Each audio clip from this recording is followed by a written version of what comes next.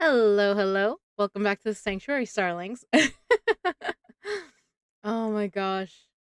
Hi, sis. Hello, Juvie. Hello, Buddha. How are my starlings? We're gonna keep reading today. I still got Six of Crows. I gotta show y'all the pretty cover.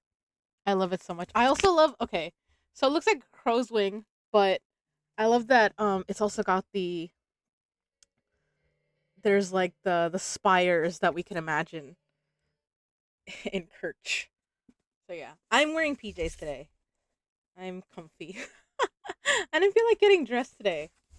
Well, yeah, I didn't feel like getting dressed for like 2 hours after my shower. I was like, nah, it's not happening. I was like, I can just put on PJs and we'll. This is how we'll do things.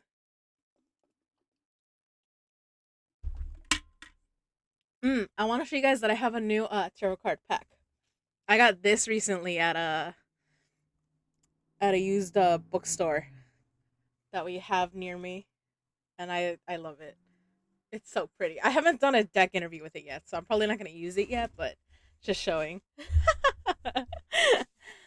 uh, Infinity. Let's go to Infinity and Beyond. All right, I'm gonna get remove this because I feel like I'm gonna end up warping it more, and the book's a little bit warped as well. But I love my books, but I'm not I'm not the kindest to them. I can't help it though. All right, Nifty. Oh, I love that. Yes, Nifty. This is the cute like this is my cute bookmark sis got me. I love it so much. I hope you're all ready for a story. All right, so we last left off on chapter 7. So the first chapter in after part 2, or well, it says, what does it say? After part 2, servant and lever. So now we're on 8 and it's Jesper. So our Zemeni sharpshooter, if you guys remember him from last time.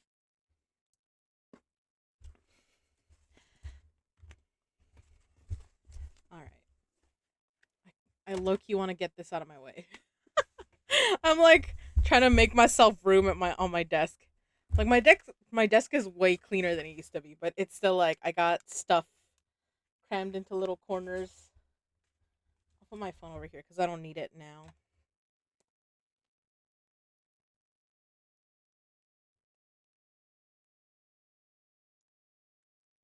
Sorry, I felt like my lips were dry. All right, and let me. This mall would have gone first, but for some reason you always start when I'm eating. I'm so sorry, darling. To be fair, it is like 8, so you should have eaten earlier, Missy. But I also ate late ish. Like I ate and it was like close to 7 already, and I was like, oops. But I had a big lunch, so I wasn't hungry. So should see mine. I do Buddha magic to hide the chaos. I love it. I love it, Buddha. Yeah, I got some like this is new. I got this is a new bookshelf I got in the mail, and it was like 20 bucks, and it's cloth and like metal bars, and I put it together myself. I'm very proud of it. Um, I'm like, can I show it to you guys better without? Well, yeah. There you go. I put all my books here. The Six of Crows is supposed to go in there, in that spot where there's one sticking out. uh, but yeah. Oh, nice. Okay, I low key. Sometimes I like mess up my camera, and I'm like, and I got a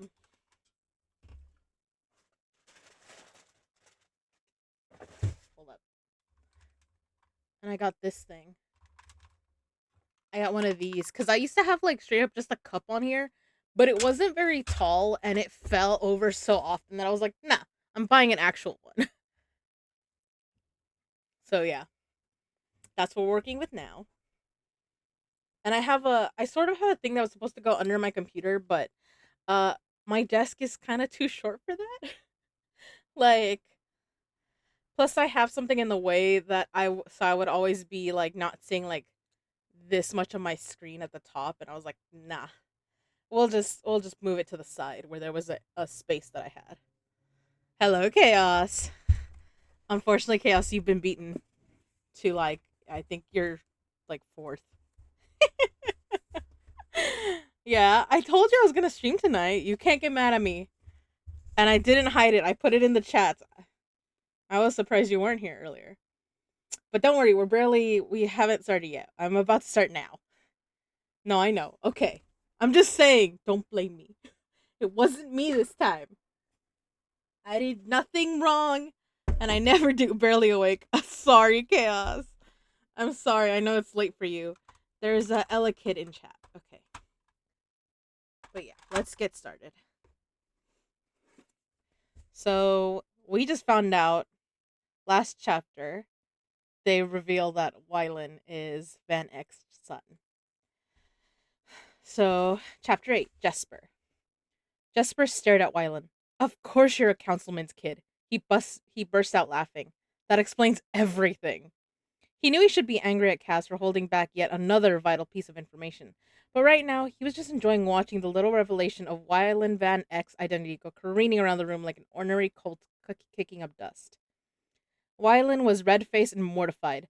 Nina looked stunned and irritated. The Fjerdan just seemed confused. Kaz appeared utterly pleased with himself, and of course, Inej didn't look remotely surprised. She gathered Kaz's secrets and kept them as well. Jesper tried to ignore the pang of jealousy he felt at that. Wyland's mouth opened and closed, his throat working. You knew? He asked Kaz miserably. Kaz leaned back in his chair, one knee bent, his bad leg stretched out before him. Why do you think I've been keeping you around? I'm good at demo. You're passable at demo. You're excellent at hostage. That was cruel, but that was Kaz. And the barrel was a far rougher teacher than Kaz could ever be. At least this explained why Kaz had been coddling Wylan and sending jobs his way. It doesn't matter, said Jesper. We should still take Rask and leave this baby merch on lockdown in Ketterdam.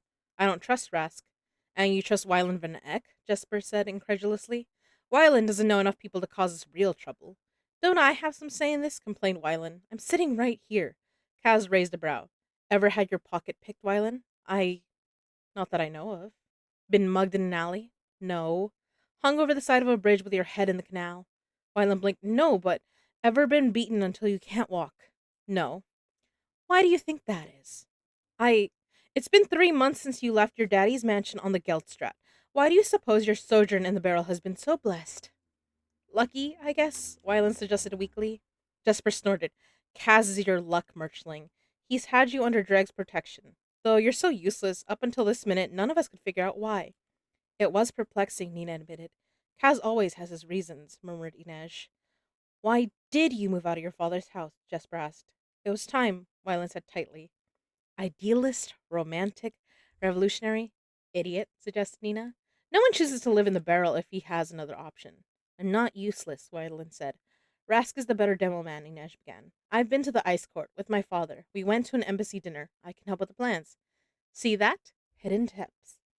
Hidden depths. Kaz tapped his gloved fingers over the crow's head of his cane. And I don't want our only leverage against Van Eck cooling his heels in Ketterdam while we head north. Wylan goes with us. He's good enough at demo, and he's got a fine hand for sketching, thanks to all those pricey tutors. Wylan blushed deeper, and Jesper shook his head. Play piano, too? Flute, said Wylan defensively. Perfect. And since Wylan has seen the ice court with his very own eyes, Kaz continued, he can help keep you honest, Helvar. The Fjerdan scowled furiously, and Wylan looked a little ill. Don't worry, Nina said. The glower isn't lethal. Jesper noticed Jesper noted the way Matthias's shoulders bunched every time Nina talked. He didn't know what history they were chewing on, but they'd probably kill each other before they ever got to Fjerda. Jesper rubbed his eyes. He was low on sleep and exhausted after the excitement of the prison break, and now his thoughts were buzzing and jumping at the possibility of 30 million Kruger. Even after Perhaskell got his 20%, that would leave 4 million for each of them. What could he do with a pile of scratch that big? Jesper could just imagine his father saying, Land yourself in a pile of shit twice as big. Saints, he missed him. Kaz tapped his cane on the polished wood floor. Take out your pen and proper paper, Wylan. Let's put Helvar to work.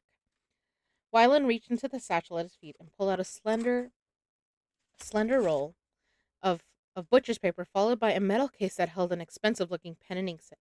How nice, Jesper noted. A nib for every occasion. Start talking, Kaz said to the Fjerdan. It's time to pay the rent. Matthias directed his furious gaze at Kaz. Definitely a mighty glower. It was almost fun to watch him pitted against Kaz's shark like stare. Finally, the Fjordan shut his eyes, took a deep breath, and said, "The ice court is on a bluff overlooking the harbor at Gjertholm. It's built in concentric circles, like the rings of a tree." His words came slowly, as if speaking each one was causing him pain. First, the ring wall, then the outer circle. It's divided into three sectors. Beyond that is the ice moat. Then at the center of everything, the White Island. Wyland began to sketch. Jesper peered over Wyland's shoulder. "That doesn't look like a tree. It looks like a cake." "Well, it is sort of like a cake," Wyland said defensively. "The whole thing is built on a rise." Kaz gestured for Matthias to continue. "The cliffs are unscalable, and the northern road is the only way in or out. You'll have to get through a guarded checkpoint before you even reach the ring wall." "Two checkpoints," said Wyland. "When I was there were two." "There you have it," Kaz said to Jesper. "Marketable skills. Wyland is watching you, Helvar." "Why two checkpoints?" asked. Matthias stared at the black walnut slats of the floor and said, "It's harder to bribe two sets of guards. The security at that court is always built with multiple fail-safes. If you make it that far." "We, Helvar, if we make it that far," corrected Kaz. The Fjordan gave the barest shrug. "If we make it that far, the outer circle is split into three sectors: the prison, the Druskeli facilities, and the embassy, each with its own gate in the ring wall. The prison gate is always functioning, but it's kept under constant armed surveillance. Of the two others, only one is ever operational at any given time." "What determines which gate is used?" asked Jesper. "The schedules changes each week, and the guards are only given their postings the night before." "Maybe that's a good thing," said Jesper. "If we can figure out which gate isn't running, it won't be manned or guarded." "There are always at least four guards on duty, even when the gate isn't in use." "Pretty sure we can handle four guards." Matthias shook his head. "The gates weigh thousands of pounds and can only be operated from within the guardhouses. And even if you could raise one of them, opening a gate that isn't scheduled for use would trigger Black Protocol. The entire court would go on lockdown, and you'd give away your location." A ripple of unease passed through the room. Jesper shifted uncomfortably. If the expressions on the other's faces were any indication, they were all having the same thought. Just what are we getting into? Only Cass seemed unfazed. "Put it all down," Cass said, tapping the paper. "Helvar, I expect you to describe the mechanics of the alarm system to Wyland later." Matthias frowned. "I don't really know how it works. It's some kind of series of cables and bells." "Tell him all you know. Where will they be keeping Bo Yulbayer?" Slowly, Matthias rose and approached the plans taking shape beneath Wyland's pen. His movements were reluctant, as wary as if Kaz had told him to pet a rattler. "Probably here," the Fjordan said, resting his finger on the paper. "The prison sector. The highest security cells are on the topmost floors. It's where they keep the most dangerous criminals." "Assassins, terrorists, Grisha?" Nina asked. "Exactly," he replied grimly. "You guys are going to make this really fun, aren't you?" asked Jesper. "Usually, people don't start hating each other until a week into the job, but you two have a head start." They cast twin glares, and Jesper beamed back at them, but Kaz's attention was focused on the plans. "Boy Bayor isn't dangerous," he said thoughtfully. "At least not in that way. I don't think they'll keep him locked up with the rabble." "I think they'll keep him in a grave," said Matthias. "Operate on the assumption that he isn't dead. He's a valued prisoner. One they don't want falling into the wrong hands before he stands trial. Where would he be?" Matthias looked at the plan. The the buildings of the outer circle surround the ice moat, and at the moat's center is the White Island, where the treasury and the royal palace are. It's the most secure place in the ice court.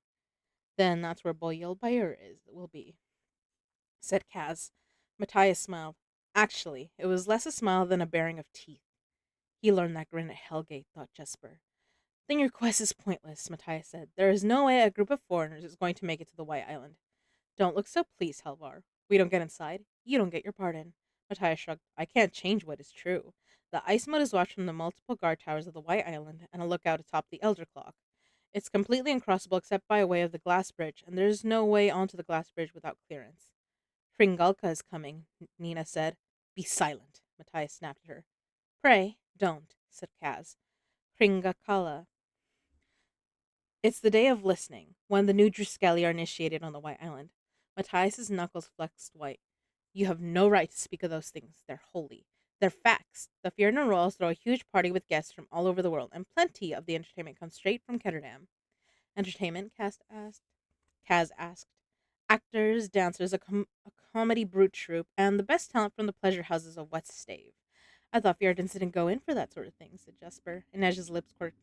"You've never seen Fjordan's soldiers on the staves?" I meant when they're at home, Jesper said. It's the only day a year they all stop acting so miserable and actually let themselves have a good time, Nina replied. Besides, only the Druskeli live like monks. A good time needn't involve wine and flesh, Matthias sputtered. Nina battered her glossy lashes at him. You wouldn't know a good time if it sidled up to you and stuck a lollipop in your mouth. She looked back at the plans. The embassy gate will have to be open. Maybe we shouldn't worry about breaking into the ice court. Maybe we should just walk in with the performers. This isn't the hell show, said Kaz. It won't be that easy. Visitors are vetted weeks before they arrive at the ice court, Matthias said. Anyone entering the embassy will have their papers checked and checked again. Fjerdans aren't fools. Nina raised a brow. Not all of them, at least. Don't poke the bear, Nina, Kaz said. We need him friendly. When does this party take place? It's seasonal, Nina said, on the spring equinox. 2 weeks from today, noted Inej. Kaz cocked his head to one side, his eyes focused on something in the distance. Scheming face, Jesper whispered to Inej. She nodded. Definitely. Is the White Rose sending a delegation? Kaz asked. Nina shook her head. I didn't hear anything about it. Even if we go straight to Gierholm, Inej said, we'll need most of a week to travel. There isn't time to secure documents or create cover that will bear up under scrutiny. We're not going in through the embassy, said Kaz. Always hit where the mark isn't looking. Who's Mark? Asked Wylan. Jasper burst out laughing. Oh, saints, you are something. The mark, the pigeon, the cozy, the fool you're looking to fleece. Wylan drew himself up. I may not have had your education, but I'm sure I know plenty of words that you don't. Also, the proper way to fold a napkin and dance a minuet. Oh, and you can play the flute. Marketable skills, Murchling. Marketable skills. No one dances the minuet anymore, grumbled Wylan. Kaz leaned back. What's the easiest way to steal a man's wallet? Knife to the throat, asked Inej. Gun to the back, said Jesper. Poison in his cup, suggested Nina. You're all horrible, said Matthias. Kaz rolled his eyes. The easiest way to steal a man's wallet is to tell him you're going to steal his watch. You take his attention and direct it where you want it to go. Tringakala is going to do the job for us. The Ice Court will have to divert resources to monitoring guests and protecting the royal family. They can't be looking everywhere at once. It's the perfect opportunity to spring Boyel Bayur. Cass pointed to the prison gate in the ring wall. Remember what I told you at Hellgate, Nina? It's hard to keep track of all your wisdom. At the prison, they won't care about who's coming in, just anyone trying to get out. His gloved finger slid sideways to the next sector. At the embassy, they won't care who's going out. They'll just be focused on who's trying to get in. We enter through the prison, leave through the embassy. Helvar, is the elder clock functional? Matthias nodded. It chimes every quarter hour. It's also how the alarm protocols are sounded. It's accurate? Of course. Quality Fjordan engineering, Nina said sourly. Kaz ignored her. Then we'll use the elder clock to coordinate our movements. Will we enter disguised as guards? Wylan asked. Jesper couldn't keep the disdain from his voice. Only Nina and Matthias speak Fjordan. I speak Fjordan, Wyland protested. Schoolroom Fjordan, right? I bet you speak Fjordan about as well as I speak Moose. Moose is probably your native tongue, mumbled Wyland. We enter as we are, Cass said. As criminals. The prison is our front door. Let me get this straight, said Jesper. You want us to let the Fjordans lock us in jail? Isn't that what we're always trying to avoid? Criminal identities are slippery. It's one of the perks of being a member of the troublemaking class. They'll be counting heads at the prison gate, looking at names and crimes, not checking passports or examining embassy seals. Because no one wants to go to prison, Jesper said. Nina rubbed her hands over her arms. I don't want to be locked up in a Fjerdan jail. Kaz flicked his sleeve, and two slender rods of metal appeared between his fingers. They danced over his knuckles, then vanished once more. Lockpicks? Nina asked. You let me take care of the cells, Kaz said. Hit where the mark isn't looking, mused Nej. That's right, said Kaz. And the ice court is like any other mark, one big white pigeon ready for the plucking. Will Yolbayur come willingly? Inej asked. Van Eyck said the council gave Yolbayur a code word when they first tried to get him out of Shuhan so he'd know who to trust. Sesh Uyue. It will tell him we've been sent by Kirch. Sesh Uye. Wylan repeated, trying the syllables clumsily on his tongue. What does it mean? Nina examined a spot on the floor and said, Heartsick. This can be done, said Kaz, and we're the ones to do it. Jesper felt the mood shift in the room as the possibility took hold. It was a subtle thing, but he learned to look for it at the tables. The moment a player came awake to the fact that he might have a winning hand. Anticipation tugged at Jesper, a fizzing mix of fear and excitement that made it hard for him to sit still. Maybe Matthias sensed it too, because he folded his huge arms and said, You have no idea what you're up against. But you do, Helvar. I want you working on the plan of the ice court every minute until we sail. No detail is too small or inconsequential. I'll be checking on you regularly. Inez traced her fingers over the rough sketch of Wylan. Inez traced her finger over the rough sketch Wylan had produced, a series of embedded circles. It really does look like the rings of a tree, she said. No, said Kaz. It looks like a target. I will show you guys the. There's a picture in here of it. Where is it? Ah, here. So, Kaz isn't wrong. I mean, none of them are really wrong. A Kaz ring, a cake, rings of a tree, a target. I love it. I love it so much. All right. Damn squirrels need to appear so I can amass my army. I love it, Buddha. Sorry. Yay, split next week. Yes, yes, Jovi. We can try for like, um, God, we can try for Thursday. I think. I think Tuesday I might have promised plans with Gabe already. So, yeah. All right. Chapter 9. Kaz. We're done here, Kaz told the others. I'll send word to each of you after I find us a ship, but be ready to sail by tomorrow night. So soon? Inej asked. We don't know what kind of weather we'll hit, and there's a long journey ahead of us. Tringalkala, Trinkala is our best shot at Boyle Bayer. I'm not going to risk losing it.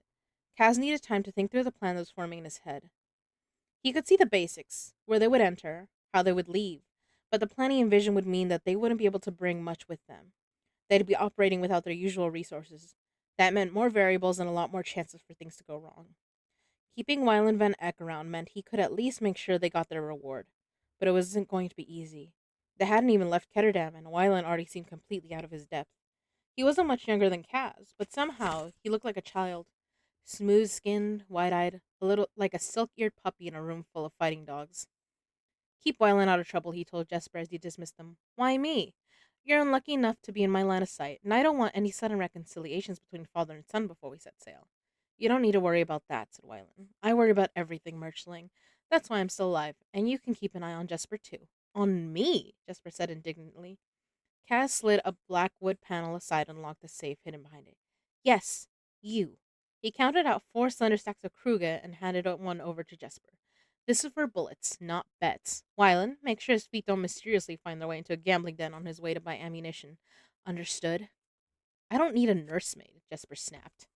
More like a chaperone, but if you want him to wash your nappies and tuck you in at night, that's your business. He ignored Jesper's stung expression and doled Kruger out through Wyland for explosives and to Nina for whatever she needed in her tailoring kit. Stock up for the journey only, he said. If this works the way I think it will, we're going to have to enter the ice court empty-handed. He saw a shadow pass over Nezha's face. She wouldn't like being without her knives any more than he liked being without his cane. I'll need you to get cold weather gear, he told her.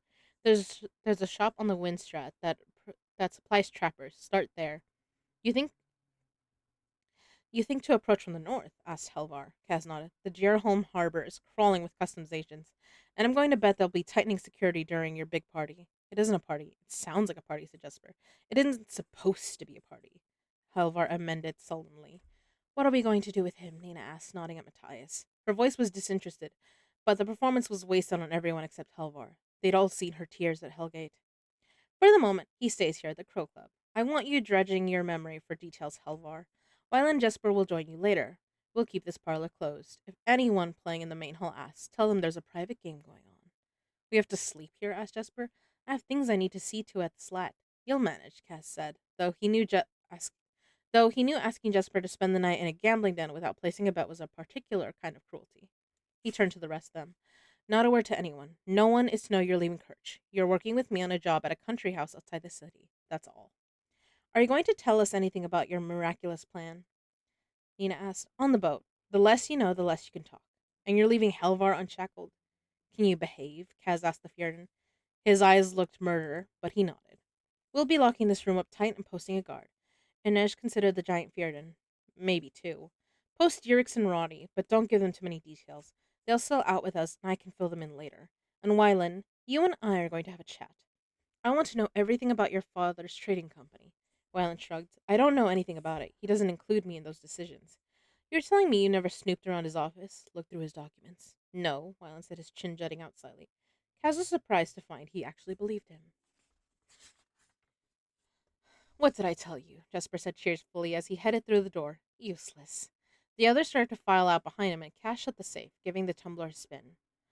I'd like a word with you, Brecker, Helvar said. Alone. Inej cast Kaz a warning glance. Kaz ignored it.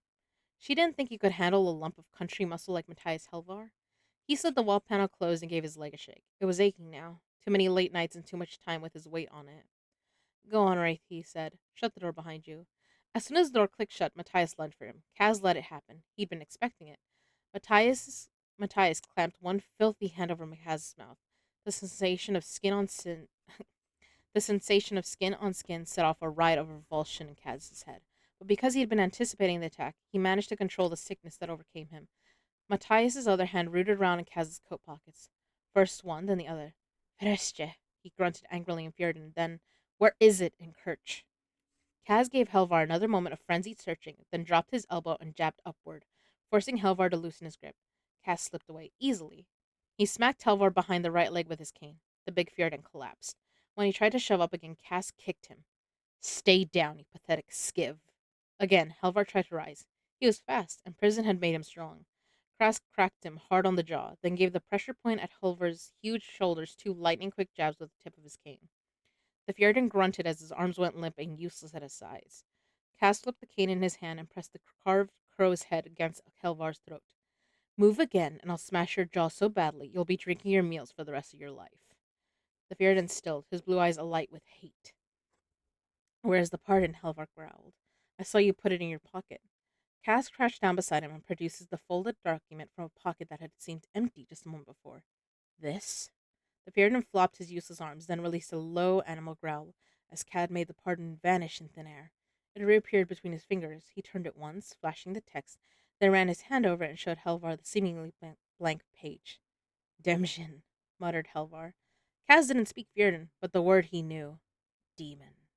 Hardly. He'd learned sleight of hand from the card ships and Monty runners on East Stave and spent hours practicing it in front of a muddy mirror he'd bought with his first week's pay.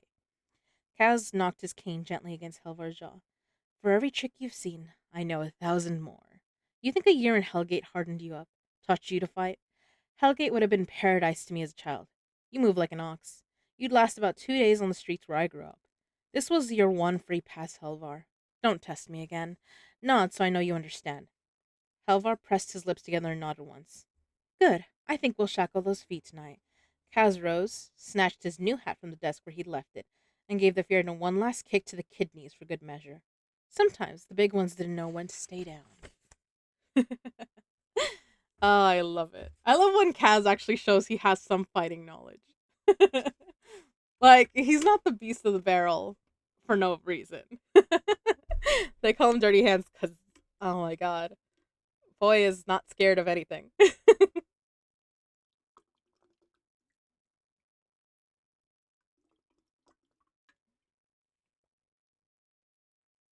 Thanks for the hydrate, Buddha. I'm doing it now, I promise.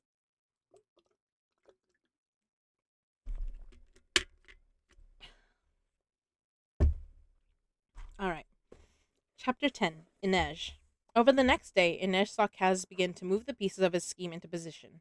She'd been privy to his consultations with every member of the crew, but she knew she was seeing only fragments of his plan. That was the game Kaz played. That was the game Kaz always played. If he had doubts about what they were attempting, it didn't show, and Inej wished she shared his certainty. The Ice Court had been built to withstand an onslaught of armies, assassins, Grisha, and spies. When she said as much to Kaz, he'd simply said, but it hasn't been built to keep us out. His confidence unnerved her.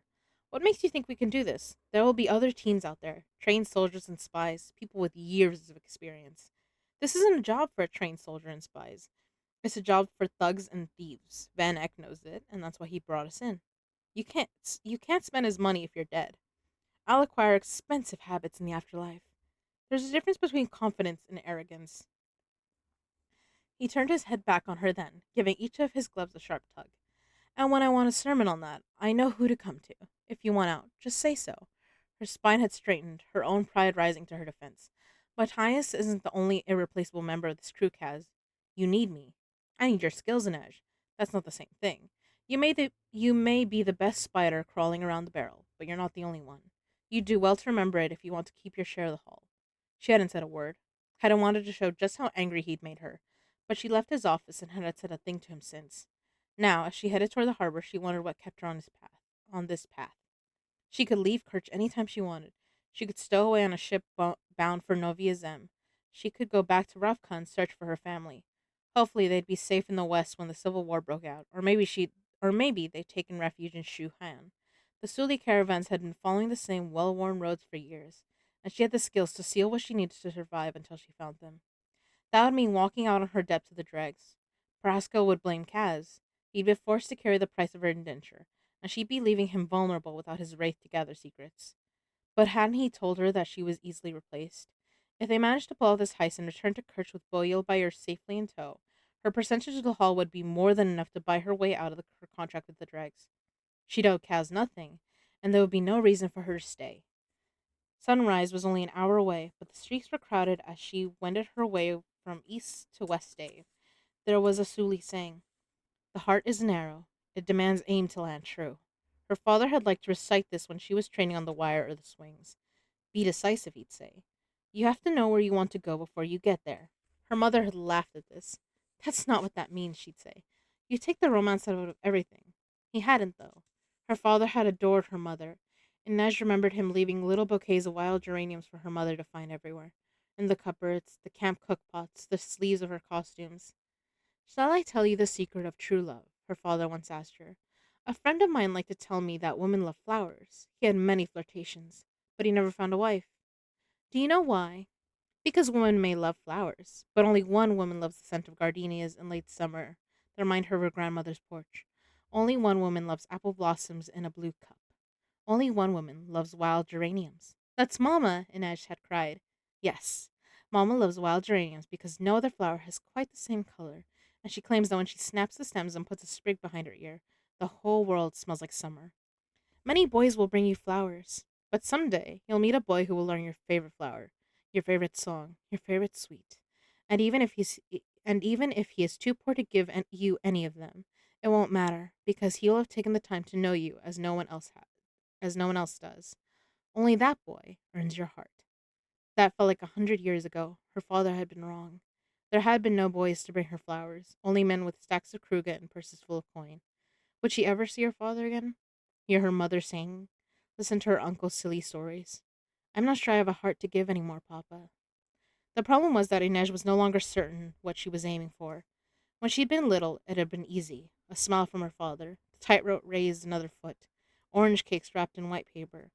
Then it had been getting free of Tante Helene and the menagerie, and after that, surviving each day, getting a little stronger with every morning. Now, she didn't know what she wanted. Just this minute, I'll settle for an apology, she decided, and I won't board the boat without one. Even if Kaz isn't sorry, he can pretend. He at least owes me his best imitation of a human being. If she hadn't been running late, she would have looped around West Stave or simply traveled over the rooftops. That was the Ketterdam she loved, empty and quiet. High above the crowds, a moonlit mountain range of gabled peaks and off-kilter chimneys. But tonight, she was short on time. Oh my god. So Chaos found another way of telling people to go fuck off. Get knotted, bitch. If you know, you know. Chaos! That's so fucking good. I think we both get it. I feel like there's very rarely a fanfic writer who wouldn't get that. Or like a fanfic reader who wouldn't know what that means.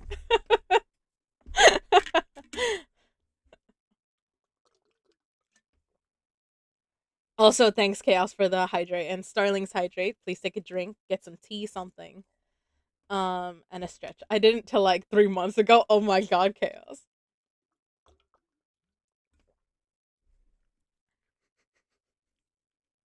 I'm sorry, but I really want to make it like a little joke of like, so Kai has a new kink.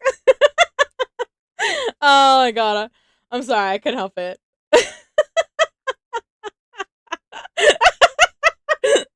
Not sorry. You end up finding new insults when you're looking for stuff to be creative, right? Yeah, absolutely. Been listening to audiobooks. I love it.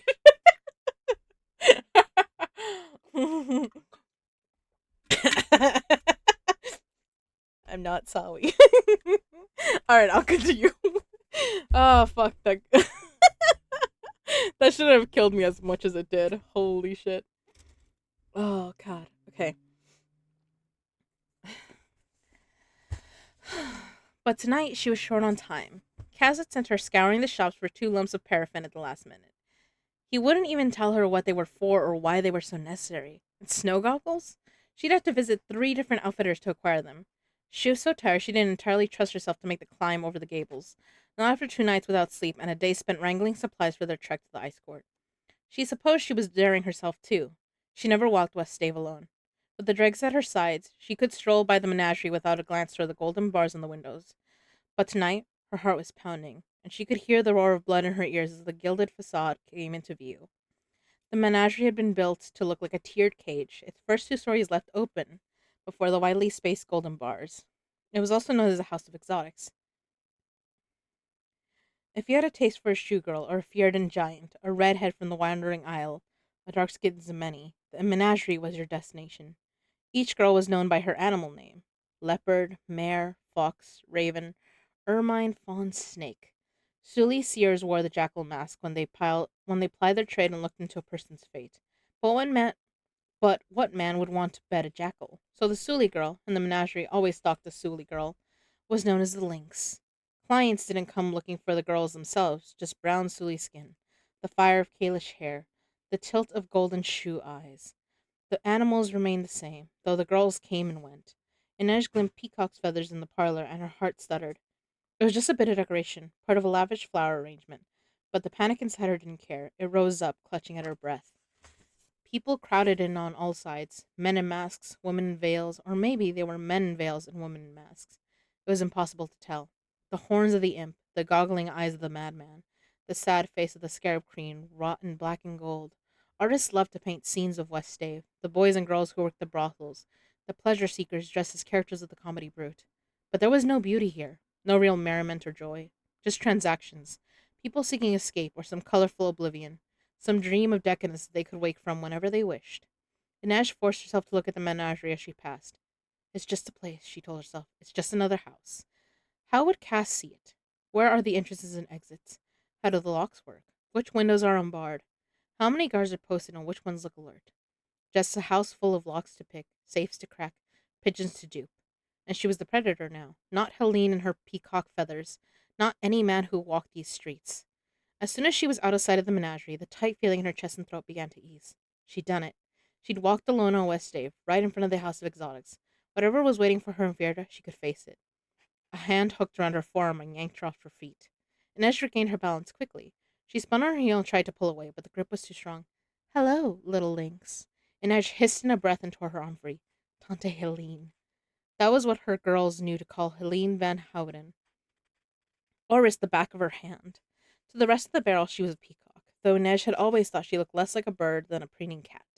Her hair was a thick and luscious gold, her eyes hazel and slightly feline.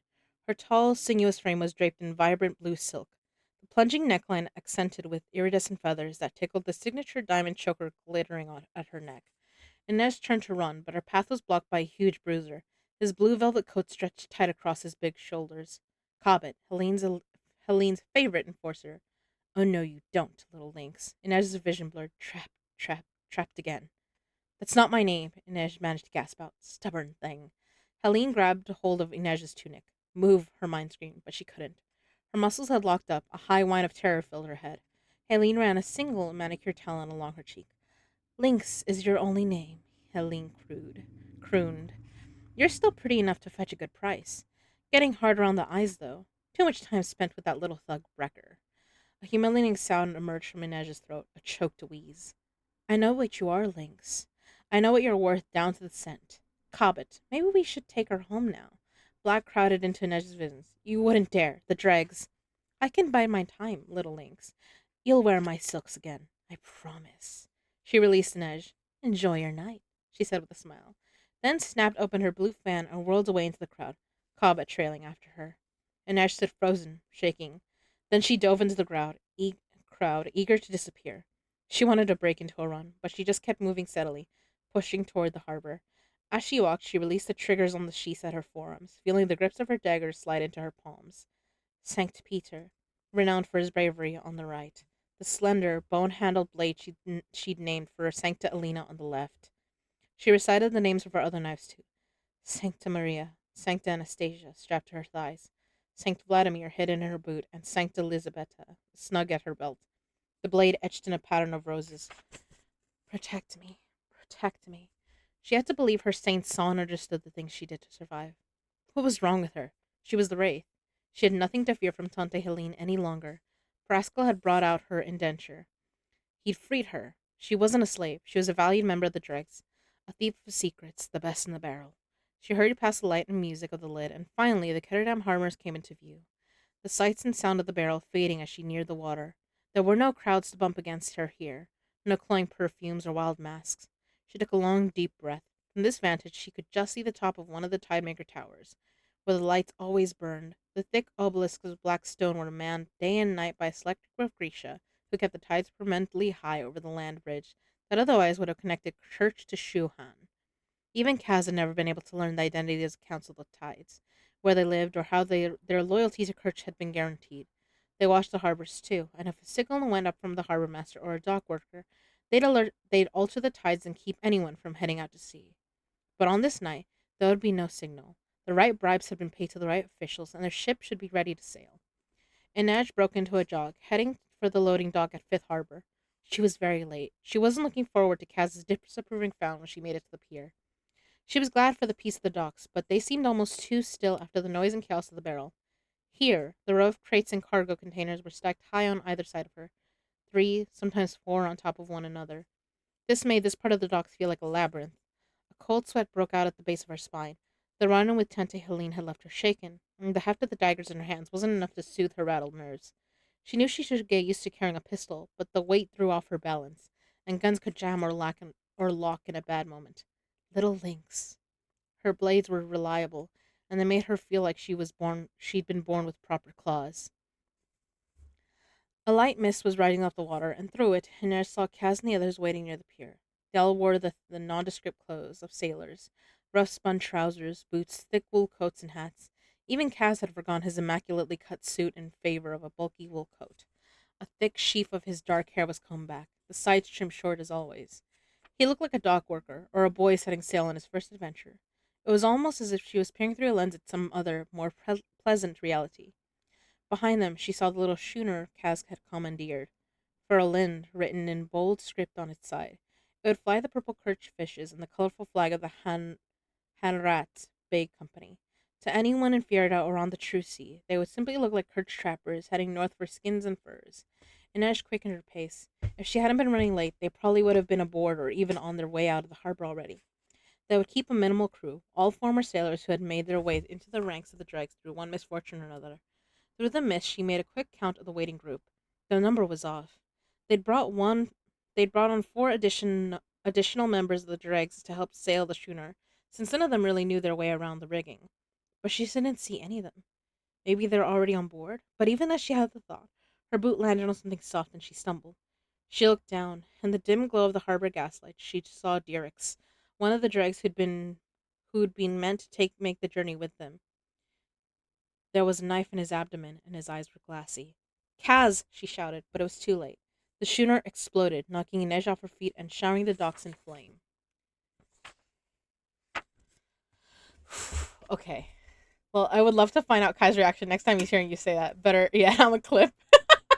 Oh, God.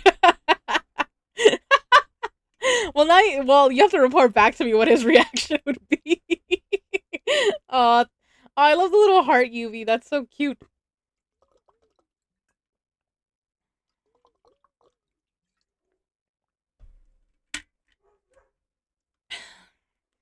All right. Chapter 11. Jesper. Jesper always felt better when people were shooting at him. It wasn't that he liked the idea of dying. In fact, the potential outcome was a definite drawback. But if he was worrying about staying alive, he couldn't be thinking about anything else. That sound, the swift, shocking report of gunfire, called the scattered, irascible, permanently seeking part of his mind into focus like nothing else. It was better than being at a table and waiting for the flop. Better than standing at Macker's wheel and seeing his number come up. He discovered it in the first fight on the Zemeni frontier. His father had been sweating, trembling, barely able to load his rifle, but Jesper had found his calling.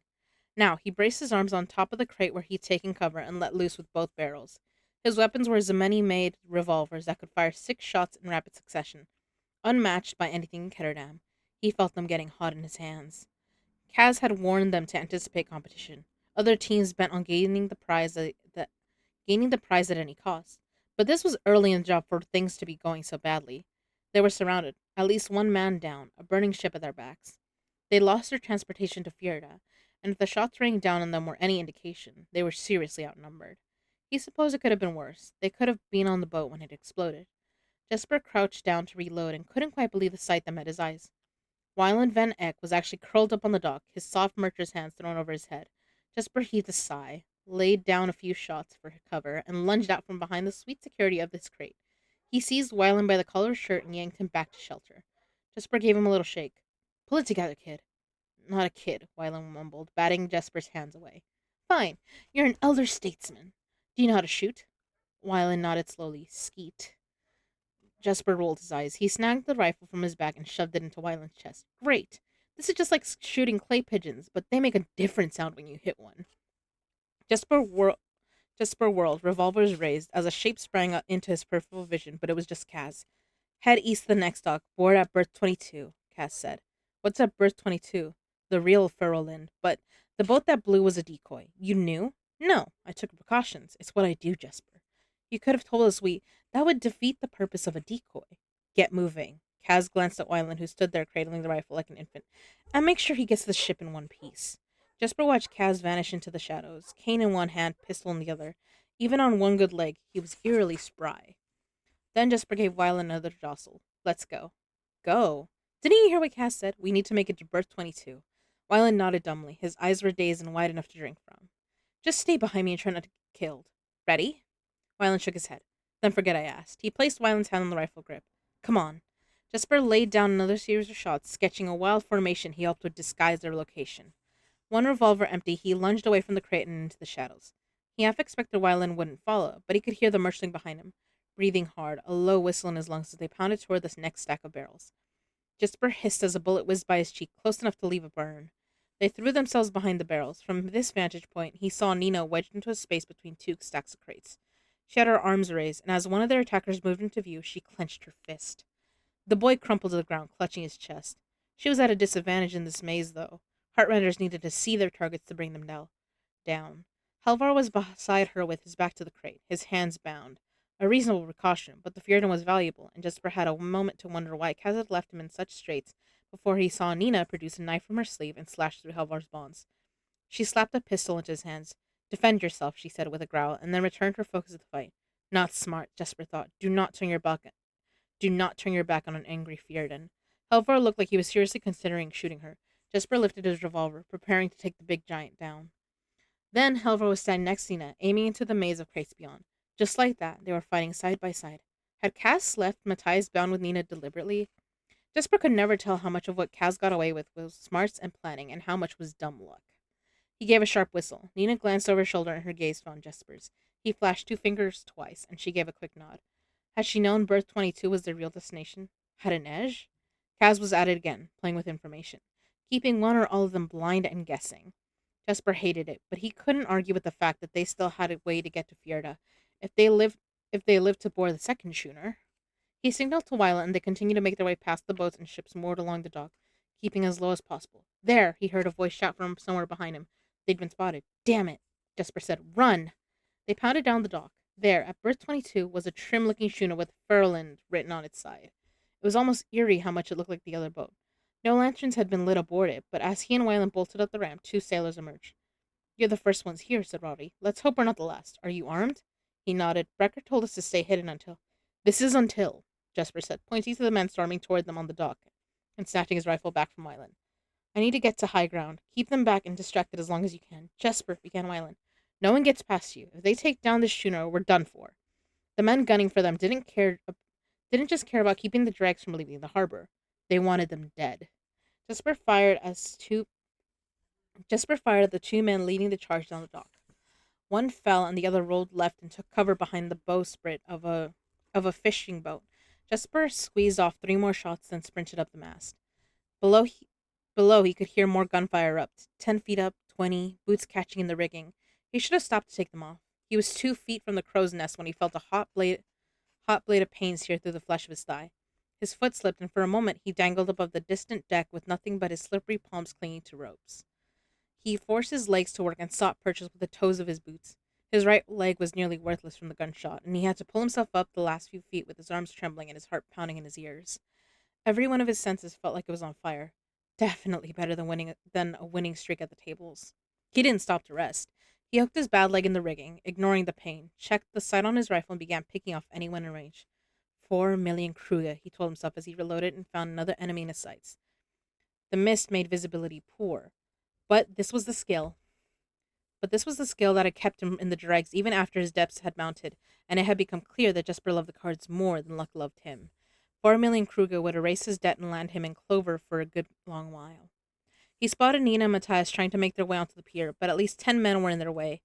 Cass seemed to be running in the opposite direction, and Inej was nowhere to be found, though that didn't mean much when it came to the wraith. She could be hanging from the sails 2 feet away from him, and he probably wouldn't know it. Jesper! The shout came from far below, and it took a moment for Jesper to realize it was Wylan calling to him. He tried to ignore him, taking aim again. Jesper! I'm going to kill that little idiot. What do you want? He shouted down. Close your eyes. You can't kiss me from down there, Wylan. Just do it. This better be good. He shut his eyes. Are they closed? Damn it, Wylan. Yes, they are. There was a shrill, shrieking howl, and then bright light bloomed behind Jesper's lids. When it faded, he opened his eyes. Below, he saw men blundering around, rendered blind by the flash bomb Wylan had set off. But Jesper could see perfectly. Not bad for a merchant's kid, he thought to himself, and opened fire. Oh my god. I stole it from my owl friend. I love it. I bought some terrible sour gummy worms. I wish I didn't buy 2 bags. Oh no, I'm sorry, Juby. I hate that. I do love gummy worms, but I like the ones that have sugar on them. I don't think they're typically sour though. Or they're not that sour. Also, thanks for the hydrate, Kai. Oh shit, is here, Violet? A wild drapey? What trouble are you getting into here, baby girl? Nothing. Oh, nice, you got the drapey chaos.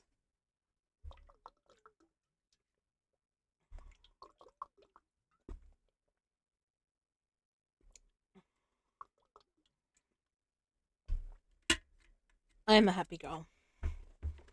I'm gonna start chapter 12. Well, I'm looking at my time and it's about to be an hour, so I know the ads are gonna come up. I'm like, do I wait for after the ads to start the next chapter?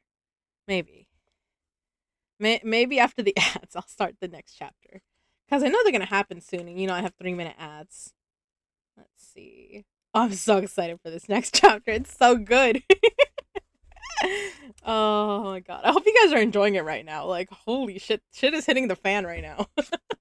They're not even at the ice court. They're just trying to fucking leave Kirch right now. Things are going wrong. It's wonderful.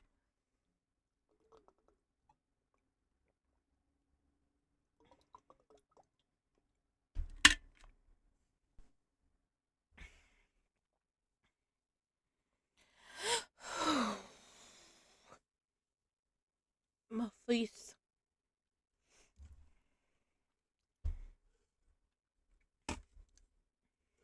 But this is nice. I like this. This has been nice. So what's the if you know, you know then?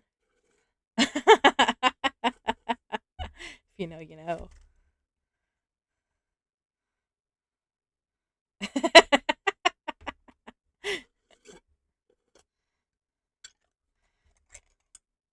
It's just a girl thing. Well, it's more like a fanfic thing. I'm debating Laney's candle. Just something I thought of. I love that. Okay, since the ads are gonna go in like 30 seconds, I'll be right back.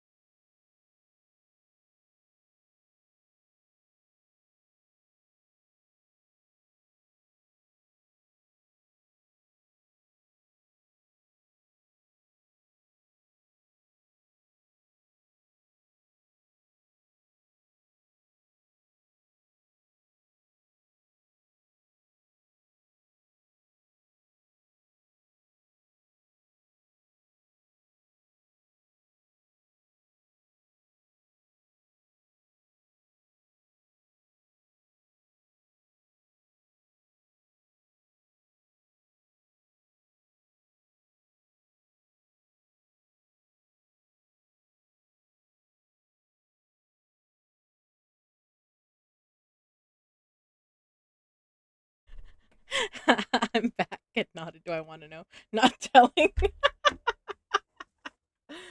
Oh, Kai, you sweet innocent thing.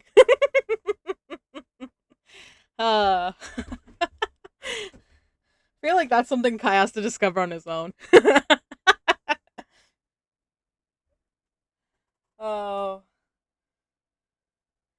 let me. Where the hell is? Where are my matches?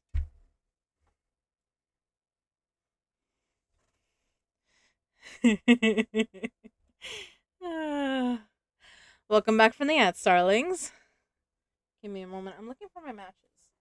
Ah, here they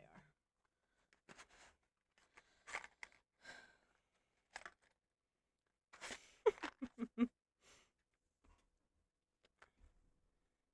I'm confused. Don't worry about it, Kai. Don't worry. Ah! No, it broke. No te preocupes.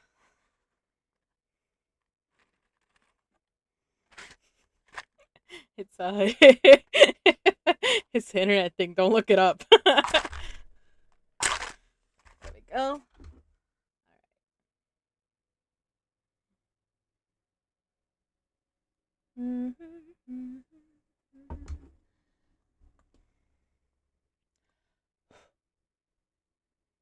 Don't you dare start a fire with that or summon something. I won't. Relax. Calmate. I would probably get burned first before anything like that happened. But no. I actually have I think I've only burned myself once with the matches and it wasn't lit. It was like already put out. I just touched it too soon after I had blown it out. Like it wasn't cold yet. So I didn't actually burn myself. It was just like it was too hot for a second. Don't worry. I'm not okay. I'm pretty clumsy, but I'm not clumsy with fire for the most part. I don't typically get burned. Oh shit, I saw matches. What are we burning? I've just put it I put on a candle. It's a pretty lavender candle.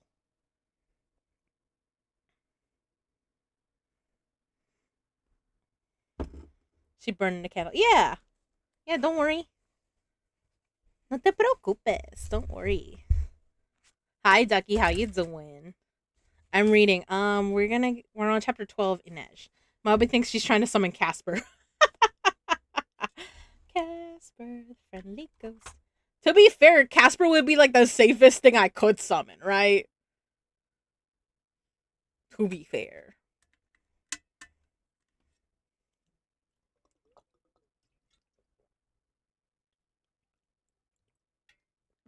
Just finished playing Outlast Trials with EXO. Nice. Oh my god, I've been lurking for him. What you're reading? I'm reading Six of Crows by Lee Bardugo. Who said Casper? Well, you said summoning something. Chaos said I'm talking to demon. I can't do that. I'm not. One, I wouldn't know how to. I think lighting a candle is more like there's more to it than that. Yeah. But look, I this is a book I got signed by the author. During one of the we in during the LA Book Fair. Is this one a spicy one too or not? No, it's not a spicy one. Sadly, this one's a fantasy one. Uh, there's like some like uh, there's some like suggestive stuff in here, but nah, nothing spicy.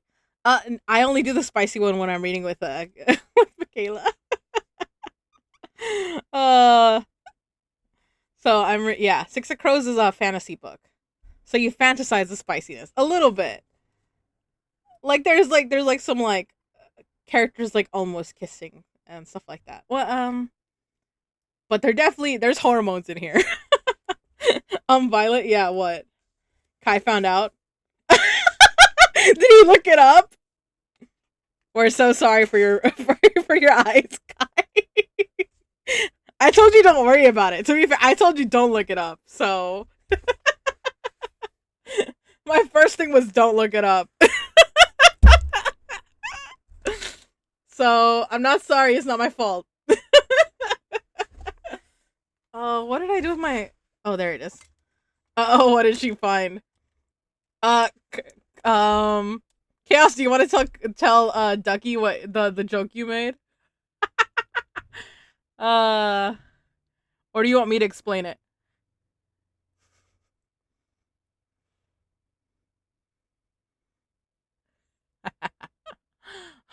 Well, also Chaos might be in trouble right now.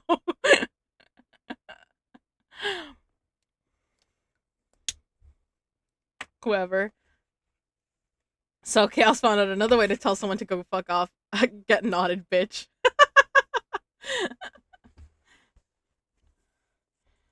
And then she said, "If you know, you know." Ducky, yeah, Ducky gets it. And Kai was like, "What does that mean?" Yeah, I kind of am in trouble. Kai is like, is Kai shook? Oh, he's smug grin. Oh, okay, never mind. You're gonna have a good time. Never mind. Some people pay for that. Yeah, exactly, Ducky. Bad dragon. Oh shit, yeah. That's where it's at. No, I'm just kidding. Oh my god. Yeah, yeah. People pay for that though.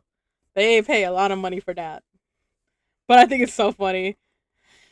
All right, chaos. Well, in case you're stolen, have fun. Oh god. Okay, I'm gonna keep reading. So, chapter 12, Inej. Before Inej had ever set foot on the high wire or even a practice rope, her father had taught her to fall, to protect her head and minimize the impact by not fighting her own momentum. Even as the blast from the harbor lifted her off her feet, she was tucking into a roll. She hit hard, but she was up in seconds, pressed against the side of a crate, her ears ringing, her nose singed by the sharp scent of gunpowder. Inej spared Kaz and the others a single glance, then did what she did best. She vanished. She launched herself up the cargo crates, scaling them like a nimble insect, her rubber-soled feet finding grips and footholds. The view from above was disturbing. The dregs were outnumbered, and there were men working their way around their left and right flanks. Cass had been right to keep their real point of departure a secret from the others. Someone had talked. Inej had tried to keep tabs on the team, but someone else in the gang could have been snooping. Kaz had said it himself. Everything in Ketterdam leaked, including the slat and the Crow Club. Someone was firing down from the mast of the new Ferroland. Hopefully, that meant Jesper had made it to the schooner, and she just had to buy the others enough time to make it there as well. Inej ran lightly over the tops of the crates, making her way down the row, seeking her targets below. It was easy enough. None of them expected the threat to come from above. She slid to the ground behind two men firing at Nina, and said a silent prayer as she slit one throat, then the next. When the second man dropped, she crouched behind him and rolled up his right sleeve. A tattoo of a hand, its first and second fingers cut off at the knuckle. Black tips. Was this retribution for Kaz's showdown with with Geels or something more? They shouldn't have been able to raise these kinds of numbers. Oh my god, hold on. I see something. Okay. Get nodded. I'm over here like, fun fact, dorks have corkscrew schlong. Try not to imagine that. Oh my god, so true, Ducky. There's a lady in the chat. Sorry. Animals are they're interesting. Someone, yeah. Black tips. Was this retribution for Kaz's showdown with Geels or something more? They shouldn't have been able to raise these kinds of numbers. She moved on to the next aisle of crates, following a mental map of the other attackers' positions. First, she took down a girl holding a massive, unwieldy rifle, then skewered the man who was supposed to be watching her flank. His tattoo showed 5 birds in a wedge formation. Razor gulls. Just how many gangs were they up against? The next corner was blind. Should she scale the cargo containers to check her position or risk what might be waiting for her on the other side? She took a deep breath, sank low, and slipped around the corner to lunge. Tonight, her saints were kind. 2 men were firing on the docks with their backs to her. She dispatched them with 2 quick thrusts of her blades. 6 bodies, 6 lives taken. She was going to have to do a lot of penance, but she'd helped even the odds a bit in the Dreg's favor. Now, she needed to get to the schooner. She wiped her knives on her leather breeches and returned them to their sheaths. Then backed up and took a running start at the nearest cargo container. As her fingers gripped the rim, she felt a piercing pain beneath her arm. She turned in time to see Uman's ugly face split in a determined grimace. All the intelligence she had gathered on the black tips came back to her in a sickening rush. Uman, Geel's shambling enforcer, the one who crushed skulls with his bare hands. He yanked her down and grabbed the front of her vest, giving the knife in her side a sharp twist. Inej fought not to black out. As her hood fell back, he exclaimed, "Gessen, I've got Brecker's Wraith." "You should have aimed higher," Inej gasped. "Missed my heart." "Don't want you dead, Wraith," he said. "You're quite the prize. Can't wait to hear all the gossip he gathered for Dirty Hands, and all his secrets, too. I love a good story." "I can tell you how this one ends," she said, on an unsteady breath, "but you're not going to like it." "That's so." He slammed her up against the crate, and pain crashed through her. Her toes only brushed the ground as blood spurted from her wound at her side. Woman's forearm was braced against her shoulders, keeping her arms pinned. "Do you know the secret to fighting a scorpion?" He laughed. "Talking nonsense, Wraith. Don't die too quick. Need to get you patched up." She crossed one ankle behind the other and heard a reassuring click. She wore the pads at her knees for crawling and climbing, but there was another reason too, namely, the tiny steel blades hidden in each of them. "The secret," she panted, "is to never take your eyes off the scorpion's tail." She brought her knee up, jamming the blade between Uman's legs. He shrieked and released her, hands going to his bleeding groin. She staggered back down the row of crates. She could hear men shouting to each other, the pop of gunfire coming in smatters and bursts now. Who was winning? Had the others made it to the schooner? A wave of dizziness rolled over her. When she touched her fingers to the wound at her side, they came away wet. Too much blood. Footsteps. Someone was coming. She couldn't climb, not with this wound, not with the amount of blood she lost. She remembered her father putting her on the rope ladder the first time. "Climb, Inej." The cargo containers were stacked like a pyramid here. If she could make it up just one, she could hide herself on the first level. Just one. She could climb, or she could stand there and die. She willed her mind to clarity and hopped up, fingertips latching on the top of the crate. "Climb, Inej." She dragged herself over the edge onto the tin roof of the container. It felt so good to lie there, but she knew she'd left a trail of blood behind her. One more, she told herself. One more and you'll be safe. She forced herself up to her knees and reached for the next crate. The surface beneath her began to rock. She heard laughter from below. Come out, Wraith! We have secrets to tell." Desperately, she reached for the lip of the next crate again and gripped it, fighting through an onslaught of pain as the container under her dropped away. Then she was just hanging, legs dangling helplessly down. They didn't open fire. They wanted her alive. "Come on down, Wraith." She didn't know where the strength came from, but she managed to pull herself over the top. She lay on the crate's roof, panting. Just one more. But she couldn't. Couldn't push to her knees. Couldn't reach. Couldn't even roll. It hurt too much. "Climb, Inej." "I can't, Papa," she whispered. Even now she hated disappointment. She hated to disappoint him. "Move," she told herself. "This is a stupid place to die." And yet a voice in her head said there were worse places.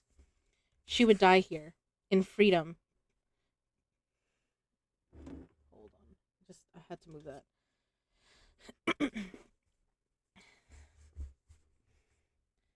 She would die here, in freedom, beneath the beginnings of dawn. She'd die after a worthy fight, not because some man had tired of her or required more from her than she could give. Better to die here by her own blade than with her face painted and her body swathed in false silks. A hand seized her ankle. They'd climbed the crates. Why hadn't she heard them? Was she that far gone? They had her. Someone was turning her onto her back. She slid the dagger from the sheath at her wrist.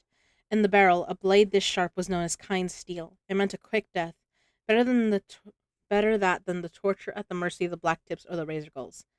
"May the saints receive me." She pressed the tip beneath her breast, between her ribs, an arrow to her heart. Then a hand gripped hers painfully, forcing her to drop the blade. "Not just yet, Inej." The rasp of stone on stone. Her eyes flew open. Kaz. He bundled her into his arms and leapt down from the crates, landing roughly, his bad leg buckling. She moaned as they hit the ground. "Did we win? I'm here, aren't I?" He must be running. Her body jounced painfully against his chest with every lurching step. He couldn't carry her and use his cane. "I don't want to die. I'll do my best to make other arrangements for you." She closed her eyes. "Keep talking, Wraith. Don't slip it away from me." "But it's what I do best." He clutched her tighter. "Just make it to the schooner. Open your damn eyes, Inej." She tried. Her vision was blurring, but she could make out a pale, shiny scar on Kaz's neck, right beneath his jaw. She remembered the first time she'd seen him at the menagerie. He paid Tante Helene for information. Stock tips, pillow talk. Stock tips, political pillow talk, anything the menagerie's clients babbled about when drunk or giddy on bliss. He never visited Helene's girls, though plenty would have been happy to take him up to their rooms. They claimed he gave them the shivers, that his hands were permanently stained with blood beneath those black gloves. But she'd recognized the eagerness in their voices and the way they tracked him with their eyes. One night, as he'd passed her in the parlor, she'd done a foolish thing, a reckless thing. I can help you, she whispered. He'd glanced at her, then proceeded on his way as if she'd said nothing at all. The next morning, she'd been called to Tante Helene's parlor. She'd been sure another beating was coming or worse, but instead, Casbrecker had been standing there, leaning on his crow head cane, waiting to change her life. I can help you, she said now. Help me with what? She couldn't remember. There was something she was supposed to tell him. It didn't matter anymore. Talk to me, Wraith. You came back for me. I protect my investments. Investments. I'm glad I'm bleeding all over your shirt. I'll put it on your tab. Now she remembered. He owed her an apology. Say you're sorry. For what? Just say it. She didn't hear his reply. The world had grown very dark indeed. Moaned well then. I mean, moaning hitting the ground can be good. Kai. Nah, she's in pain. She's bleeding out, my guy. If only it was like that, damn. I absolutely ship Kaz and Inej. Oh, they're so shippable. They're so good. I love them. But that was not what was happening, unfortunately.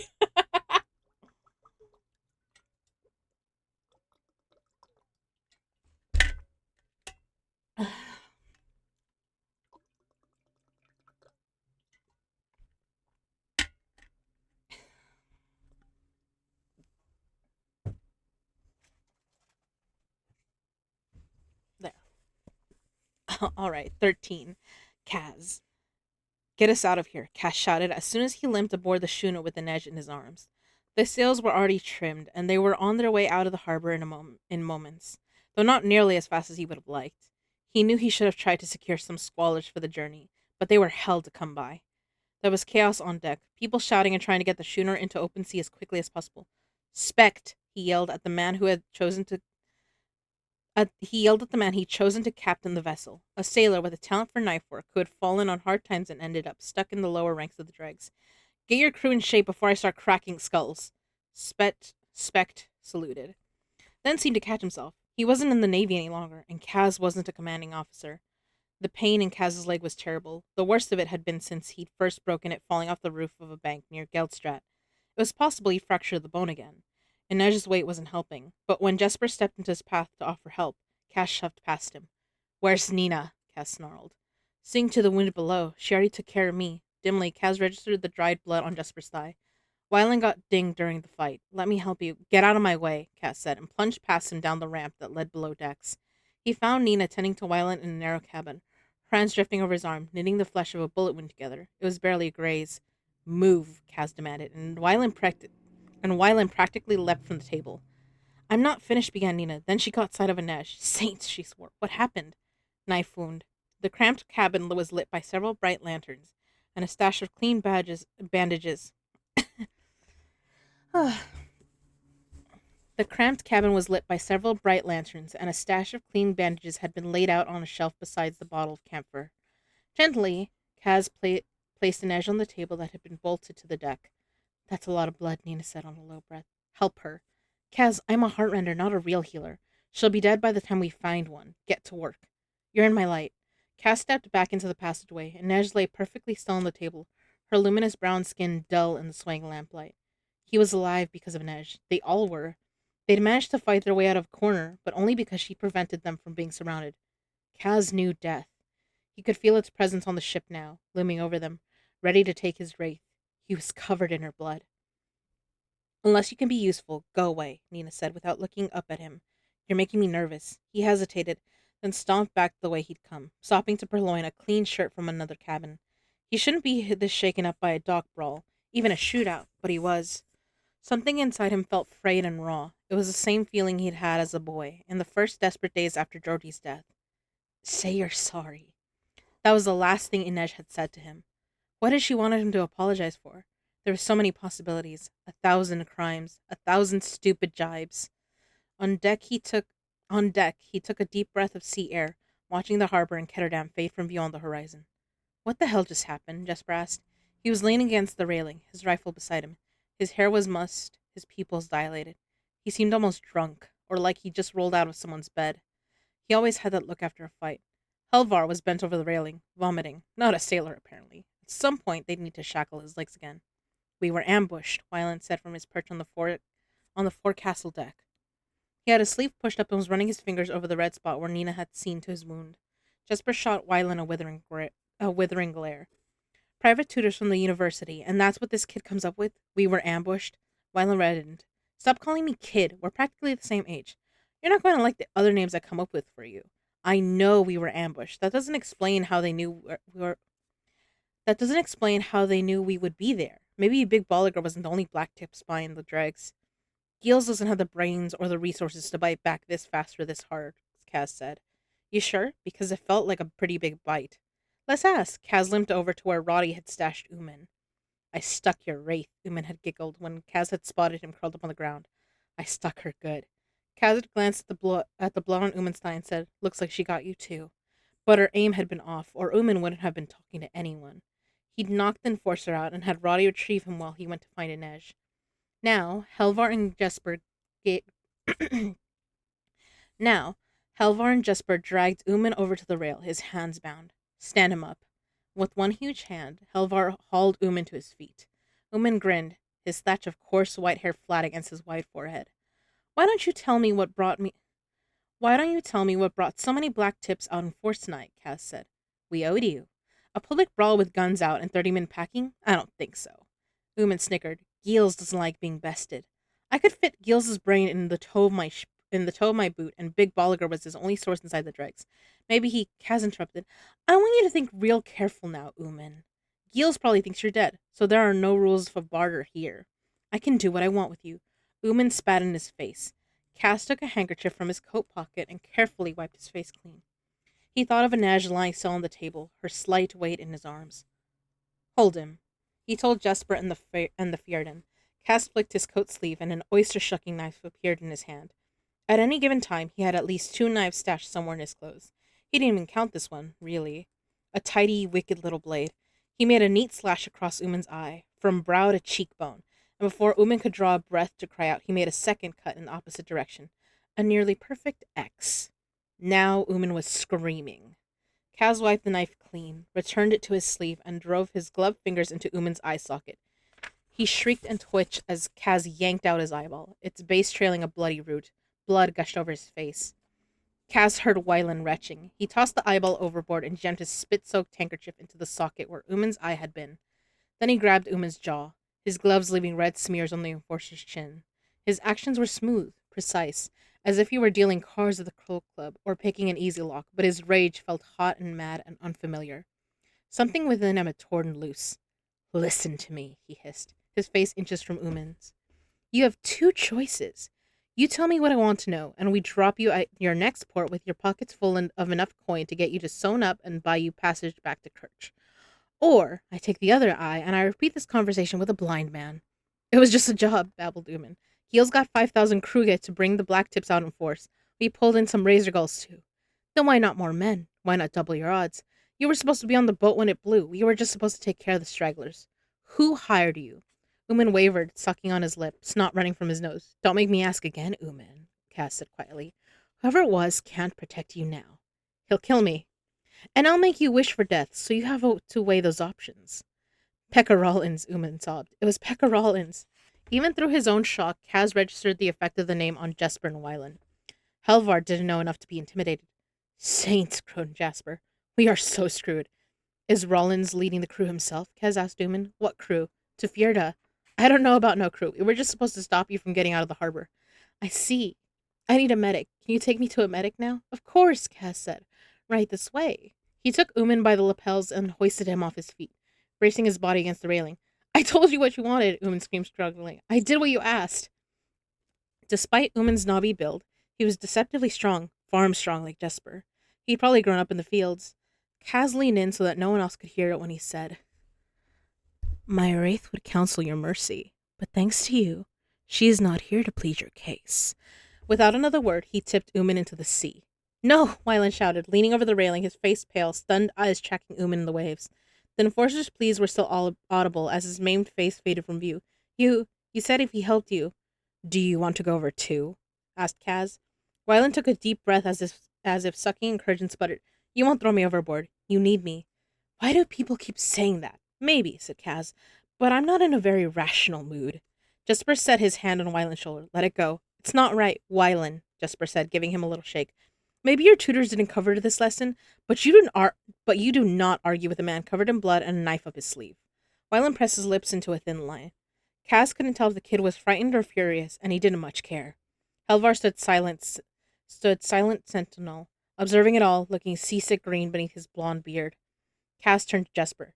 Fit Helvar with some shackles to keep him honest, he said as he headed below, and get me clean clothes and fresh water. Since when am I your valet? Man with a knife, remember? He said over his shoulder. Man with a gun, Jesper called after him. Kaz replied with a time-saving gesture that relied heavily on his middle finger and disappeared below decks. He wanted a hot bath and a bottle of brandy, but he'd settle for being alone and free of the stink of blood for a while. Pekka Rollins. The name rattled through his head like gunfire. It always came back to Pekka Rollins, the man who had taken everything from him. The man who now stood between Kaz and the biggest haul any crew had ever attempted. Would Rollins send someone in his place or lead the crew to nab Boyle Bayer himself? And in the dim confines of his cabin, Kaz whispered, brick by brick. Killing Pekka Rollins had always been tempting, but that wasn't enough. Kaz wanted Rollins brought low. He wanted him to suffer the way Kaz had, the way Geordie had, and snatching 30 million Kruger right out of Pekka Rollins' grubby hands was a very good way to start. Maybe Inej was right. Maybe fate did bother with people like him.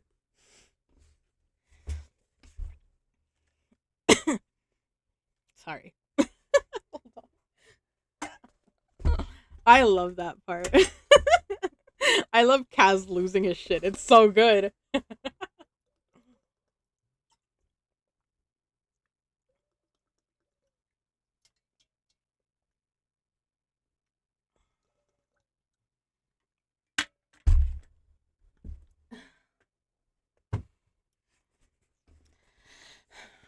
Chapter 14. Nina. In the cramped little surgeon's cabin, Nina tried to put Inej's body back together, but she hadn't been trained for this type of work. For the first 2 years of their education in Ravka's capital, all Grisha Korporalki studied together, took the same classes, performed the same autopsies. But then their training diverged. Healers learned the intricate work of healing wounds, while heartrenders became soldiers, experts at doing damage, not undoing it. It was a different way of thinking about what was essentially the same power. But the living asked more of you than the dead. A killing stroke took decision, clarity of intent. Healing was slow, deliberate, a rhythm that required thoughtful study of each small choice.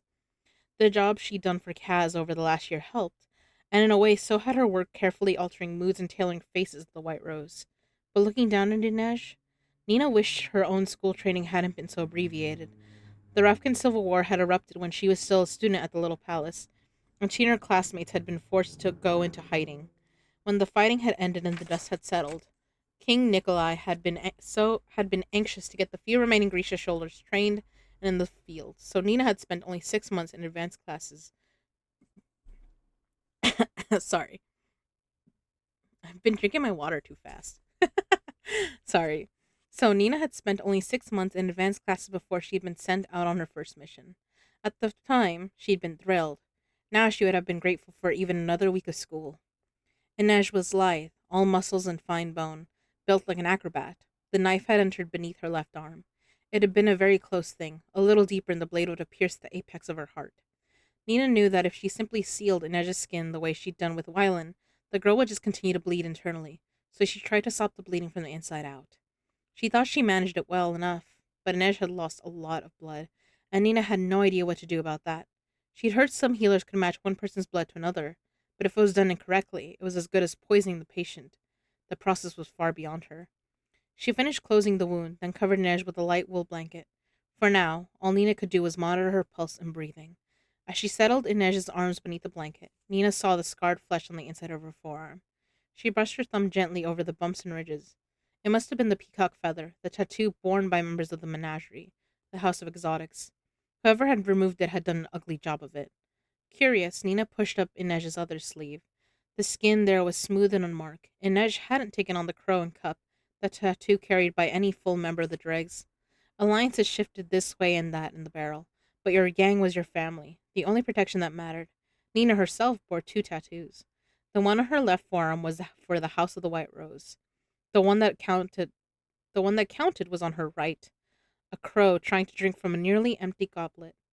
It told the world she belonged to the dregs, that to trifle with her was to risk their vengeance. Inej had been with the dregs longer than Nina, and yet no tattoo. Strange. She was one of the most valued members of the gang, and it was clear Cass trusted her, as much as someone like Cass could. Nina thought of the look on his face when he'd set Inej down on the table. He was the same Kaz. Cold, rude, impossible. But beneath all that anger, she thought she'd seen something else, too. Or maybe she was just a romantic. She had to laugh at herself. She wouldn't wish love on anyone. It was the guest you welcomed and then couldn't be rid of. Nina brushed Inej's straight hair back from her face. Please be okay, she whispered. She had the frail waver of her voice in the cabin. She didn't sound like a soldier or a hardened member of the dregs. She sounded like a little girl who didn't know what she was doing, and that was exactly how she felt. Her training had been too short. She'd been sent out on her first mission too soon. Zoya had said as much at the time, but Nina had begged to go, and they'd needed her, so the older Grisha had relented. Zoya Nazialensky, a powerful scholar, gorgeous to the point of absurdity, and capable of reducing Nina's confidence to ash with a single raised brow. Nina had worshipped her. Reckless, foolish, easily distracted. Zoya had called her all those things and worse. You are right, Zoya. Happy now? Giddy, said Jesper from the doorway. Nina startled and looked up to see him rocking back and forth on the balls of his feet. Who's Zoya? He asked. Nina slumped back in her chair. No one. A member of the Grisha triumvirate. Fancy. The ones who run the Second Army? What's left of it? Revka's Grisha soldiers had been decimated during the war. Some had fled. Most had been killed. Nina rubbed her tired eyes. Do you know the best way to find Grisha who don't want to be found? Jesper scrubbed the back of his neck, touched his hands to his guns, returned to his neck. He always seemed to be in motion. Never gave it much thought, he said. Look for miracles and listen to bedtime stories. Follow the tales of witches and goblins and unexplained happenings. Sometimes they were just superstition, but often there was truth at the heart of local legends. People had been born with gifts that their countries didn't understand. Nina had gotten very good at sniffing out those stories. Seems to me if they don't want to be found, you should just let them be. Nina cast him a dark glance. The Druskeli won't let them be. They hunt Grisha everywhere. Are they all charmers like Matthias? And worse. I need to find his leg shackles. Kaz gives me all the fun jobs. Want to trade? Nina asked wearily. The frenetic energy of Jesper's lanky frame seemed to drop away. He went as still as Nina had ever seen him, and his gaze focused on Inej for the first time since he'd entered the little cabin. He was avoiding it, Nina realized. He didn't want to look at her. The blanket shifted slightly with her shallow breaths. When Jesper spoke, his voice was taut. The strings of an instrument turned to a too-sharp key. She can't die, he said. Not this way. Nina peered at Jesper, puzzled. Not what way? She can't die, he repeated. Nina felt a surge of frustration. She was torn between wanting to hug Jesper tight and scream at him that she was trying. Saints, Jesper, she said. I'm doing my best. He shifted and his body seemed to come back alive. Sorry, he said, a bit sheepishly. He clapped her awkwardly on the shoulder. You're doing great, Nina sighed. Not convincing. Why don't you go chain up a giant blonde? Jesper saluted and ducked out of the cabin. Knowing as he was, Nina was almost tempted to call him back. With Jesper gone, there was nothing but Zoya's voice in her head and the reminder that her best wasn't good enough. Inej's skin felt too cold to the touch. Nina laid a hand on each of the girl's shoulders and tried to improve her blood flow, raising her body temperature very slightly. She hadn't been completely honest with Jesper. The Grisha triumvirate hadn't just wanted to save Grisha from Fjerdan witch hunters. They'd sent missions to the Wandering Isle and Novia Zem because Ravka needed soldiers. They'd sought out Grisha, who might be living in secret, and tried to convince them to take up residence in Ravka and enter service to the crown. Nina had been too young to fight in the Ravkan Civil War, and she'd been desperate to be part of the rebuilding of the Second Army. It was her gift for languages. Shu, Kalish, Suli, Fjerdan, even some Zemeni. That finally overcame Zoya's reservations. She agreed to let Nina accompany her and a team of Grisha examiners to the Wandering Isle, and despite all of Zoya's misgivings, Nina had been a success. Disguised as a traveler, she would slip into taverns and coach houses to eavesdrop on conversations and chat with the locals, then bring the peasant talk back to camp. If you're going to Marok Glen, make sure to travel by day. Troubled spirits walk those lands. Storms erupt out of nowhere. The Witch of Fells is real, all right. My second cousin went to her with an outbreak of syphil and swears he's never been healthier. What do you mean he's not right in the head? More right than you'll ever be. They'd found two Grisha families hiding out in the supposed fairy caves of Istamir, and they'd saved a mother, father, and two boys, and Fernie who could control fire, from a mob in Fenford. They even raided a slaving ship near the port of Leflin. Once the refugees had been sorted, those without powers had been offered safe passage back home. Those whose powers had been confirmed by a Grisha examiner were offered asylum in Ravka. Only the old Heartrender known as the Witch of Fells chose to remain. If they want my blood, let them come for it, she'd laughed. I'll take some of theirs in return. Nina spoke Kalish like a native and loved the challenge of taking on a new identity in every town. But for all their triumphs, Zoya hadn't been pleased. Being good with languages isn't enough, she scolded. You need to learn to be less big. You're too loud, too effusive, too memorable. You take too many risks. Zoya, said the examiner they were traveling with, go easy. He was a living amplifier. Dead, his bones would have served to heighten Grisha power. No different from the shark teeth or bear claws that other Grisha wore. But alive, he was invaluable to their mission, trained to use his amplifier gifts to sense Grisha power through touch. Most of the time, Zoya was protective of him, but now her deep blue eyes flattened to slits. My teachers didn't go easy on me. If she ends up chased through the woods by a mob of peasants, will you tell them to go easy? Nina had stomped off, pride smarting, embarrassed by the tears filling her eyes. Zoya had shouted at her not to go past the ridge, but she'd ignored her, eager to be as far away from the squalor as she could get, and walked right into a Druskeli camp. 6 blond boys, all speaking Fjerdan, clustered on a cliff above the shores. They'd made no campfire and were dressed as Kalish peasants, but she'd known what they were right away. They'd stared at her for a long moment, lit only by silvery moonlight. Oh, thank goodness, she said in lilting Kalish. I'm traveling with my family, and I got turned around in the woods. Can one of you help me find the road? I think she's lost, one of them translated in Fjerdan for the others. Another rose, a lantern in his hand. He was taller than the others, and all her insects screamed at her to run as he drew closer. They don't know what you are, she reminded herself. You're just a nice Kalish girl lost in the woods. Don't do anything stupid. Lead him away from the others, then take him down.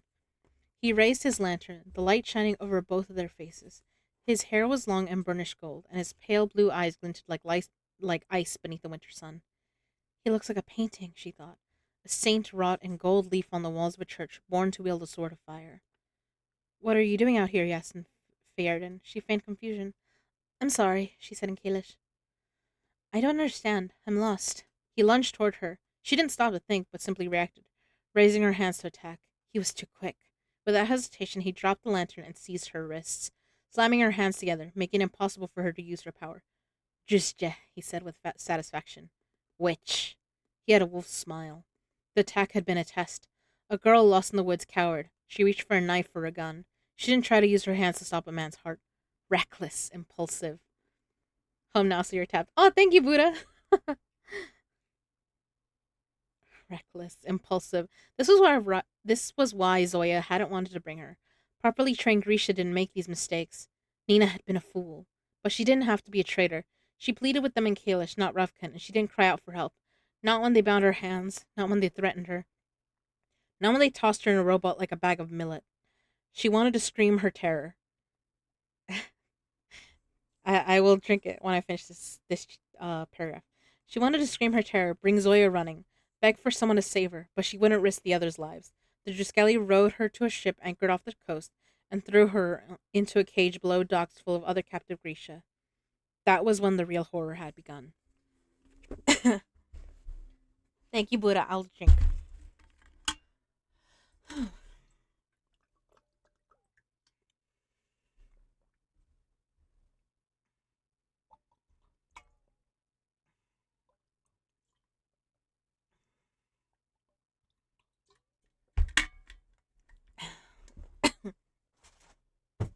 Okay.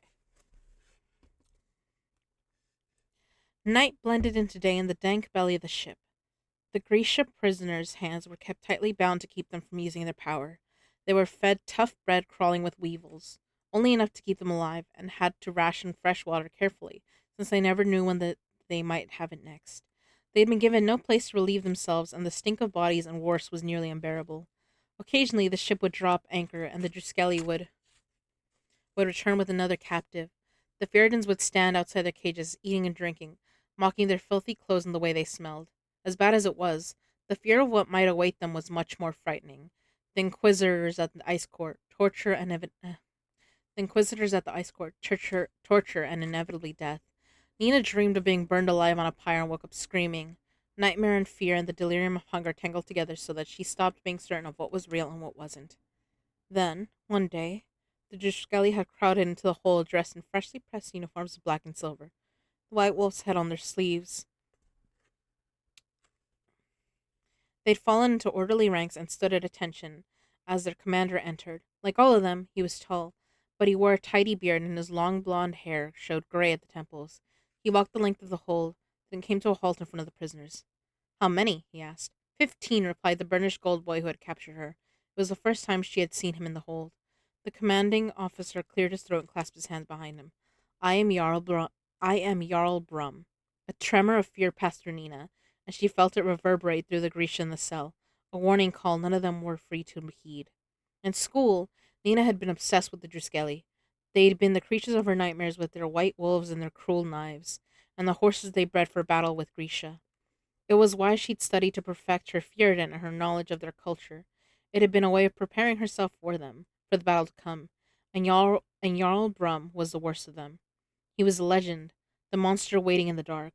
The Druskeli had existed for hundreds of years, but under Brum's leadership, their force had doubled in size and become infinitely more deadly.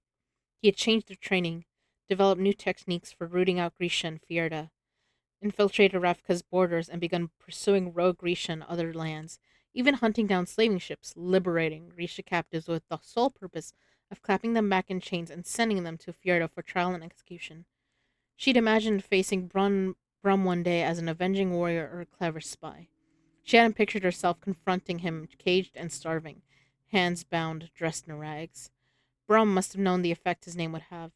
He waited a long moment before he said in excellent Kalish, what stands before you is the next generation of Druskeli, the holy order charged with protecting the sovereign nation of Fjerda by eradicating your kind. They will bring you to Fjerda to face trial, and so earn the rank of officer. They are the strongest and best of our kind. Bullies, Nina thought. When we reach Fjerda, you will be interrogated and tried for your crimes. Please, said one of the prisoners, I've done nothing. I'm a farmer. I've done you no harm.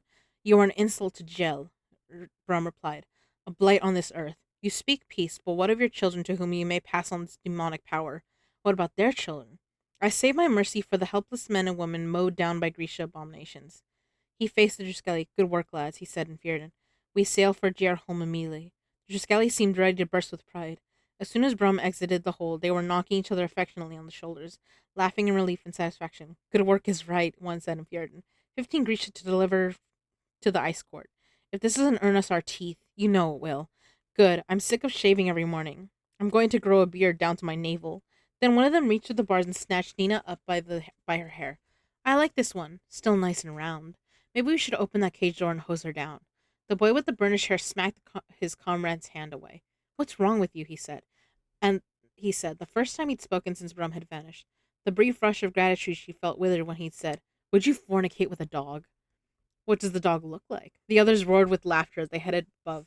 The golden one who'd likened her to an animal was the last to go, and just as he was about to step into the pen, she said in crisp, perfect Fjerdan, what crimes? He stilled, and when he looked back at her, his blue eyes had been bright with hate. She refused to flinch. How do you come to speak my language? Did you serve on Ravka's northern border? Did you serve on Ravka's northern border? I'm Kalish, she lied, and I can speak any language. More witchcraft. If by witchcraft, if by witchcraft you mean arcane practice of reading, your you mean the if by witchcraft you mean the arcane practice of reading, your commander said we'd be tried for our crimes. I want you to tell me just what crimes I've committed. You'll be tried for espionage and crimes against the people. We are not criminals, said a fabricator in a halting Fjerdan from his place on the floor. He'd been there the longest and was too weak to rise. We are ordinary people, farmers, teachers. Not me, Nina thought grimly. I am a soldier. You'll have a trial, said the Druskeli. You'll be treated more fairly than your kind deserve.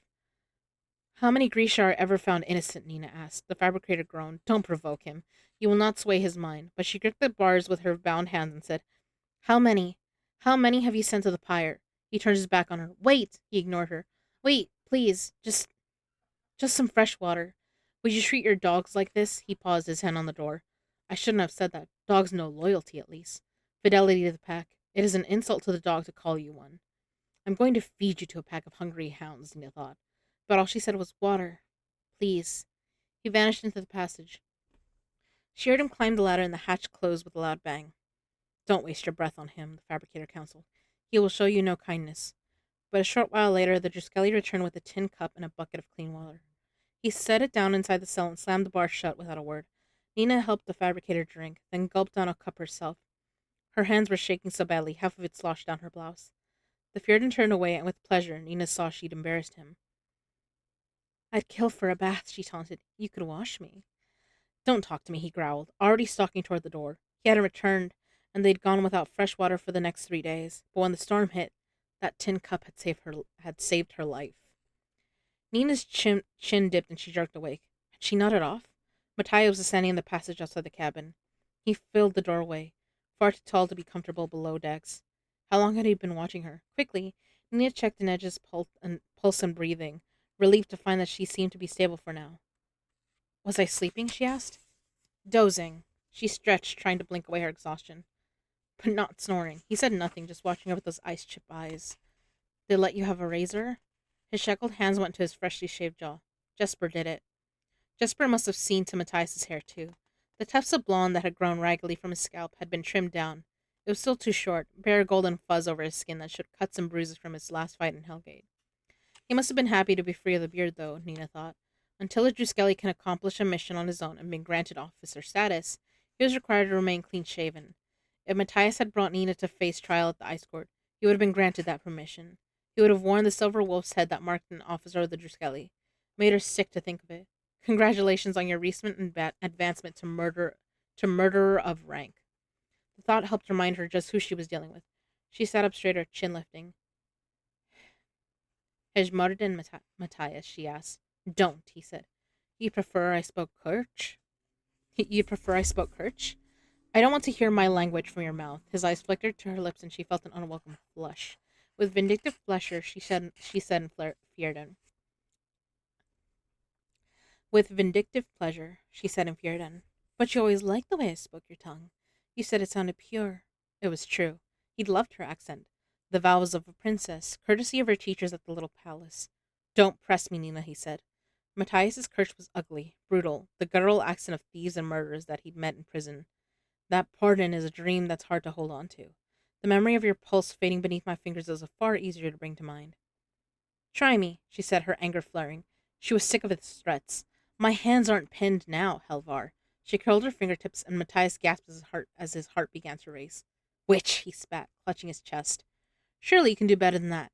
You must have 100 names for me by now. 1,000, he grunted as sweat broke out on his brow. She relaxed her fingers, feeling suddenly embarrassed. What was she doing? Punishing him? Toying with him? He had every right to hate her. Go away, Matthias. I have a patient to see to. She focused on checking Inej's body temperature. Will she live? Will she live? Do you care? Of course I care. She's a human being. She heard the unspoken end to that sentence. She's a human being. Unlike you. The Fjordans didn't believe the Grisha were human. They weren't even on par with animals, but something low and demonic, a blight on the world, an abomination. She lifted her shoulder. I don't know, really. I did my best, but my gifts lie elsewhere. Kaz asked you if the White Rose would send a delegation to Hringkala. If the White Rose would send a delegation to Hringkala. You know the White Rose? West Dave is a favorite subject of conversation in Hellgate. Nina paused. Then, without saying a word, she pushed up the sleeve of her shirt. 2 roses intertwined on the inside of her forearm. She could have explained what she'd done there, that she'd never made her living on her back. But it was none of his business what she did or didn't do. Let him believe what he liked. You chose to work there? Chose is a bit of a stretch, but yes. Why? Why would you remain in Kirch? She rubbed her eyes. I couldn't leave you in Hellgate. You put me in Hellgate. It was a mistake, Matthias. Rage ignited in his eyes, the calm veneer dropping away. A mistake? I saved your life and you accused me of being a slaver. Yes, Nina said, and I spent most of this last year trying to find a way to set things right. Has a true word ever left your lips? She sagged back wearily in her chair. I've never lied to you. I never will. The first words you said to me were a lie, spoken in Kaelish, as I recall. Spoken right before you captured me and stuffed me in a cage. Was that the time for speaking truths? I shouldn't blame you. You can't help yourself. It's your nature to dissemble. He peered at her neck. Your bruises are gone. I removed them. Does that bother you? Matthias said nothing, but she saw a glimmer of shame move over his face. Matthias had always fought his Matthias had always fought his own decency. To become a Druskelly, he'd had to kill the good things inside him. But the boy he should have been was always there, and she'd begun to see the truth of him in the days they'd spent together after the shipwreck. She wanted to believe that boy was still there, locked away, despite her betrayal and whatever he'd endured at Hellgate. Looking at him now, she couldn't be sure. Maybe this was the truth of him, and the image she'd held on to this last year had been an illusion. I need to see to Inej, she said, eager to have him gone. He didn't leave. Instead, he said, Did you think of me at all, Nina? Did I trouble your sleep? She shrugged. A corporalna can sleep whenever she likes, though she couldn't control her dreams. Sleep is a luxury at Hellgate. It's a danger, but when I slept, I dreamed of you. Her head snapped up. That's right, he said. Every time I closed my eyes. What happened in the dream? She asked, eager for an answer, but fearing it too. Horrible things. The worst kinds of torture. You drowned me slowly. You burned my heart from my chest. You blinded me. I was a monster. A monster, a maiden, a sylph of the ice. You kissed me, whispered stories in my ear. You sang to me and held me as I slept. Your laugh chased me into waking. You always hated my laugh. I love your laugh, Nina, and your fierce warrior's heart. I might have loved you too. Might have, once, before you had betrayed him. Those words carved an ache into her chest. She knew she shouldn't speak, but she couldn't help herself. And what did you do, Matthias? What did you do to me in your dreams? The ship listed gently. The lantern swayed. His eyes were blue fire. Everything, he said as he turned to go. Everything. God, okay. Damn, we're already close to like 2 hours again? Shit. Okay.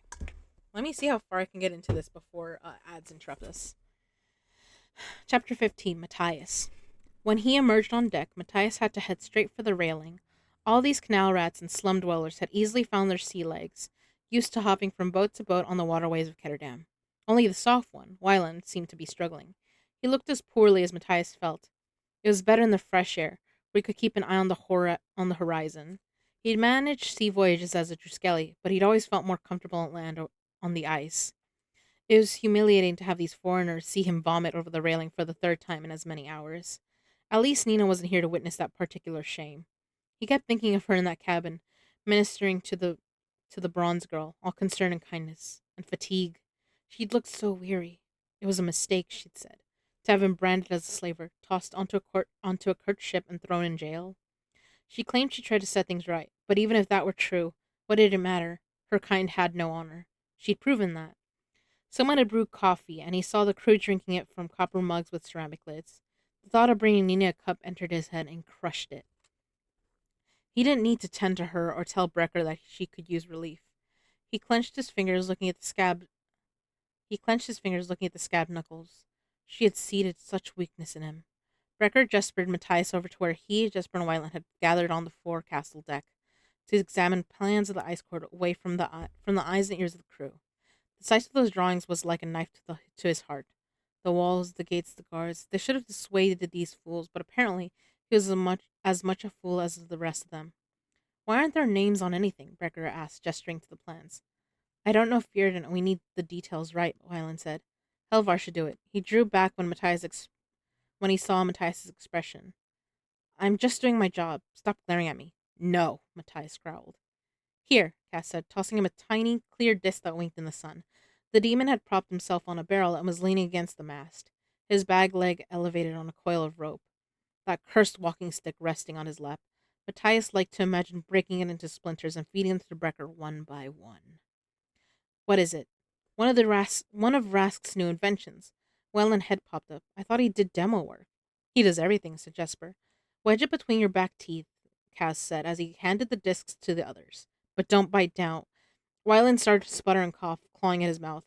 A transparent film had spread over his lips. It bulged like a frog's gullet as he tried to breathe, eyes darting left and right in panic. Jesper started laughing, and Kaz just shook his head.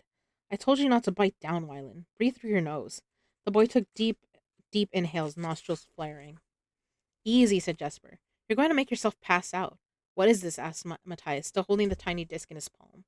Kaz pushed his deep into his mouth, wiggling it between his teeth. Baleen.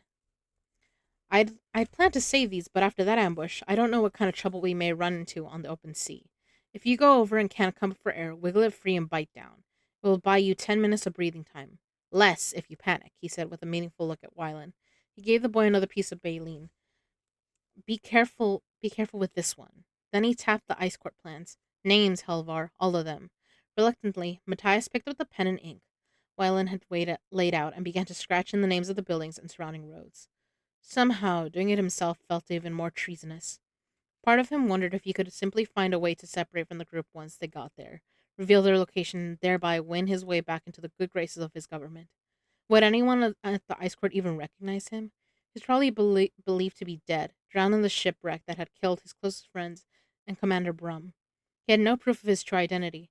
He would be a stranger who had no business in the ice court, and by the time he got to anyone to listen, "You're holding back," Brecker said, his dark eyes trained on Matthias. Matthias ignored the shiver that passed through him. Sometimes it was like the demon could read minds. "I'm telling you what I know. Your conscience is interfering with your memory. Remember the terms of our deal, Helvar." "All right," Matthias said, his anger rising. "You want my expertise? Your plan won't work. You don't even know my plan." "And through the prison, out through the embassy, as a start." "It can't be done. The prison sector is completely isolated from the rest of the ice court. It isn't connected to the embassy. There's no way to reach it from there." "It has a roof, doesn't it?" "You can get to the roof," Matthias said with satisfaction. "The Driskelli spent 3 months working with Grisha prisoners and guards as part of our training. I've been in the prison, and there's no access to the roof for exactly that reason. If someone manages to get out of the cell, we don't want him running around the ice court. The prison is totally sealed off from the other two sectors in the outer circle. Once you're in, you're in." Thanks for doing the Starlings Hydrate, sis. I think the ads are about to go, so I'm gonna put my bookmark here. And it's almost 10 o'clock.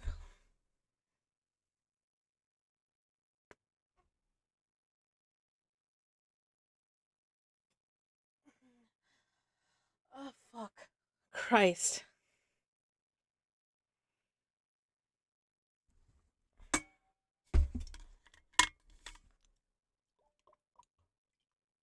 Or where are the ads going?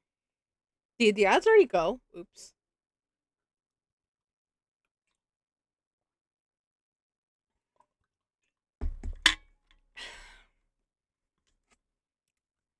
The ads might have already gone. I didn't hear ads. Up there they go. There they go. I'll be right back.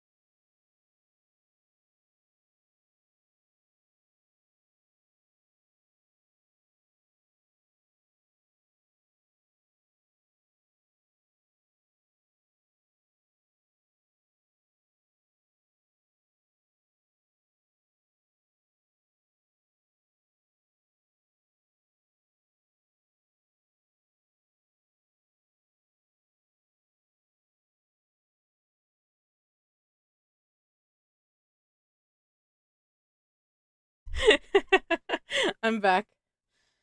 Oh gosh. Ow. There we go.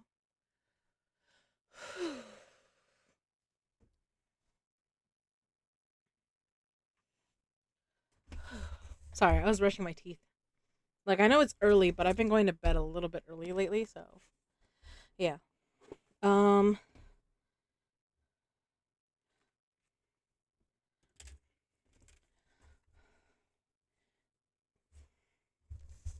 all right. There's always a way out. Kaz pulled the prison plan from the stack. 5 floors, right? Processing area and 4 levels of cells. So what's here? In the basement? Nothing. A laundry and the incinerator. The incinerator. Yes, where they burn the convicts' clothes when they arrive. It's a plague precaution, but as soon as the words left Matthias's mouth, he understood what Brecker had in mind. Sweet Gel, you want us to climb 6 stories up an incinerator shaft? When does the incinerator run? If I remember right, early morning, but even without the heat, we he doesn't mean for us to climb it, said Nina, emerging from below decks. Cass sat up straighter. Who's watching Inej? Roddy, she said. I'll go back in a minute. I just needed some air. And don't feign concern for Inej when you're planning to send her climbing up 6 stories of chimney with only a rope and a prayer. The Wraith can manage it. The Wraith is a 16-year-old girl currently lying unconscious on a table. She may not even survive the night. She will, said Kaz, and something savage flashed in his eyes. Matthias suspected that Brecker would drag the girl back from hell himself if he had to. Jesper picked up his rifle, running a soft cloth over it. Why are we talking about scaling chimneys when we got a bigger problem? And what's that? Kaz asked, though Matthias had the distinct impression he knew. We have no business going after Boyle Bayer if Pekka Rollins is involved. Who is Pekka Rollins? Matthias asked, turning the ridiculous syllables over in his mouth. Kirch's names had no dignity to them. He knew that the man was a gang leader and that he lined his pockets with proceeds from the Hell Show. That was bad enough, but Matthias sensed there was more. Wyland shuddered, pulling at the gummy substance on his lips. Only the biggest, baddest operator in all of Ketterdam. He has money we don't have, connections we don't have, probably a head start. Jesper nodded. For once, Wyland is making sense. If by some miracle we do manage to spring Boyle Bayer before Rollins does, once he finds out we're the ones who beat him to it, we're all dead men. Pekka Rollins is a barrel boss, Cass said. No more, no less. Stop making him out to be some kind of immortal. There's something else going on here, thought Matthias. Brecker had lost the thrum of violence that seemed to drive him earlier, when he'd murdered Uman. But there was still a lingering intensity in his words. Matthias felt sure that Kaz Brecker hated Pekka Rollins, and it wasn't just because he'd blown up their ship and hired thugs to shoot at them. This had the feel of old wounds and bad blood. Jesper leaned back and said, You think Per Haskell's going to back you when he finds out you crossed Pekka Rollins? You think the old man wants that war? Cass shook his head, and Matthias saw real frustration there. Pekka Rollins didn't come into this world dressed in velvet and rolling in Kruga. You're still thinking small, the way Per Haskell does, the way men like Rollins want you to. We pull off this job and divvy up the haul, and we'll be the Legends of the Barrel. We'll be the crew that beat Pekka Rollins. Maybe we should forget approaching from the north, said Wyland. If Pekka's crew has a head start, we should sail straight to Gerholm. The harbor will be crawling with security, Kaz said. Not to mention all of the usual customs agents and lawmen. The south? Through Ravka? That border is locked down tight, Nina said. It's a big border, said Matthias. But there's no way to know where it's most vulnerable, she replied, unless you have magical knowledge about which watchtowers and outposts are active. Besides, if we enter from Ravka, we have to contend with Ravkans and Fjordans. What she said made sense, but it unnerved him. In Fjorda, women didn't talk this way, didn't speak of military or strategic matters. But Nina had always been like that. We entered from the north as planned, Kaz said. Jesper knocked his head against the hull and cast his eyes heavenward. Fine. But if Pekka Rollins kills us all, I'm going to get Wyland's ghost to teach my ghost how to play the flute, just so that I can annoy the hell out of your ghost. Brecker's lips quirked. I'll just hire Matthias's ghost to kick your ghost's ass. My ghost won't associate with your ghost, Matthias said primly, and then wondered if the sea air was rotting his brain. Oh, so silly. All right, part 3, Heartsick. I am surprised we're this far into the book already. Jesus. I'm like, apparently last time I only read to chapter 8, but like, we're on chapter 16 now, so I definitely read more than last time. Was last time a short stream? I really don't remember. Maybe it was. Hold on. I think I need to blow my nose or something.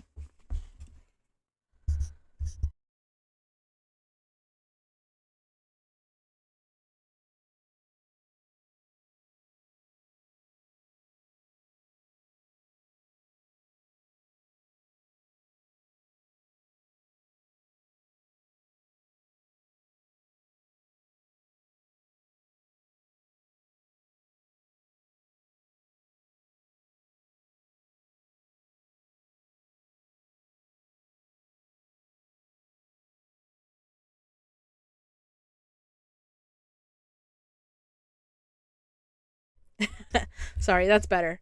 Um, okay. Someone let me know if Buddha goes live, by the way. Or Buddha let me know if you go live. So I can keep on my tabs. I just saw the dad's live, so I added him to my tabs. Chapter 16, Inej. Everything hurt. And why was the room moving? Inej came awake slowly, her thoughts jumbled.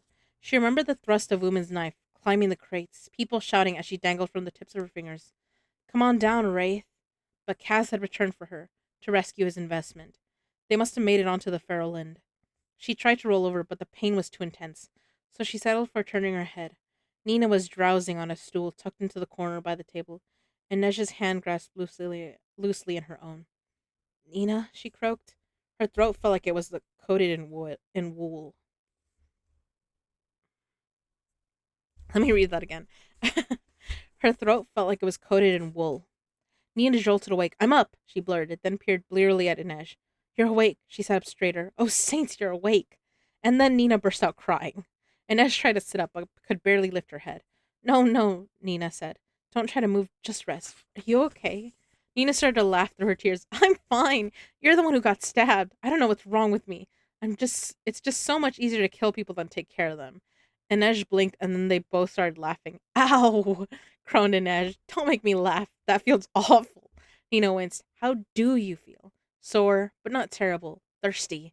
Nina offered her a tin cup full of cold water. It's fresh. We had rain yesterday. Inej sipped carefully, letting Nina hold her head up. How long was I out? 3 days, almost 4. Jesper is driving us all crazy. I don't think I've seen him sit still for more than 2 minutes together. She stood up abruptly. I need to tell Kaz you're awake. I need to tell Kaz you're awake. We thought, wait, Nina said, grabbing for Nina's hand. Can we not tell him right away? Nina sat back down, her face puzzled. Sure, but just for tonight. She paused. Is it night? Yes, just past midnight, actually. Do we know who came back? Do we know who came after us at the harbor? Pekka Rollins. He hired the Black Tips and the Razor Gulls to keep us from getting out of Fifth Harbor. How did he know where we were leaving from? We're not sure yet. I saw Uman. Uman's dead. Kaz killed him. He did? Kaz killed a lot of people. Roddy saw him go after the Black Tips who had you up on the crates. I believe his exact words were, there was enough blood to paint a barn red. Inej closed her eyes. So much death. They were surrounded by it in the barrel, but this was the closest it had ever come to her. He was afraid for you. Kaz isn't afraid of anything. You should have seen his face when he brought you to me. I'm a very valuable investment. Nina's jaw dropped. Tell me he didn't say that. Of course he did. Well, not the valuable part. Idiot. How's Matthias? Also an idiot. Do you think you can eat? Inez shook her head. She didn't feel hungry at all. Try, urged Nina. There wasn't much of you to begin with. I just want to rest for now. Of course, Nina said. I'll turn down the lantern. Inez reached for her again. Don't. I don't want to go back to sleep yet. I could read to you if I had anything to read. There's a heart render at the little palace who can recite epic poetry for hours. Then you'd wish you had died. Inez laughed and winced. Just stay. All right, said Nina. Since you want to talk, tell me why you don't have the cup and crow on your arm. Starting with the easy questions. Nina crossed her legs and planted her chin in her hands. Waiting. Inez was quiet for a while. You saw my scars, Nina nodded. When Kaz got Haskell to pay off my indenture with the menagerie, the first thing I did was have the peacock feather tattoo removed. Whoever took care of it did a pretty rough job. He wasn't a corporalnik or even a medic, just one of the half-knowledgeable butchers who plied their trade among the desperate of the barrel. He'd offer her a slug of whiskey, then simply hacked away at the skin, leaving a puckered spill of wounds down her forearm. She hadn't cared. The pain was liberation. They had loved to talk about her. They had loved to talk about her skin at the House of Exotics. It was like coffee with sweet milk. It was like burnished caramel. It was like satin. She welcomed every cut of the knife and the scars it left behind. Kaz told me I didn't have to do anything but make myself useful. That image? Which one? The butcher? I know it sounds intense, but she has an arm. He took off a hunk of the skin on the forearm. Sorry. Yeah, intense, bruh. Oh my god, I love it. I love Inez. She's amazing. Kaz told me I didn't have to do anything but make myself useful. Kaza taught her to crack a safe, pick a pocket, wield a knife. He'd gifted her with her first blade, the one she called Sankt Peter. Not as pretty as wild geraniums, but more practical, she supposed. Maybe I'll use it on you, she'd said. He'd sighed. If only you were that bloodthirsty. She hadn't been able to tell if he was kidding. No, I know, but just the image of him taking skin off like that. Yeah. Oh, yeah. It's like something from a Saw movie. You're like, Jesus. I love this. Maybe I'll use it on you, she'd said. He'd sighed. If only you were that bloodthirsty. She hadn't been able to tell if he was kidding. Now she shifted slightly on the table. There was pain, but it wasn't too bad. Given how deep the knife had gone, her saints must have been guiding Nina's hand. Cass said if I proved myself I could join the dregs when I was ready. And I did, but I didn't take the tattoo. Nina's brows rose. I didn't think it was optional. Technically, it isn't. I know some people don't understand, but Cass told me he said it was my choice, that he wouldn't be the one to mark me again. But he had, in his own way, despite her best intentions. Feeling anything for Cass Brecker was the worst kind of foolishness. She knew that, but he'd been the one to rescue her, to see her potential. He'd bet on her, and that meant something. Even if he'd done it for his own selfish reasons, he'd even dubbed her the Wraith. I don't like it, she'd said. It makes me sound like a corpse. A phantom, he corrected. Didn't you say I was to be your spider? Why not stick with that? Because there are plenty of spiders in the barrel. Besides, you want your enemies to be afraid, not think that not think they can squash you with the toe of one boot. My enemies? Our enemies. He'd helped her build a legend to wear as armor, something bigger and more frightening than the girl she had been. Inesh sighed. She didn't want to think about Kaz anymore. Talk, she said to Nina. Your eyelids are drooping. You should sleep. Don't like boats. Bad memories. Me too. Sing something then. Nina laughed. Remember what I said about wishing you were dead? You do not want me to sing. Please? I only know Ravkan folk tunes and Kirch drinking songs. Drinking song. Something rowdy, please. Nina snorted. Only for you, Ray. She cleared her throat and began. Mighty young captain, bold on the sea, soldier and sailor, and free of disease. And Ness started to giggle and clutched her side. You're right. You couldn't carry a tune in a bucket. I told you that. Go on. I literally sorry. Maybe I should have done that like as bad as possible, but uh God. There's not a tune there. I just try to add one. Oh my God.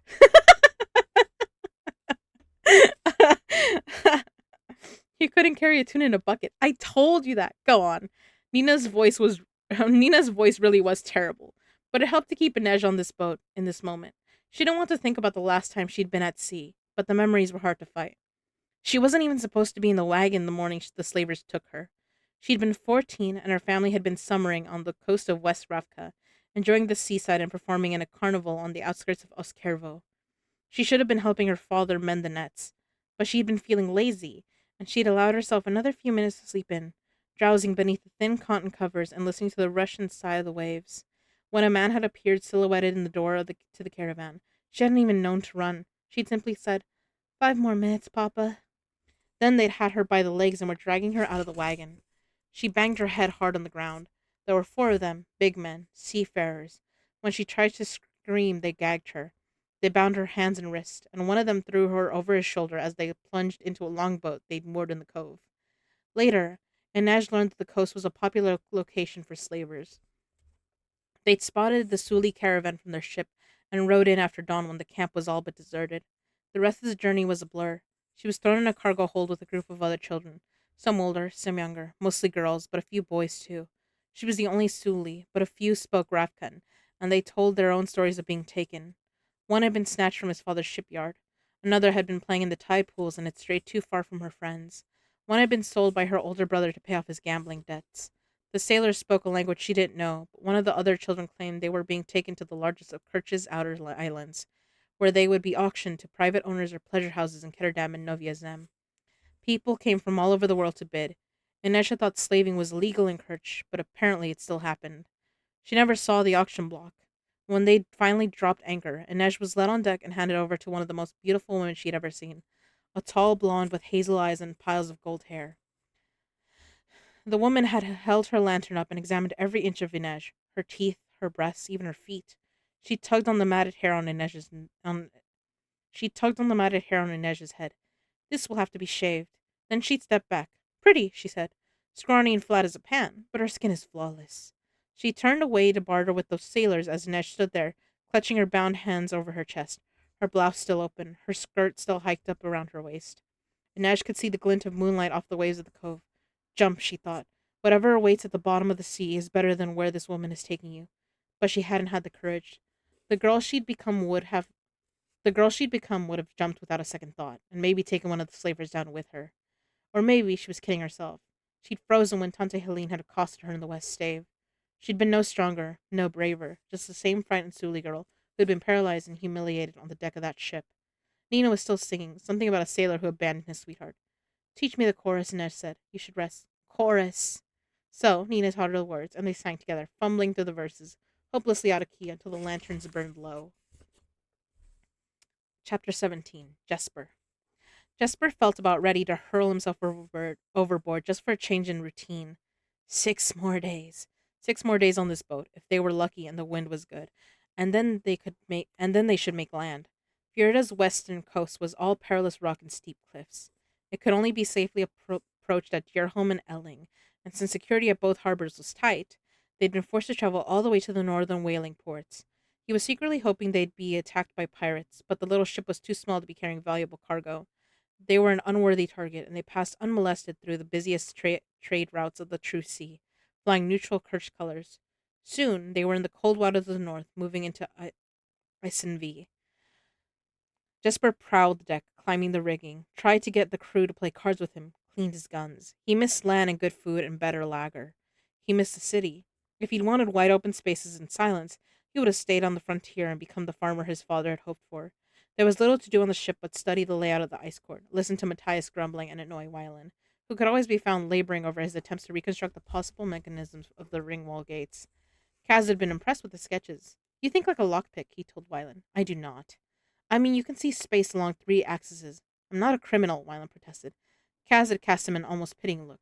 No, you're a flautist who fell in with bad company. Jesper sat down next to Wylan. Just learn to take a compliment. Kaz doesn't hand them out often. It's not a compliment. I'm nothing like him. I don't belong here. No arguments from me. And you don't belong here either. I beg your pardon, Merchling. We don't need a sharpshooter for Kaz's plans. So what's your job, other than stalking around and making everyone antsy? He shrugged. Kaz trusts me. Wylan snorted and picked up his pen. Sure about that? Jesper shifted uncomfortably. Of course he wasn't sure about it. He spent far too much of his time guessing at Kazbreker's thoughts. And if he had earned some small part of Kaz's trust, did he deserve it? He tapped his thumbs against his revolver and said, When the bullets are flying, you may find I'm nice to have around. Those pretty pictures aren't going to keep you alive. We need these plans, and in case you've forgotten, one of my flash bombs helped get us out of the Ketterdam harbor. He blew out a breath. Brilliant strategy. It worked, didn't it? You blinded our guys right along with the black tips. It was a calculated risk. It was cross your fingers and hope for the best. Believe me, I know the difference.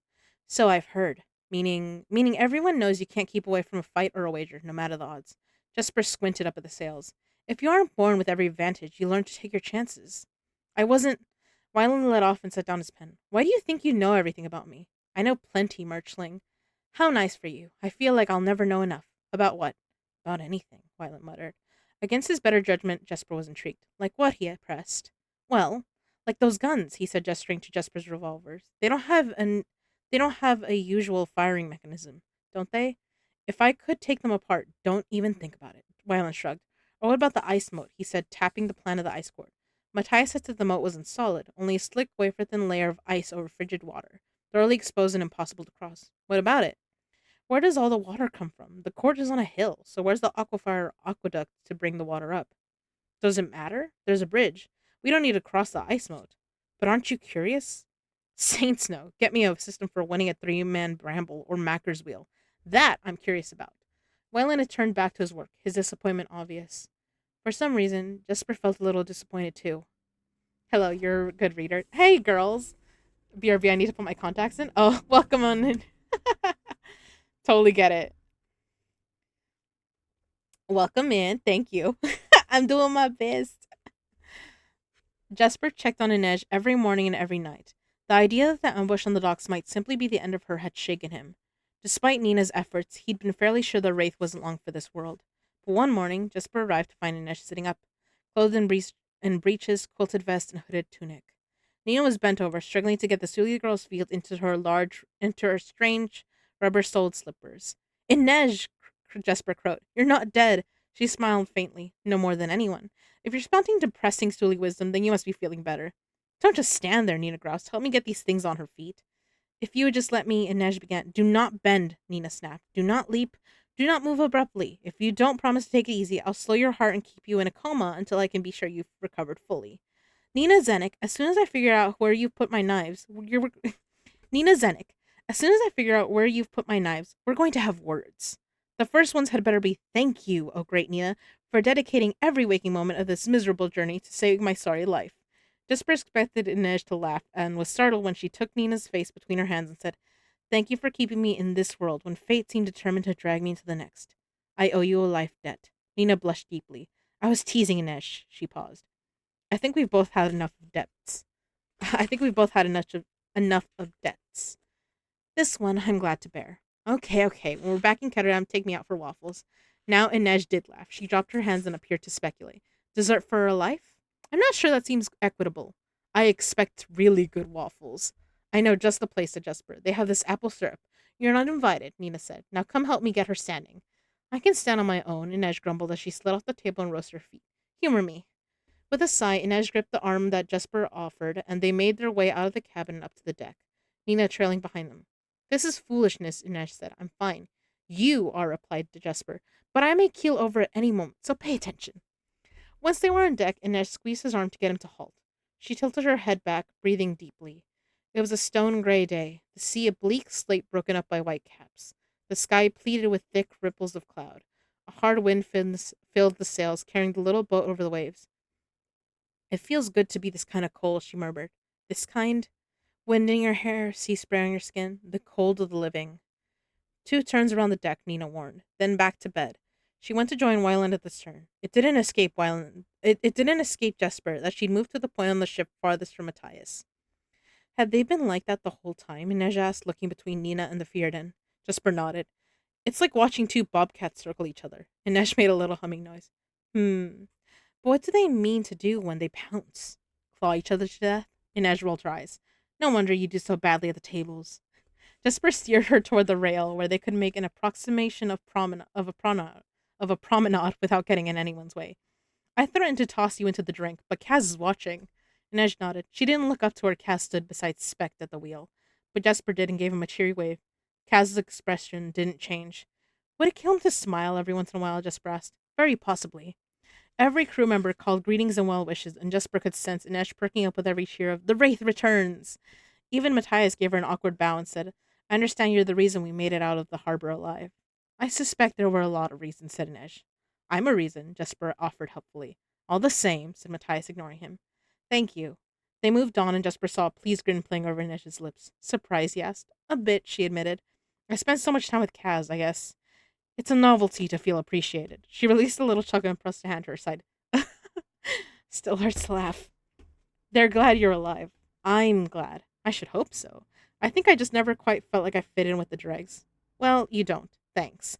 We're a crew with limited interests, and you don't gamble, swear, or drink to excess. But here's the secret to popularity. Risk death to save your companions from being blown to bits in an ambush. Great way to make friends. As long as I don't have to start as long as I don't have to start going to parties. When they reached the foredeck, Inej leaned on the railing and looked out at the horizon. Did he come to see me at all? Jesper knew she meant Kaz. Every day. Inej turned her dark eyes on him and shook her head. You can't read people and you can't bluff. Jesper sighed. He hated disappointing anyone. No, he admitted. She nodded and looked back at the ocean. I don't think he likes sickbed. I don't think he likes sickbed, Jesper said. Who does? I mean, I think it was hard for him to be around you that way. That first day when you were hurt, he went a little crazy. It cost Jesper something to admit that. Would Kaz have gone off on that kind of mad on Would Kaz have gone off on that kind of mad dog tear if it had been Jesper with a knife stuck in his side? Of course he did. This is a 6-person job, and apparently he needs me to scale an incinerator shaft. If I die, the plan falls apart. Jesper didn't argue. He couldn't pretend to understand Kaz or what drove him. Tell me something. What was the big falling out between Wyland and his father? Inej cast a quick glance up at Kaz, then looked over her shoulder to make sure none of the crew was lurking nearby.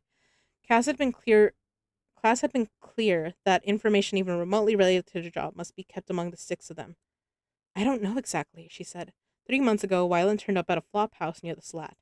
He was using a different surname, but Kaz keeps tabs on everyone new to the barrel, so he had me do some snooping, and Inez shrugged. The servants at the Van Eck house are paid well enough that they're hard to bribe. The information I got didn't add up to much. There were rumors. Wyland had been caught in a sweaty romp with one of his tutors.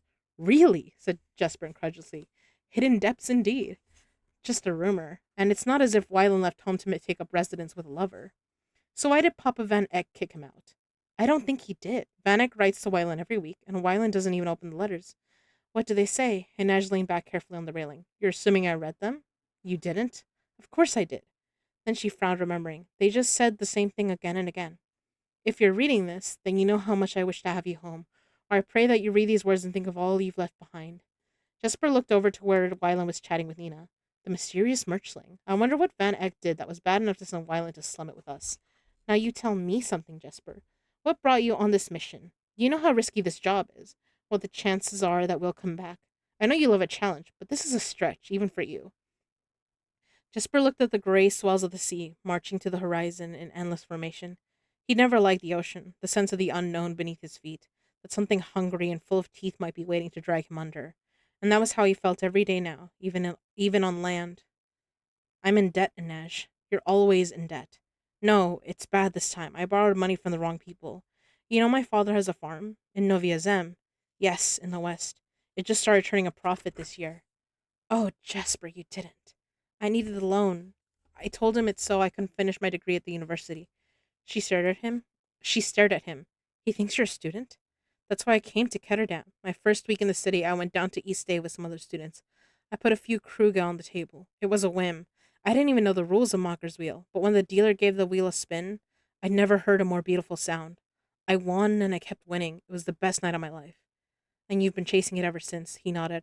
I should have stayed in the library. I won, I lost some more. I need money, so I started taking on work with the gangs. Two guys jumped me in an alley one night. Cass took them down and we started doing jobs together. He probably hired those boys to attack you so you'd feel indebted to him. He wouldn't. Jesper stopped short and then he laughed. Of course he would. Jesper flexed his knuckles, concentrated on the lines of his palms. Kaz is. I don't know. He's like nobody else I've ever known. He surprises me. Yes, like a hive of bees in your dresser drawer. Jesper barked laugh, just like that. So, what are we doing here? Jesper turned back to the sea, feeling his cheeks heat. Hoping for honey, I guess, and praying not to get stung. Inej bumped her shoulder against his. Then at least we're both the same kind of stupid. I don't know what your excuse is, Wraith. I'm the one who can never walk away from a bad hand. She looped her arm in his. That makes you a rotten gambler, Jesper, but an excellent friend. You're too good for him, you know. I know. So are you. Shall we walk? Yes, Inej said, falling into step beside him. And then I need you to distract Nina so I can search for my knives. No problem. I'll just bring up Helvar. Jesper glanced back at the wheel as they set off down the opposite side of the deck. Kaz hadn't moved. He was still watching them, his eyes hard. His face as unreadable as ever. Sorry. Sorry, I was. I'm so sorry. I wanted to finish the chapter before I answered anything. Hey, welcome in, girls. The girls. Back. Welcome back. Welcome in, Violet's awesome soothing. Oh, thank you, Chaos. Seems very soothing. Can I go a quick recap of the book so far? What have I missed? Maybe turn on one of the sounds, get our attention. Oh my god, no, we have them off. But thank you for whoever followed. Oh, thank you for following, girls. Or what do you want me to call you? Yeah. I'm Lala, by the way. And welcome to the sanctuary. I call my followers a starling. So welcome in, starling. My Staryard darlings.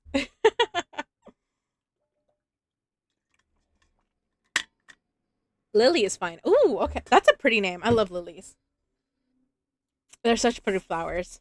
I used to get them all the time until I found out that the cat I had at the time was cats and dogs are allergic to lilies, I think, right? So they're they're poisonous, and then I was like, ah, no, I can't have lilies in the house anymore. Thank you. I was named for my gram. I love that. I was also named for my grandmother. My I guess I don't mind saying my real name is Laura. So Lala's just my nickname that my brother gave me for a long time. Yes, they're toxic. Yeah, unfortunately. But they're so pretty. And I was also named after my grandmother. That was her middle name. Laura was her middle name.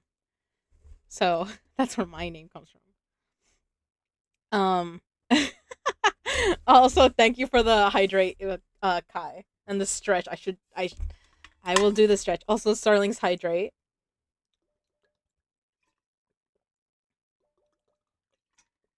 This isn't a spicy book, but Kai wants us all to be hydrated.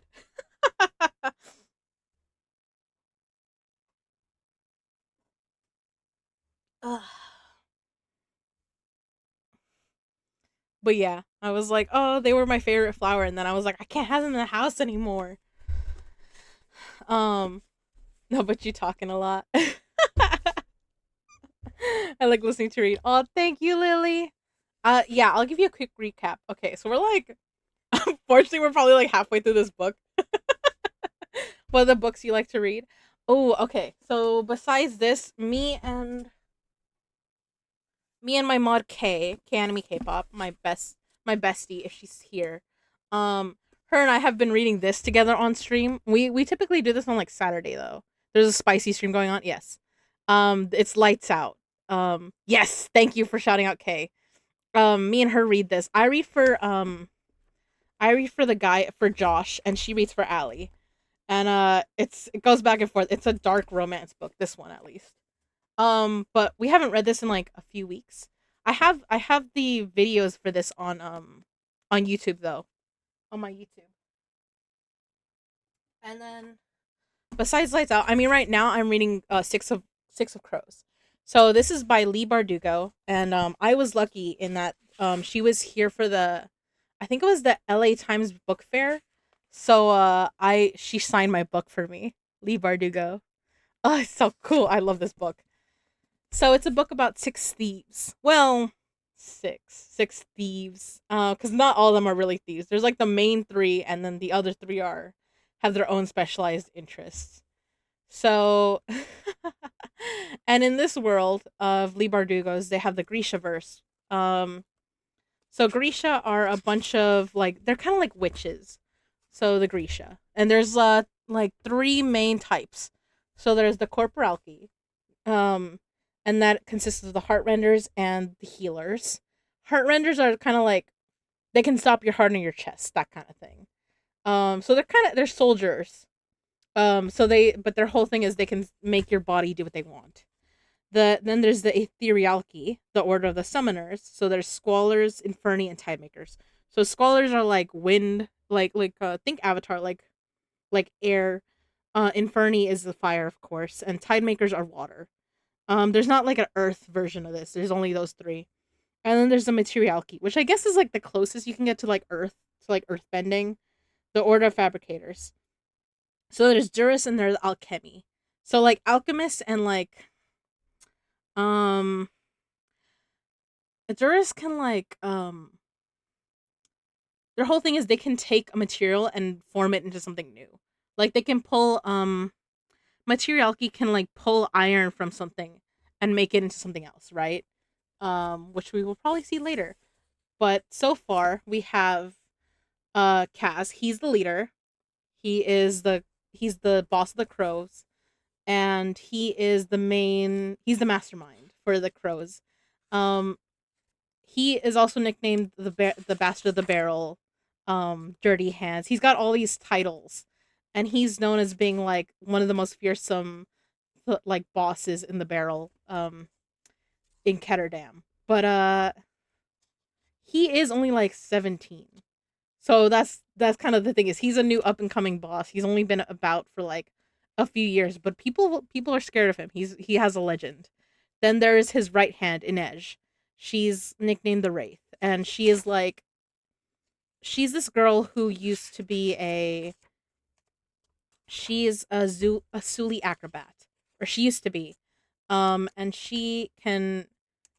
she's like the best climber you've ever seen.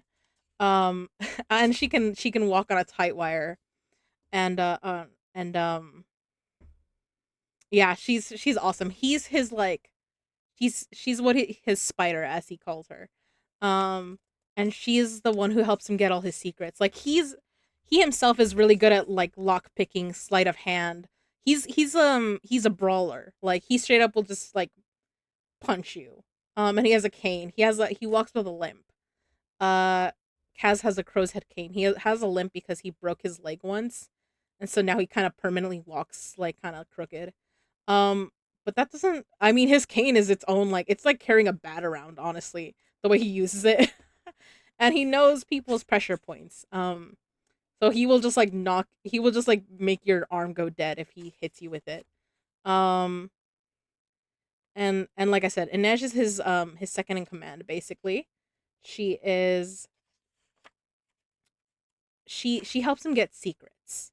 Because sometimes he just can't make he just like being crippled. It kind of means that he can't always get to a place. So it's like she's the one who's like extra mobile for him and will help find she will help him get to places. And he taught her how to lockpick and how to use a knife. And she was unfortunately like a slave for like a pleasure house until he bought her. Well, he bought her like debt basically. So now she works for him. There is also the last of the main trio of thieves is Jesper. Jesper is a sharpshooter. He's Zemeni. He has revolvers, which is kind of interesting for this like time period because people don't really have those kinds of like people have pistols, but they don't really have like you can shoot 6 shots. And he cannot walk away from a gamble or a fight. And then the two newest Dish members, like they've only Nina's only been part of the crows for like 2 hours. I mean for 2 years. And Nina works at a different place at the White Rose. Um but she was a heart render, and so she has like the soldier know-how of how to like stop a heart, how to make someone like how to make the breath in your lungs stop. But she now uses her abilities to like alter moods sometimes. And she can also sort of like manipulate so your face looks different. Like this is kind of like how they do makeup sort of. Like she can take a cloth and like bleed the fabric out and put it on your lips sort of thing. Like she would turn my shirt white to put the same red on my lips. But yeah. What am I missing in chat? Holy shit, wait up. Sounds so good. Summon shout ghost out. No, Kai, no. Oh, someone shout ghost out. Yes. Yay. Okay. My publisher said once my book is out, I will have to do book signings. Oh, I love that. Eli. Kai, hush. I'll time you out. Do it and I'll just come in there and pick you up and put you in my lap while I use your account. That's cool. I love it. I love it. Thanks. Thank you. Thank you, Kay, for shouting out chaos. Welcome. Kay, why are you siding with Kai? Because Eli isn't here. This book sounds cool. It is really cool. Um but yeah, Nina is basically like a witch that can stop your heart if she wants to. And then there's Matthias, who they broke out of jail because she knew him. She kind of put him in jail, but it was on purpose, but it was done for a reason. But then later she couldn't get him out. And Kaz was like, finally, I have a reason for him because they've been hired to do a job which is in Matthias's homeland, which is in Fjerda. And so they're like, we need someone who knows the court, like the ice court, which is like basically it's like they're trying to break into Alcatraz, right? And so yeah, they're like, we need someone who actually knows, like who basically was like a guard there. And the thing is, Matthias and Nina know each other because Matthias was a Druskeli, which is what they call like a witch hunter, or a Grisha hunter. So he hunted Nina at one point, and then through some unfortunate circumstances, we're learning that uh like they sort of help each other. Like they have a past, and it's kind of it seems romantically charged, but he still wants to kill her. She wants to apologize because she's like, I didn't mean for all this to happen, but I also can't really like you're not gonna listen to me explain why I did it either. And so that's how it's going. Um, but yeah, we're on book 2.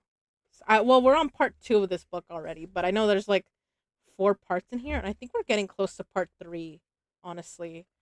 Um, and or did we already pass part 3? Did I like say part 3 already? Yeah, part 3, Heartsick. So we're on the second chapter after. So we're on chapter 18 with Kaz again. Oh, and the last newest member is Wylan. So Wylan is turns out he's the son um of the merchant who like the merchant who hired them to do this job. And so Kaz is like, he's our insurance that we will get paid.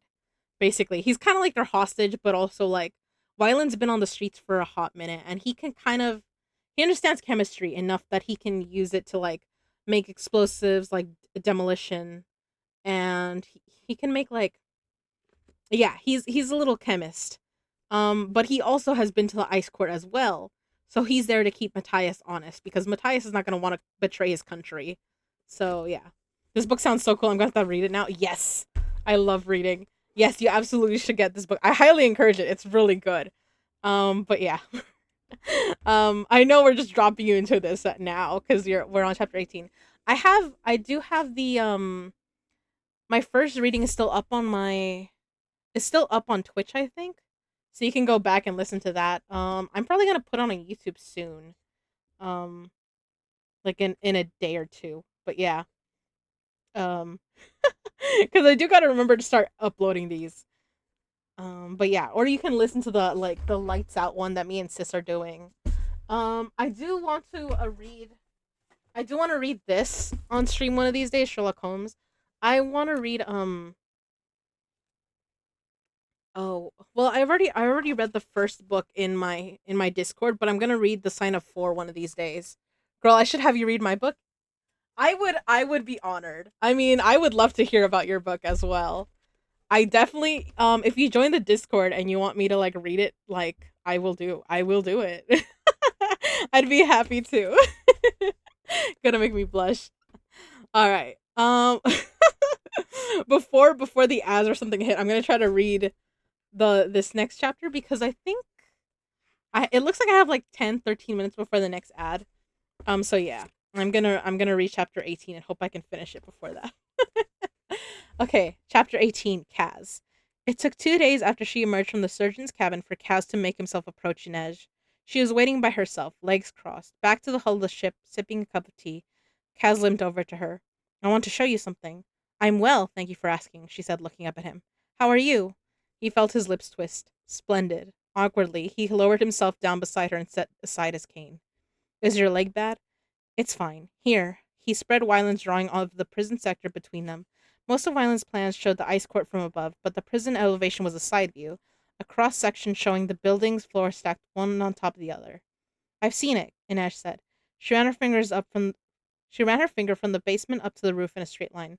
6 stories up a chimney. Can you do it? Her dark brows rose.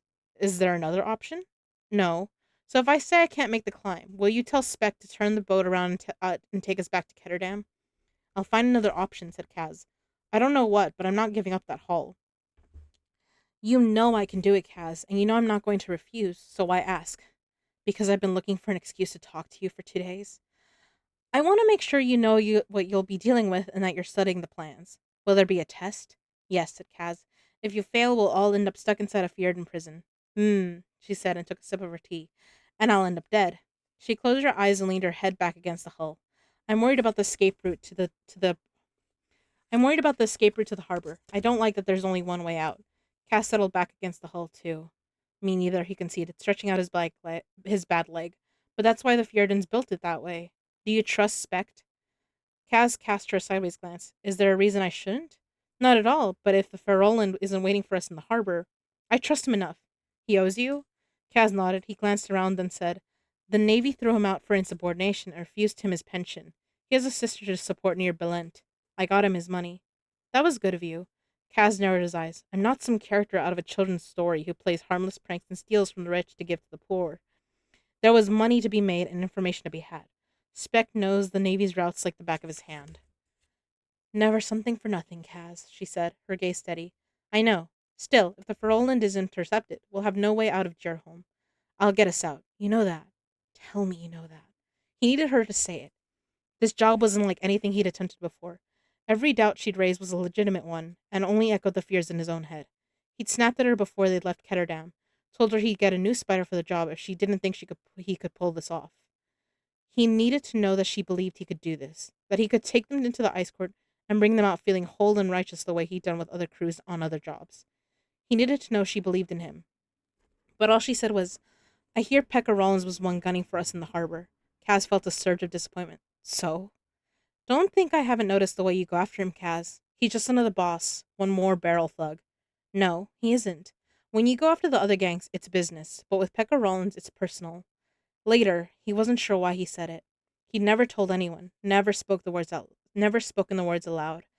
But now Kaz kept his eyes on the sails above them and said, Pekka Rollins killed my brother. He didn't have to see Inesh's face to sense her shock. You had a brother? I had a lot of things, he muttered. I'm sorry. Had he wanted her sympathy? Was that why he told her? Kaz, she hesitated. What would she do now? Try to lay a comforting hand on his arm? Tell him she understood? I'll pray for him, Inesh said. For peace in the next world, if not in this one. He turned his head. They were sitting close together, their shoulders nearly touching. Her eyes were so brown they were almost black, and for once her hair was down. She always wore it tied back in a ruthlessly tight coil. Even the idea of being this near someone should have set his skin crawling. Instead, he thought, what happens if I move closer? I don't want your prayers, he said. What do you want then? The old answers came easily to mind. Money, vengeance. Jordy's voice in my head silenced forever. But a different reply roared to life inside him, loud, insistent, and unwelcome. You, Inej, you. He shrugged and turned away. To die buried on the weight of my own gold. Inej sighed. Then I'll pray you get all you ask for. More prayers, he asked. And what do you want, Wraith? To turn my back on Ketterdam and never hear the name again. Good. He'd need to find a new spider, but he'd be rid of this distraction. Your share of 30 million Kruger can grant that wish, he pushed to his feet. So save your prayers for good weather and stupid guards. Just leave me out of it. Kaz limped to the bow, annoyed with himself and angry with Inej. Why had he sought her out? Why had he told her about Geordie? He'd been irritable and focused for days. He was used to having his wraith around, feeding the crows outside his window, sharpening her knives while he worked at his desk, chastising him with her silly proverbs. He didn't want Inej, he just wanted their routine back. Kaz leaned against the ship's railing. He wished he hadn't said anything about his brother. Even those few words raised the memories, clamoring for attention. What had he said to Giles at the exchange? I'm the kind of bastard they only manufacture in the barrel. One more lie, one more piece of the myth he'd built for himself. After their father died, crushed beneath a plow with his insides strewn across the field like a trail of damp red blossoms, Geordie had sold the farm. Not for much. The Depps and Leons had seen to that, but it was enough to see them safe to Ketterdam and to keep them in modest comfort for a good while. Kaz had been 9, still missing Da, and frightened of traveling from the only home he'd ever known. He held tight to his big brother's hand as they journeyed through miles of sweet, rolling countryside until they reached one of the major waterways and hopped a bog boat that carried produce to Ketterdam. What'll happen when we get there? He'd asked Georgie. I'll get a job as a runner at the exchange, then a clerk. I'll become a stockholder and then a proper merchant, and then I'll make my fortune. What about me? You will go to school. Why won't you go to school? Geordie had scoffed. I'm too old for school. Too smart, too. The first few days in the city were all Geordie had promised. They'd walked along the great curve of the harbors and as the lid, then down East Stave to see all the gambling palaces. They didn't venture too far south, where they'd been warned the streets grew dangerous. They let rooms in a tidy little boarding house not far from the exchange and tried every new food they saw, stuffing themselves sick on quince candy. Cows liked the little omelet stands where you could choose what you liked to put in them. Each morning Geordie went to the exchange to look for work and told Cass to stay in his room. Ketterdam wasn't safe for children on their own. There were thieves and pickpockets and even men who would snap up little boys and sell them to the highest bidder. So Cass stayed inside. He pushed a chair up to the basin and climbed on it so he could see himself in the mirror as he tried to make coins disappear, just as he'd seen a magician do, performing in front of one of the gambling halls. Cass could have watched him for hours, but eventually Geordie had dragged them away. The card tricks had been good, but the disappearing coin kept him up at night. How had the magician done it? It had been there one moment, gone the next. The disaster began with a wind-up dog. Geordie had come home hungry and irritable, frustrated after another wasted day. They say they have no jobs, but they mean they have no jobs for a boy like me. Everyone there is someone's cousin or brother or best friend's son. Cass hadn't been in a mood to try to cheer him up. He was grouchy after so many hours indoors with nothing but coins and cards to keep him company. He wanted to go down to East Stave to find the magician. In the years after, Kaz would always wonder what might have happened if Geordie hadn't indulged him, if they'd gone to the harbor to look at boats instead, or if they'd simply been walking on the other side of the canal. He wanted to believe that might have made the difference, but the older he got, the more he doubted it would have mattered at all. They'd passed the green ride of the Emerald Palace, and right next door, in front of the Gold Strike, there had been a boy selling little mechanical dogs. The toys wound up with a bronze key and waddled on stiff legs, tinny ears flapping. Kaz had crouched down, turning all the keys, trying to get all the dogs waddling at the same time, and the boy selling them had struck up a conversation with Geordie. As it turned out, he was from Liege, not 2 towns over from where Kaz and Geordie had been raised, and he knew a man with the jobs open for runners, not at the exchange, but at an office just down the street. Geordie should come by the next morning, he said, and they could go chat with him together. He'd been hoping to land a job as a runner too. On the way home, Geordie had brought them each hot on the way home, Geordie had bought them each a hot chocolate, not just one to share. Our luck is changing, he said as they curled their hands around the steaming cups, feet dangling over a little bridge. The lights of the stave played over the water. Cass had looked down at their reflections on the bright surface of the canal and thought, I feel lucky now.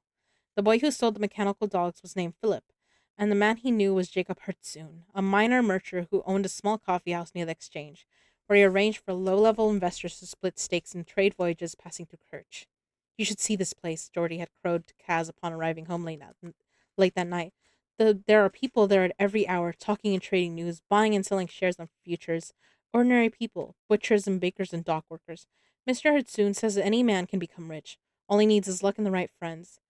The next week was like a happy dream. Geordie and Philip worked for Mr. Hudsoon as runners, carrying messages to and from the dock and occasionally placing orders for him at the exchange or other trading offices.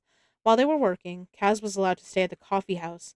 The man who filled drink orders from behind the bar would let him sit up at the counter and practice his magic tricks, and gave Kaz all the hot chocolate he could drink. They were invited to the Hertzun home for dinner, a grand house on the Zelverstraat, with a blue front door and white lace curtains in the windows. Mr. Hertzun was a big man with a ruddy, friendly face and tufty gray sideburns. His wife, Margit, pinched Kaz's cheeks and fed him hutspot made with smoked sausage, and he played in the kitchen with their daughter, Saskia. She was 10 years old, and Kaz thought she was the most beautiful girl he'd ever seen. He and Geordie stayed late in the night, singing songs while Margit played the piano, their big silver dog thumping its tail in hapless rhythm. It was the best Kaz had felt since the sorry. It was the best Kaz had felt since his father died. Mr. Hudsoon even let Geordie put tiny sums down on company stocks. Geordie wanted to invest more, but Mr. Hudsoon always advised caution. Caution. Small steps, lad, small steps. Things got even better when Mr. Hudsoon's friend returned from Novia Zem.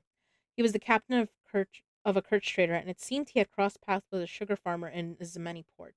The farmer had been in his cups, moaning about how his and his neighbor's cane fields had been flooded. Right now, sugar prices were low, but when people found out how hard it would be to get sugar in the coming months, prices would soar. Mr. Hadzoon's friend intended to buy up all the sugar he could before the news reached Ketterdam.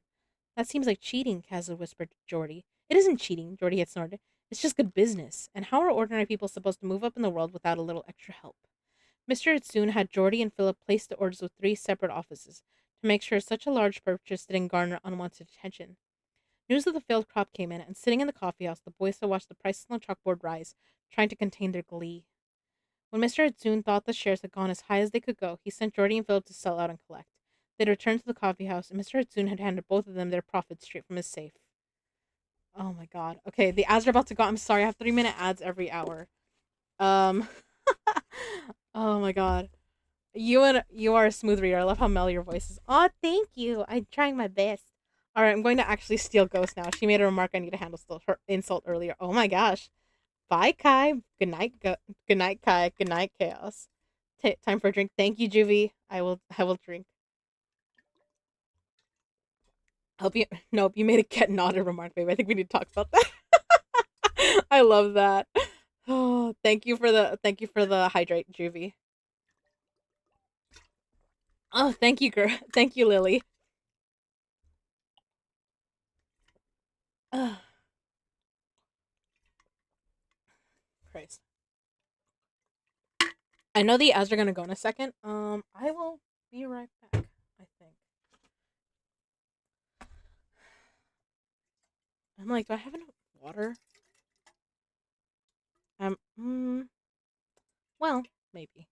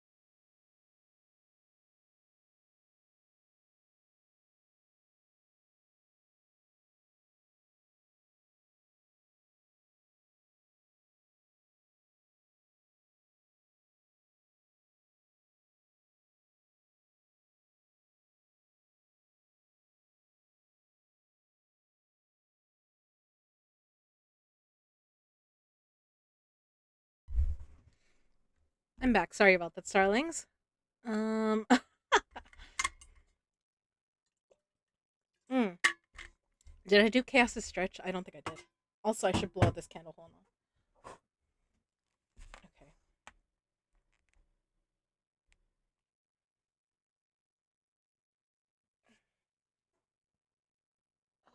great. That feels better. There we go. You ever feel like those cracks, like right here in your chest? I got that just now. It's so good though. I'm like, oh, that's better. Okay. Now that the fire's off, I can put my water back up here. I'm almost out, but I probably plan to end at like 12 though, at midnight, which is in an hour.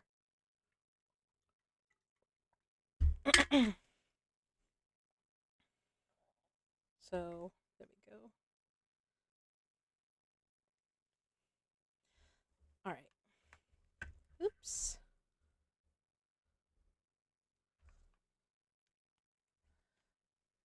There we go. And now I'll continue. Okay.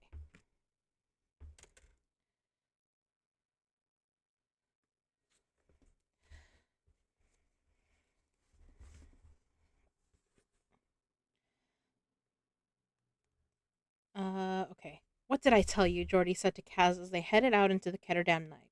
Luck and good friends. Only a few days later, Mr. Hartsoon told them of another tip he'd received from his friend the captain, who'd gotten similar word on the next crop of Jurda. The rains are hitting everyone hard this year, Mr. Hartsoon said. But this time, not only the fields were destroyed, but the warehouses down by the docks and Eames. This is going to be big money, and I intend to go in heavy. Then we should too, said Philip. Mr. Hartsoon had frowned. I'm afraid this isn't a deal for you boys. The minimum investment is far too high for either of you, but there will be more trades to come. Philip had been furious. He'd yelled at Mr. Hartsoon, told him it wasn't fair. He said Mr. Hartsoon was just like the merchants at the exchange, hoarding all the riches for himself, and called Mr. Hartsoon names that had made Kraz cringe. When he'd stormed out, everyone at the coffee house had stared at Mr. Hartsoon's red, embarrassed face. He'd gone back to his office and slouched down in his chair. I can't help the way business is done. The men running the trade want only big investors, people who can support the risk. Jordy and Kaz had stood there, unsure of what to do. Are you angry with me too? Asked Mr. Hartsoon. Of course not, they assured him. Philip was the one was being unfair. I understand why he's angry, said Mr. Hartsoon. Opportunities like this one don't come along often, but there's nothing to be done. I have money, said Jordy. Mr. Hartsoon had smiled indulgently. Jordy, you're a good lad, and someday I have no doubt you'll be a king of the exchange, but you don't have the kinds of funds these investors require. Jordy's chin had gone up. I do, from the sale of my father's farm, and I expect it's all you and Kaz have to live on. That's not something to be risked on trade. No matter how certain the outcome, a child your age has no business.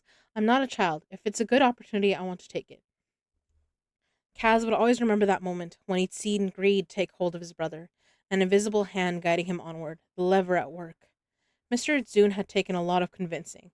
They had all gone back to the Zelverstrat house and discussed it well into the night. Cass had fallen asleep with his hand on the silver dog's side and Saskia's red ribbon clutched in his hand. When Geordie finally roused him, the candles had burned low and it was already morning. Mr. Zune had asked his business partner to come over and draw up a contract for a loan from Geordie. Because of his age, Geordie would loan Mr. Hudsoon the money, and Mr. Hudsoon would place the trade.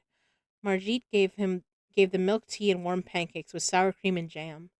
Then they'd all walked to the bank that held the funds from the sale of the farm, and Geordie signed them over. Mr. Zune insisted on escorting them back to their boarding house, and he hugged them at the door. He handed the loan agreement to Geordie and warned him to keep it safe. Now, Geordie said, there is only a small chance that this trade will go bad, but there is always a chance. If it does, I'm relying on you not to use that document to call in your loan. We both must take the risk. We both must take the risk together. I am trusting you. Geordie had beamed. The deal is a deal, he'd said. The deal is a deal, said Mr. Hudsoon proudly, and they shook hands like proper merchants. Mr. Hudsoon handed Geordie a thick roll of kruge for a fine dinner to celebrate. Come back to the coffee house a week from today, and we'll watch the prices rise together. Thanks, Buddha, for the hydrate.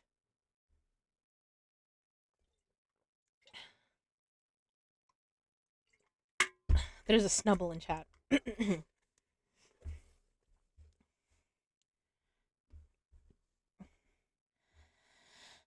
That week they played a Ritter spell and Spiker at the arcades on the lid.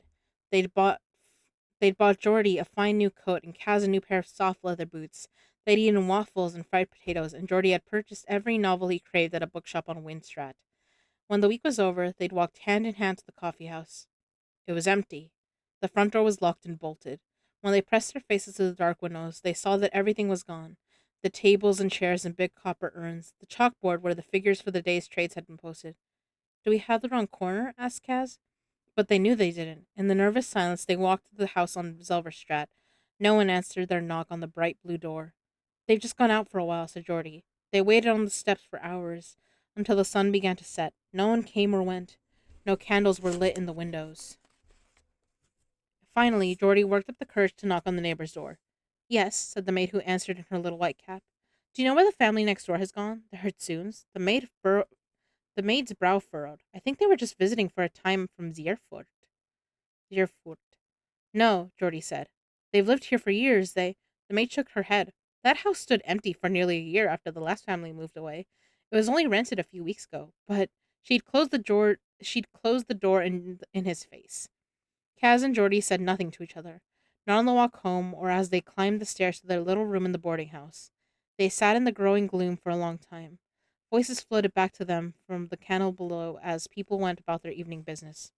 Something happened to them, Geordie said at last. There was an accident or an emergency. He'll write soon. He'll send for us. That night, Kaz took Saskia's red ribbon from beneath his pillow. He rolled it into a neat spiral and clutched it in his palm. He lay in bed and tried to pray, but all he could think about was the magician's coin. There and then gone. Jesus. Okay. All right. Oop. Sorry for knocking the mic. Okay. Chapter 19. Matthias. It was too much. He hadn't anticipated how difficult it would be to see his homeland for the first time in so long. He'd had over a week aboard the Farallon to prepare, but his head had been full of the path he'd chosen, of Nina, of the cruel magic that had taken him from his prison cell and placed him on a boat speeding north beneath a limitless sky, still bound not just by shackles, but by the burden of what he was about to do.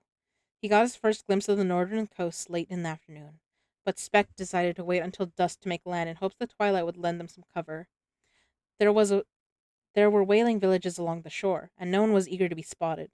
Despite their cover as trappers, the dregs were still a conspicuous group. They spent the night on the ship. At dawn the next morning, Nina had found him assembling the cold weather gear Jesper and Inej had distributed. Matthias was impressed by Inej's resilience, though she still had circles beneath her eyes. She moved without stiffness, and if she was in pain, she hid it well. Nina held up a key. Cass sent me to remove your shackles. Are you going to lock me in again at night? Shut up. Um, sorry. Are you going to lock me in again at night? That's up to Kaz. And you, I suppose. Have a seat. Just give me the key. Nina cleared her throat. He also wants me to tailor you. What? Why? The thought of Nina altering his appearance with her witchcraft was intolerable. We're in Fierda now. He wants you to look a little less like yourself, just in case. Do you know how big this country is? The odds of you being recognized will be considerably higher at the ice court, and I can't make changes to your appearance all at once. Why? I'm not that good a tailor. It's part of our corporality training now, but I just don't have an affinity for it. Matthias snorted. What? She asked. I've never heard you admit you're not good at something. Well, it happens so rarely. He was horrified to find his lips curling in a smile, but it was easy enough to quell when he thought of his face being changed. What does Brecker want you to do to me? Nothing radical. I'll change your eye color, your hair, what you have of it. It won't be permanent. I don't want this. I don't want you near me. It won't take long and it will be painless, but if you want to argue about it with Kaz... Fine, he said, steeling himself. It was pointless to argue with Brecker, not when he could simply taunt Matthias with the promise of the pardon. Matthias picked up a bucket, flipped it over, and sat down. Can I have the key now? She handed it over to him, and he unshackled his wrists as she rooted around in a box she brought over. It had a handle and several little drawers stuffed with powders and pigments in tiny jars. She extracted a pot of something black from a drawer. What is it? Black antimony. Black antimony. She stepped close to him, tilting his chin back with the tip of her finger. Unclench your jaw, Matthias. You're going to grind your teeth down to nothing.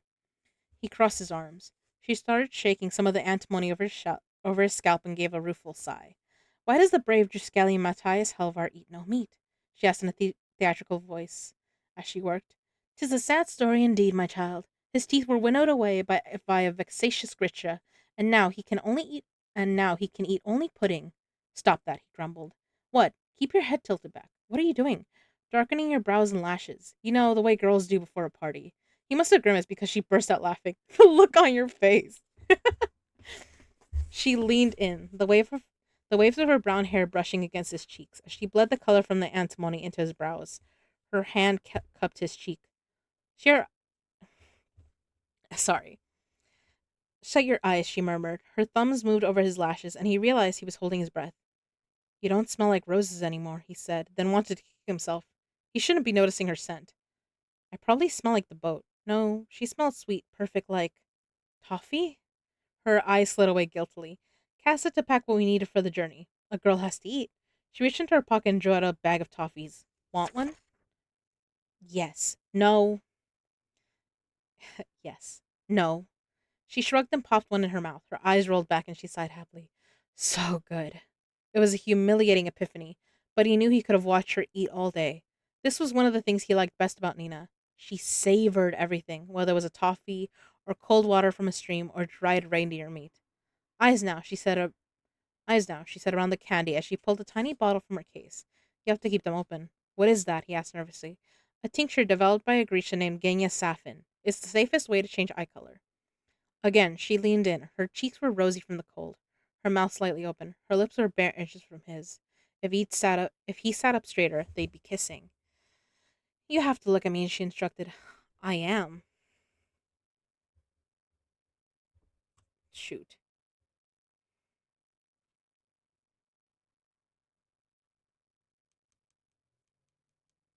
Sorry, I just saw that my stream was buffering, and I'm like, great.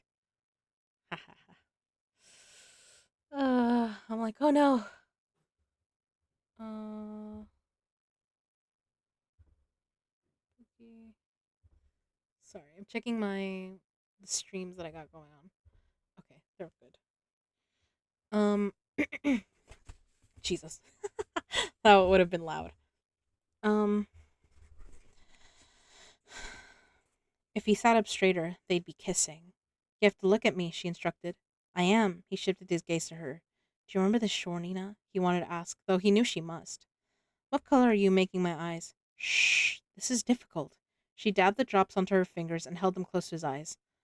Why can't you just put them in? Why can't you just stop talking? Do you want me to blind you? He stopped talking. Finally, she drew back, gaze roving over his features. Brownish, she said, then she winked. Like toffee. What do you intend to do about Bo Yelbayer? She straightened and stepped away, her expression shuddering. What do you mean? He was sorry to see her easy manner go, but that didn't matter. He glanced over his shoulder to make sure no one was listening. You know exactly what I mean. I don't believe for a second you'll let these people hand Boyle Bayer over to the Kirch Merchant Council. She put the bottle back in one of the little drawers. We'll have to do this at least 2 more times before we get to the ice court so I can deepen the color. Get your things together. Kaz wants us ready to leave on the Kaz wants us ready to leave on the hour. She snapped the top of the case closed and picked up the shackles. Then she was gone. By the time they bid their goodbyes to the ship's crew, the sky had turned from pink to gold. See you in Jerhome Harbor, Specht called. No mourners. No funerals. No funerals, the others replied. Strange people. Brecker had been frustratingly tight-lipped about how exactly they were going to reach Boyle Bayer and then get out of the ice court with the scientists in tow. But he'd been clear that once they had their prize, the Faroland was their escape route.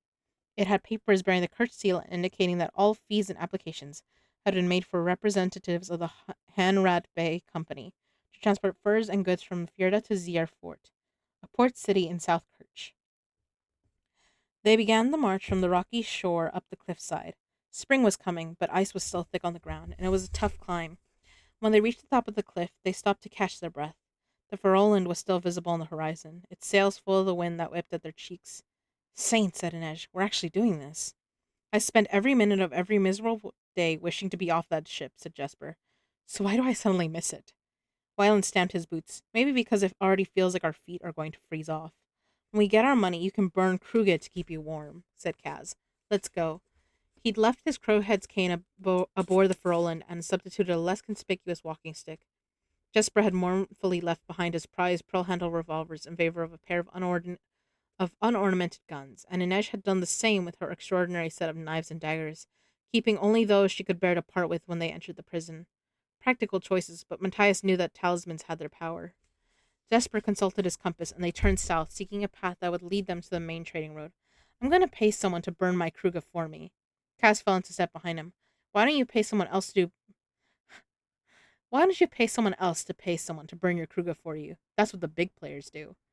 You know what the really big bosses do? They pay someone to pay someone to. Their voices trailed off as they stomped ahead, and Matthias and the others followed after. But he noticed that each of them cast a final backward glance at the vanishing Faroland.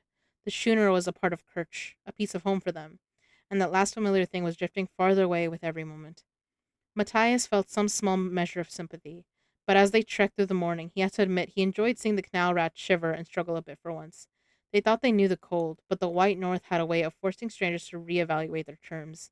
They stumbled and staggered, awkward in their new boots, trying to find the tricks of walking in a hard crusted snow, and soon Matthias was in the lead, setting the pace, though Jesper kept a steady eye on his compass. Put your. Matthias paused and had to gesture to Wylan. He didn't know the Kirch word for goggles or even snow for that matter. They weren't terms that came up in prison. Keep your eyes covered, or you could damage them permanently. Man went blind this far north. They lost lips, ears, noses, hands, and feet. The land was barren and brutal, and that was all most people saw. But to Matthias, it was beautiful. The ice bore the spirit of Gel. It had color and shape and even a scent if you knew how to seek it out. He pushed ahead, feeling almost at peace, as if here Gel could hear him and ease his troubled mind. The ice brought back memories of childhood, of hunting with his father. They lived farther south, near Halmhend, but in the winters that part of Fjerda didn't look much different from this world, a world of white and gray, broken by grooves of black-limbed trees and jutting clusters of rock that seemed to have risen up from nowhere, shipwrecks on a bare ocean floor. The first day trekking was like a cleansing, little talk, the white hush of the north welcoming Matthias back without judgment. He expected more complaints, but even Wylan had simply put his head down and walked. They're all survivors, Matthias understood. They adapt. When the sun began to set, they ate their rations of dried beef and hardtack and collapsed into their tents without a word. But the next morning brought an end to the quiet and Matthias's fragile sense of peace. Now that they were off the ship and away from its crew, Cass was ready to dig into the details of the plan. If we get this right, we're going to be in and out of the ice court before the Fjordans even ever know where their prize scientist is gone, Cass said, as they shouldered their packs and continued to push south. When we enter the prison, we'll be taken to the holding area beneath the men's and women's cell blocks to await charges. If Matthias is right and the procedures are still the same, the patrols only pass through the holding cells 3 times a day for head counts. Once we're out of the cells, we should have at least 6 hours to cross to the embassy. Locate Yul Bayor on the White Island and get him down to the harbor before they realize anyone is gone. What about the other prisoners in the holding cells? Matthias asked. We have that covered. Matthias scowled, but he wasn't particularly surprised. Once they were in those holding cells, Kaz and the others would be at their most vulnerable. It would take only a word to the guards for Matthias to put an end to all their scheming. That was what Brum would do, what an honorable man would choose. Some part of Matthias had believed that coming back to Fjerda would return him to his senses, given the strength to forsake this mad quest. Instead, it had only made his longing for home, for the life he'd once lived among his Skelly brothers, more acute. Once we're out of the cells, Cass continued, Matthias and Jesper will secure a rope from the stables, while Wylan and I get Nina and Inej out of the women's holding area. The basement is our meat. That's where the incinerator is, and no one should be in the laundry after the prison shuts down for the night. While Inej makes the climb, Wylan and I scour the laundry for anything he can use for demo. And just in case the Fjordans decide to stash Boyle Bayer in the prison to make life easy on us, Nina, Matthias, and Jesper will search the top levels. Nina Matthias, Jesper asked. Far be it from me to doubt anyone's professionalism, but is that really the ideal pairing? Matthias bit down on his anger. Jesper was right, but he hated being discussed in this way. Matthias knows prison procedure, and Nina can handle any guards without a noisy fight. Your job is to keep them from killing each other. Because I'm the diplomat of the group? There is no diplomat of the group. Now listen, Cass said. The rest of the prison isn't like the holding area. Patrols in the cell block rotate every 2 hours, and we don't want to risk anyone sounding an alarm, so be smart. We coordinate everything to the chiming of the elder clock. We're out of the cell right after 6 bells. We're up to the incinerator and roof by 8 bells. No exceptions. And then what? Asked Wyland. We cross the embassy sector roof and get access to the glass bridge through there. We'll be on the other side of this checkpoint, said Matthias, unable to keep a hint of admiration from his voice. The guards on the bridge will assume we passed through the embassy gate and had our papers scrutinized there. Wyland frowned. In prisoner uniforms? Phase 2, said Jesper. The fake. That's right, said Kaz. Inej, Nina, Matthias, and I will borrow a change of clothes from one of the delegations, and a little something extra for our friend Boyel Bayer when we find him, and stroll across the glass bridge. We locate Yul Bayer and get him back to the embassy. Nina, if there's time, you'll tell him as much as possible, but as long as we don't trigger any alarms, no one is going to notice one more shoe among the guests. Unless Matthias managed to get to the scientist first. If he was dead when the others found him, Kaz couldn't hold Matthias responsible. He'd still get his pardon. And if he'd never managed to separate from the group, a shipboard accident might still befall Yul Bayer on the journey back. So what I'm getting from this, said Jesper, is that I'm stuck with Wylan. Unless you've suddenly acquired an encyclopedic knowledge of the White Island, the ability to pick locks, scale unscalable walls, or flirt confidential information out of high level officials, yes. Besides, I want two sets of hands making bombs. Jesper looked mournfully at his guns. Such potential wasted. Nina crossed her arms. Let's say this all works. How do we get out? We walk, Cass said. That's the beauty of the plan. Remember what I said about guiding the Mark's attention? At the embassy gate, all eyes will be focused on guests coming into the ice court. People leaving aren't a security risk. Then why the bombs? Asked Wylan. Precautions. There are 7 miles of road between the ice court and the harbor. If someone notices Boyel Bayer is missing, we're going to have to cover the territory fast. He drew a line in the snow with his walking stick. The main road crosses a gorge. We blow the bridge, no one can follow. Matthias put his head in his hands, imagining the havoc these low creatures were about to wreak on his country's capital. It's one prisoner, Helvar, said Kaz. And a bridge, Wyland put in hopefully. And anything we have to blow up in between, added Jesper. Everyone shut up, Tice growled. Jesper shrugged. Theodens. I don't like any of this, said Nina. Kaz raised a brow. Well, at least you and Helvar found something to agree on. Farther south they traveled, the coast long gone, the ice broken more and more by slashes of forest, glimpses of black earth and animal tracks, proof of the living world, the heart of a jail beating always. The questions from the others were ceaseless. How many guard towers are on the White Island again? Do you think Gil Bayer will be in the palace? There are guard barracks on the White Island. What if he's in the barracks? What if he's in the barracks?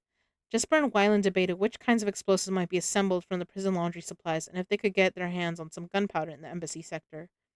Nia tried to help Inej estimate what her pace would have to be to scale the incinerator shaft with enough time to secure the rope and get the others to the top.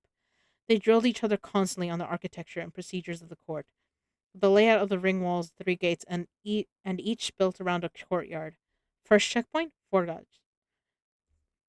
First checkpoint, 4 guards. Second checkpoint, 8 guards. Ring wall gates, 4 when the gate is non-operational. They were like a maddening chorus of crows squawking in Matthias's ear. Traitor, traitor, traitor. Yellow protocol, asked Kaz. Sector disturbance, said Inej. Red protocol? Sector breach. Black protocol. We're all doomed, said Jesper. That about covers it, Matthias said, pulling his hood tighter and trudging ahead. They even made him imitate the different patterns of the bells.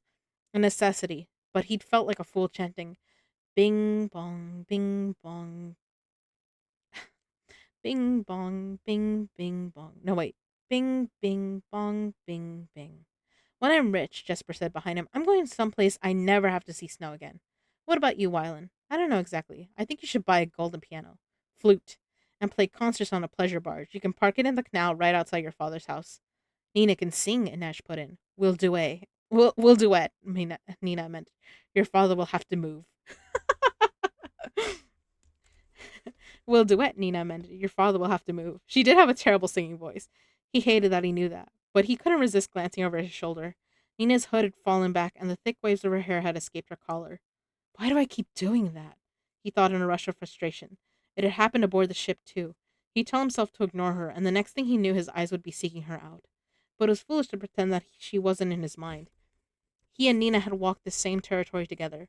If his calculations were right, they'd washed up only a few miles from where the Ferroland had put into shore. It had started with a storm, and in a way, the storm had never ended. Nina had blown into his life with the wind and rain and set his world spinning. He'd been off balance ever since. The storm had come out of nowhere, tossing the ship like a toy on the waves. The sea had played along until it had tired of the game and dragged their boat under in a tangle of rope and sail and screaming men. Matthias remembered the darkness of the water, the terrible cold, the silence of the deep. Next thing he knew, he was spitting up salt water, gasping for breath. Someone had an arm around his chest, and they were moving through the water. The cold was unbearable, yet somehow he was bearing it. Wake up, you miserable lump of muscle. Clean, feared, and pure, spoken like a noble. He turned his head and was shocked to see that young witch they'd captured on the southern coast of the Wandering Isle had hold of him and was muttering to herself in Rakhan. He'd known she wasn't really Kalish. Somehow she'd gotten free of her bonds in the cages.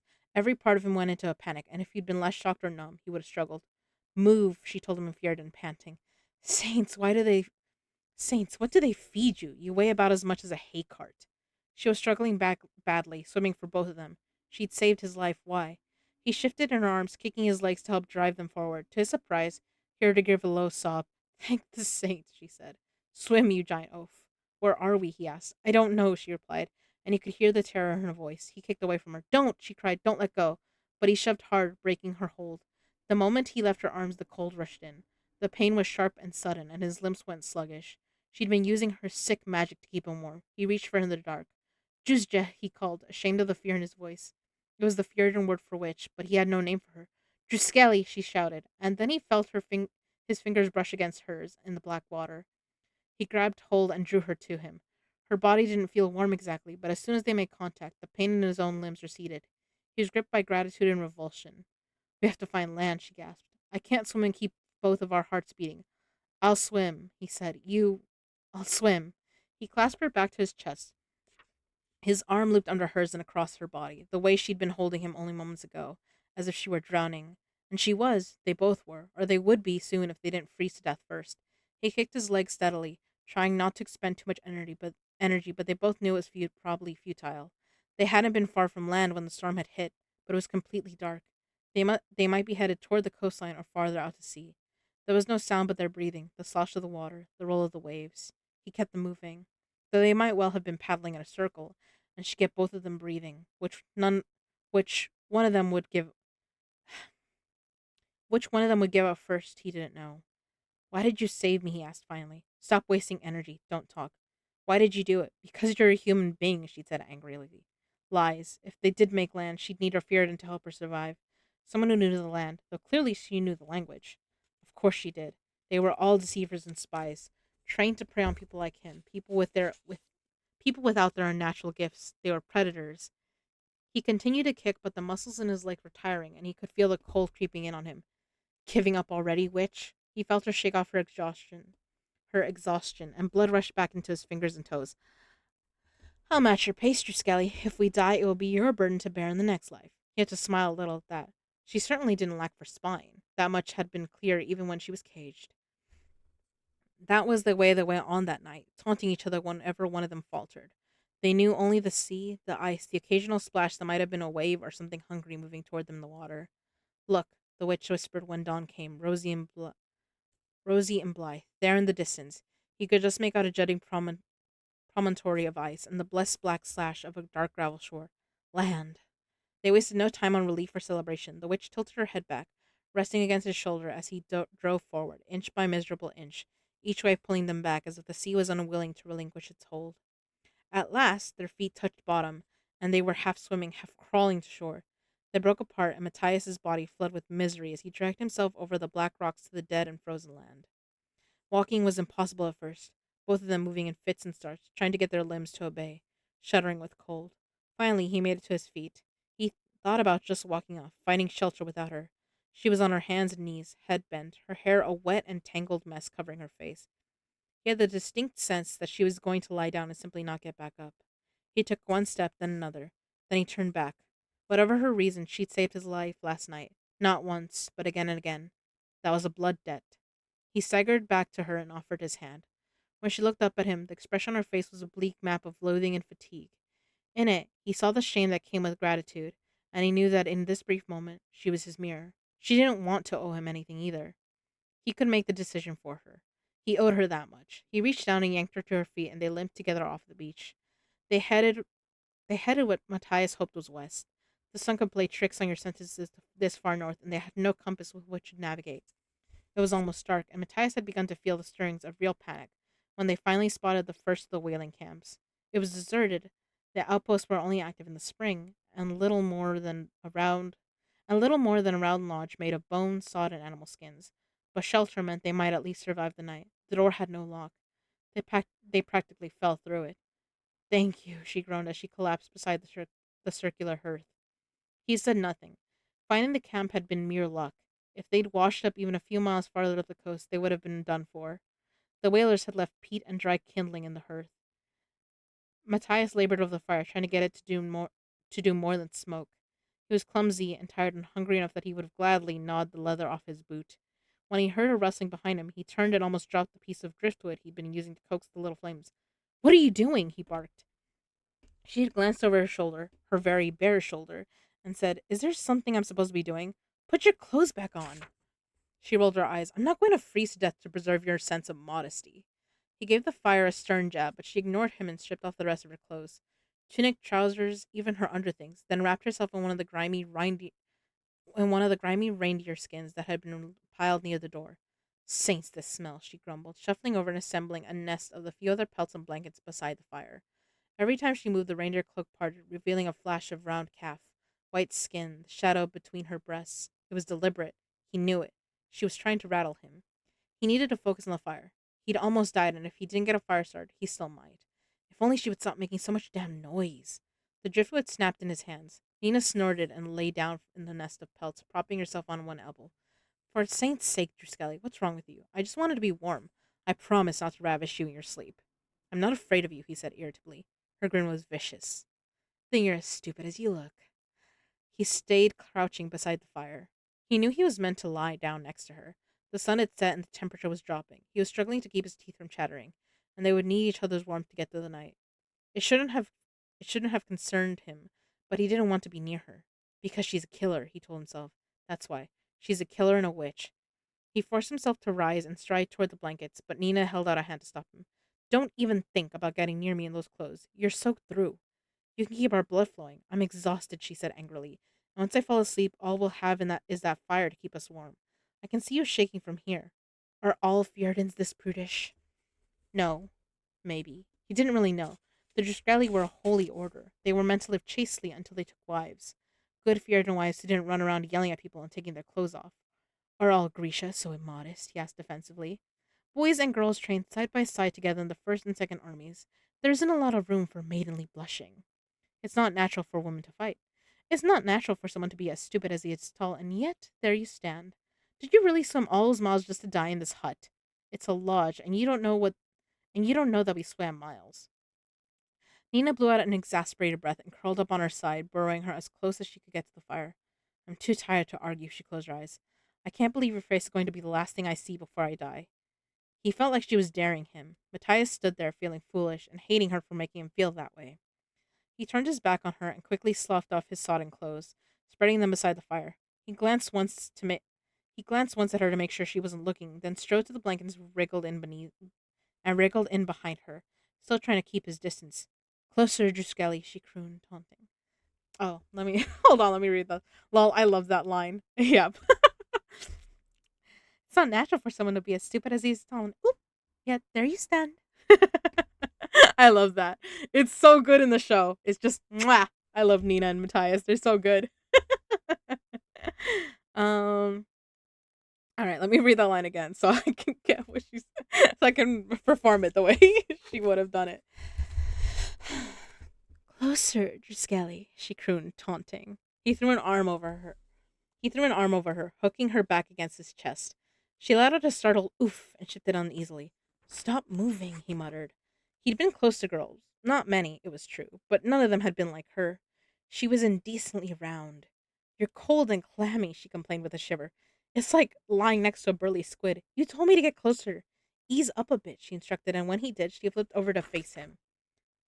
"What are you doing?" he asked, pulling back in a panic. "Relax, Druskelly. This isn't where I have my way with you."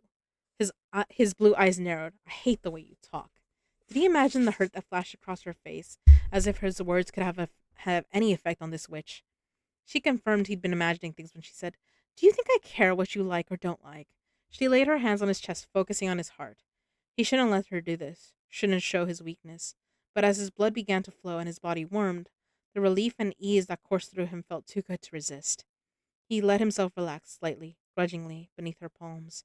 She flipped over and pulled his arm back around her. "You're welcome, you big idiot." He'd lied. He did like the way she talked. He still did. He could hear her yammering to Inej somewhere behind him, trying to teach her Fjerdan words. "No, Hring Hringhail. You have to hang on the last syllable a bit. Pringala? Tried tried Inej. Better, but here. It's like Kirch is a gazelle. It hops from word to word, she pantomimed. Fëridan is like gulls, all swoops and dives. Her hands became birds riding currents on the air. At the moment, she looked up and caught him staring. He cleared his throat. He cleared his throat. Do not eat the snow, he counseled. It will only dehydrate you and lower your body temperature. He plunged forward, eager to be up the next hill with some distance between them. But as he came over the rise, he halted dead in his tracks. He turned around, holding out his arms. Stop! You don't want to. But it was too late. Nina clapped her hands over her mouth. Inej made some kind of warding sign in the air. Jesper shook his head, and Wylan gagged. Kaz stood like a stone, his expression inscrutable. The pyre had been made on a bluff. Whoever was responsible had tried to build a fire in the shelter of a rock outcropping, but it hadn't been enough to keep the flames from dying out in the wind. 3 stakes had been driven into the icy ground, and 3 charred bodies were bound to them, their blackened, cracked skin still smoldering. Gezin, swore Wylan. What is this? This is what Fëridans do to Grisha, Nina said. Her face was slack, her green eyes staring. It's what criminals do, said Matthias, his inside churning. The pyres have been illegal since Nina whirled on him and shoved his chest hard. Don't you dare, she seethed, fury burning like a halo around her. Tell me the last time someone was prosecuted for putting a Grisha to the flames. Do you even call it murder when you put down dogs? Nina, do you have a different name for killing when you wear a uniform to do it? They heard it then, a moan, like a creaking wind. Saints, Jesper said. One of them is alive. The sound came again, thin and keening, from the black hulk of the body on the far right. It was impossible to tell the shape was male or female. Its hair had burned away, its clothing fused to its limbs. Black fake Black flakes of skin had peeled away in places, showing raw flesh. A sob tore from Nina's throat. She raised her hands, but she was shaking too badly to use her powers to end the creature's suffering. She turned her tear-filled eyes to the others. Please, someone. Jesper moved first. 2 shots rang out, and the body fell silent. Jesper returned his pistols to their holsters. Damn it, Jesper, Kaz growled. You just announced our presence for miles. So they think we're so they think we're a hunting party. You should have let Inej do it. I didn't want to do it, Inej said quietly. Thank you, Jesper. Kaz's jaw ticked, but he said nothing more. Thank you, Nina choked out. She plunged ahead over the frozen ground, following the shape of the path through the snow.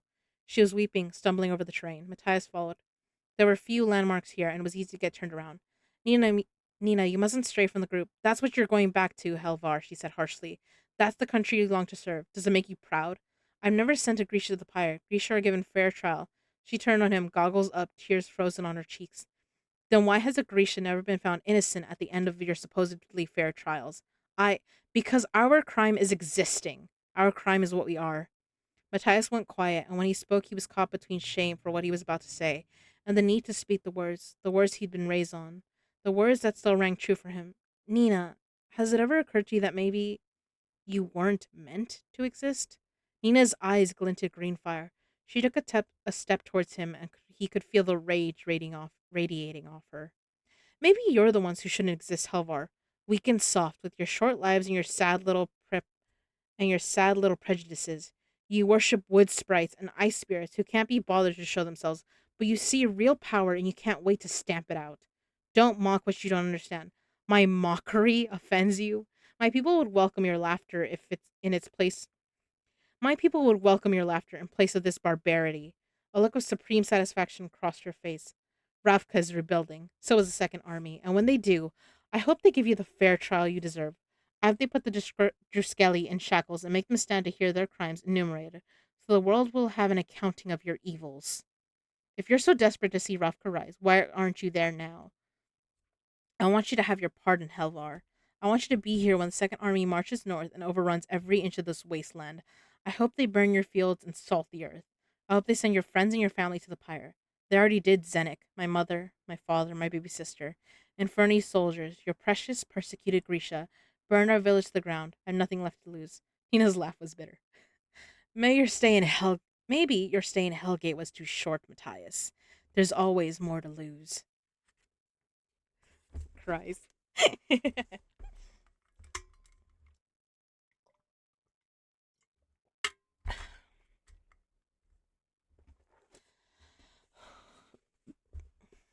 Chapter 20. Nina.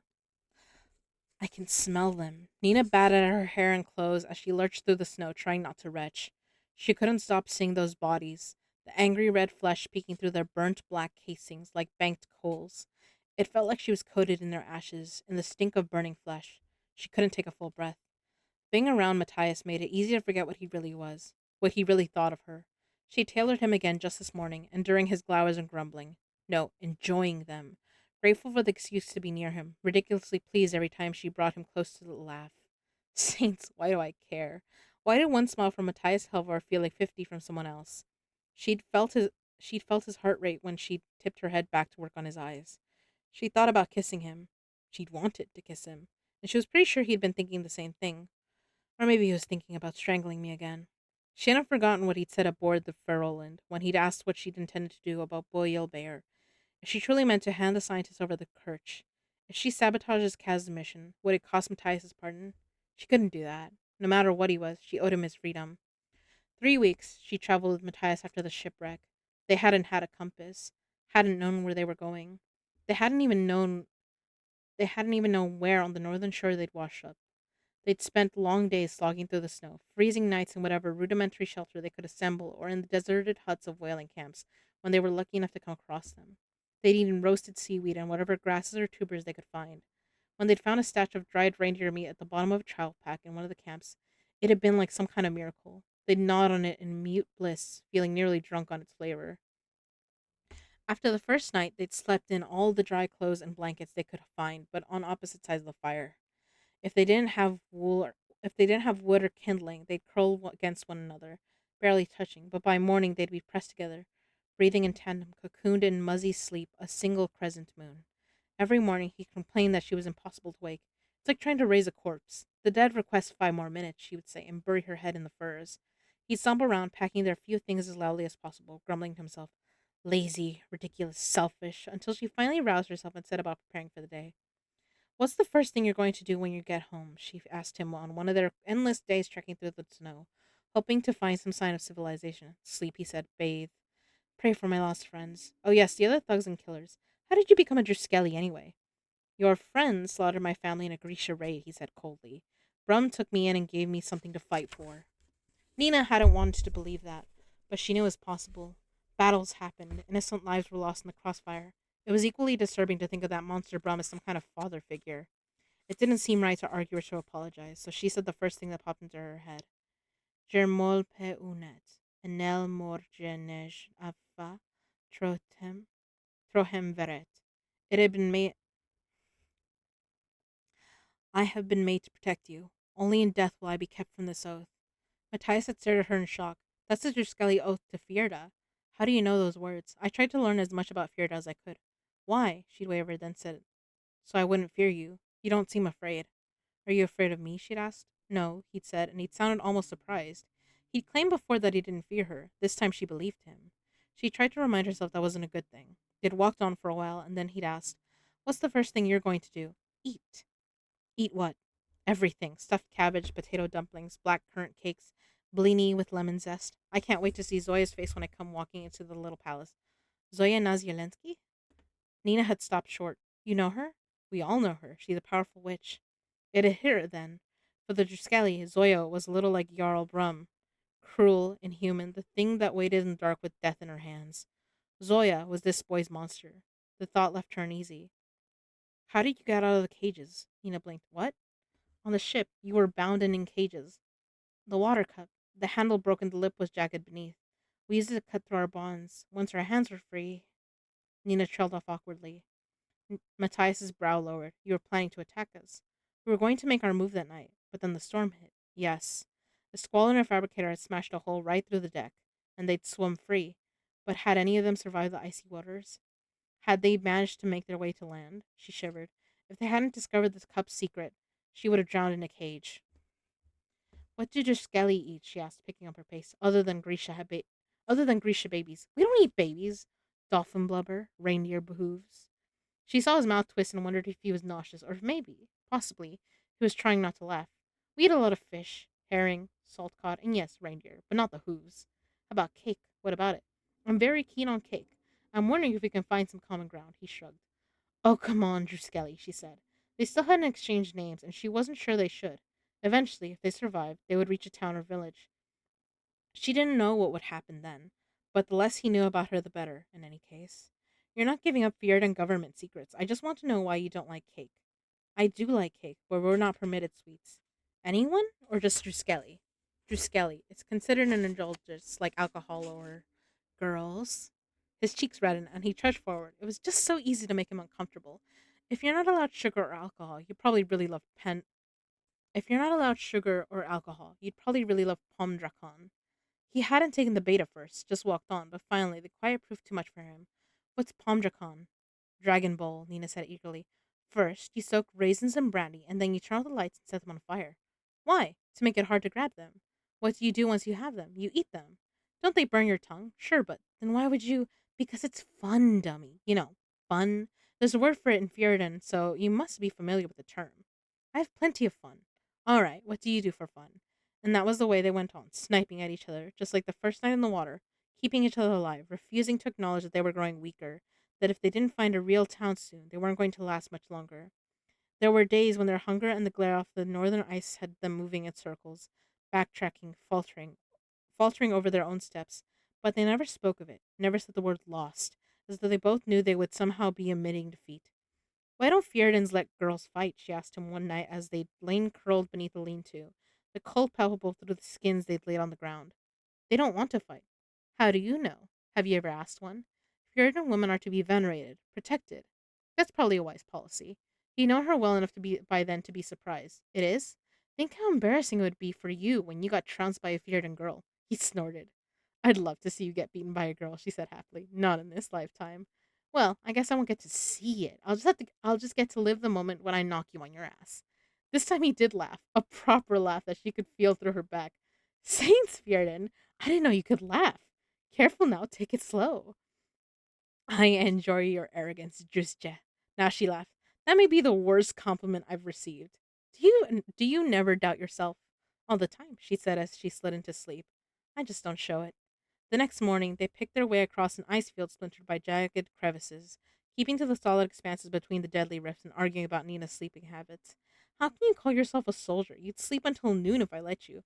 What does that have to do with anything? Discipline, routine. Does it mean nothing to you? Jell, I can't wait to have a bed to myself again. Right, said Nina. I can feel just how much you hate sleeping next to me. I feel it every morning. Matthias flushed bright scarlet. Why do you have to say things like that? Because I like it when you turn red. It's disgusting. You don't need to make everything lewd. If you would just relax, I don't want to relax. Why? What are you so afraid will happen? Afraid you might start to like me? He'd said nothing. Despite her fatigue, she trotted ahead of him. That's it, isn't it? You don't want to like a Grisha. You're scared that if you laugh at my jokes or answer my questions, you might start to think I'm human. Would that be so terrible?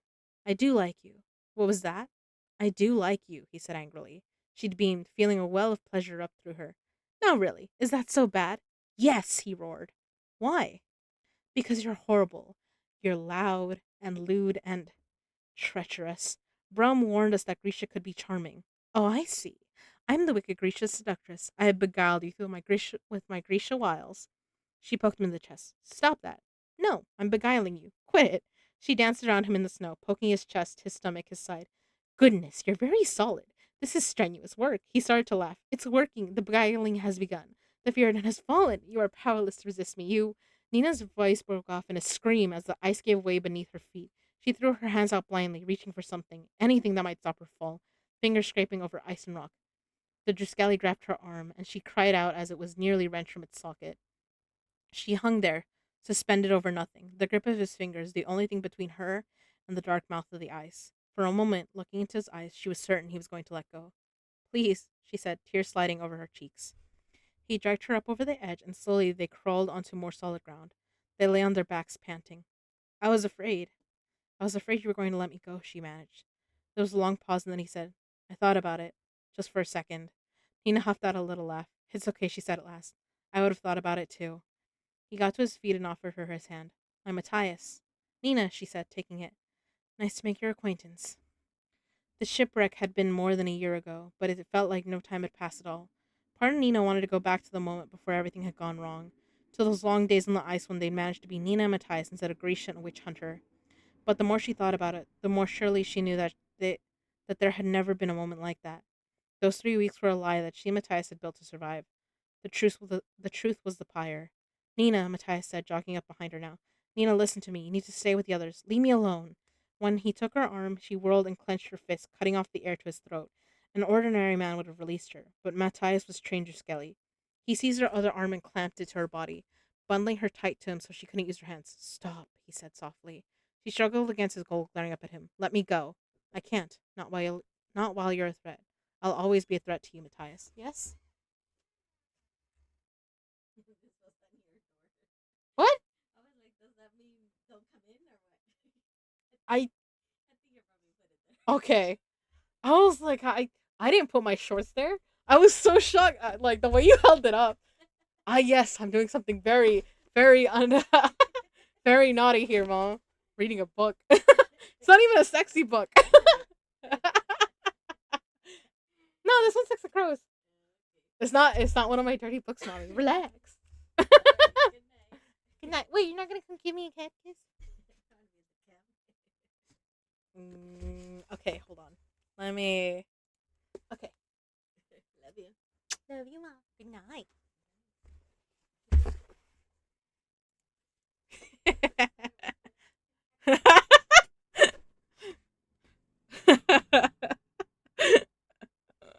That's funny. It's like that college thing of people putting like a sock on the doorknob. Never done that before. That's so funny. Oh my god. I will always be a threat to you, Matthias. The corner of his mouth pulled up in a rueful smile. His eyes were almost sorrowful. I know. Slowly he released her. She stepped back. What will I see when I get to the ice court? She demanded. You're frightened. Yes, she said, chin jutting up defiantly. There was no point denying it. Nina, tell me. I need to know. Torture chambers, a pyre blazing from a rooftop. They don't use pyres at the court anymore. Then what? Drawing and quartering, firing squads. Then what? Drawing and quartering, firing squads. Does the royal palace have a view of the gallows? I've had enough of your judgments, Nina. This has to stop. He's right. You can't go on this way. Jesper was standing in the snow with the others. How long had they been there? Had they seen her attack Matthias? Stay out of this, Nina snapped. If you two keep fighting, you're going to get us all killed, and I have a lot more card games I need to lose. You must find a way to make peace, said Inej, at least for a while. This is not your concern, Matthias growled. Cass stepped forward, his expression dangerous. It is very much our concern, and watch your tone. Matthias threw up his hands. You've all been taken in by her. This is what she does. She makes you think she's your friend, and then Inej crossed her arms. Then what? Let it go, Nina. Let it go, Inej. No, Nina, Matthias said. Tell them. You said you were my friend once. Do you remember? He turned to the others. We traveled together for 3 weeks. I saved her life. We saved each other. When we got to Elling, I could have revealed her to the soldiers we saw there at any time, but I didn't. Matthias started pacing, his voice rising as if the memories were getting the better of him. I borrowed money. I arranged lodging. I was willing to betray everything I believed in for the sake of her safety. When I saw her down to the docks so we could try to book passage, there was a Kurtz trader there, ready to set sail. Matthias was there again. Standing on the docks with her, he could see it in his eyes. Ask her what she did then, this honorable ally, this girl who stands in judgment of me and my kind. No one said a word, but they were watching, waiting. Tell them, Nina, he demanded. They should know how you treat your friends. Nina swallowed, then forced herself to meet their gazes. I told the Kirsch that he was a slaver and that he'd taken me prisoner. I threw myself on their mercy and begged them to help me. I had a seal I'd taken from a slaving ship we'd raided near the Wandering Isles. I used it as proof. She couldn't bear to look at them. Kaz knew, of course. She'd had to tell him the charges she'd made and tried to recant when she was begging for his assistance. But Kaz had never probed, never asked why, never chastised her. In a way, telling Kaz had been a comfort. There could be no judgment from a boy known as Dirty Hands. Okay, the ads are about to go. I'm so sorry. The 3 minute ads are gonna go. We're gonna continue. I'll probably finish this chapter. Maybe I'll read the next one, okay? And then we'll stop. Yeah, because the next one is gonna be right before the part 4, and then yeah. So I'm gonna read this chapter in the end. But yeah, and then we'll stop for today. Oh Christ, my voice is getting a little raw. Um, I gotta. Let me see. Let me see who else is live. Ooh, Silver's live. Okay, and Buddha. So I gotta put them on my tabs. Yoshi's no longer live.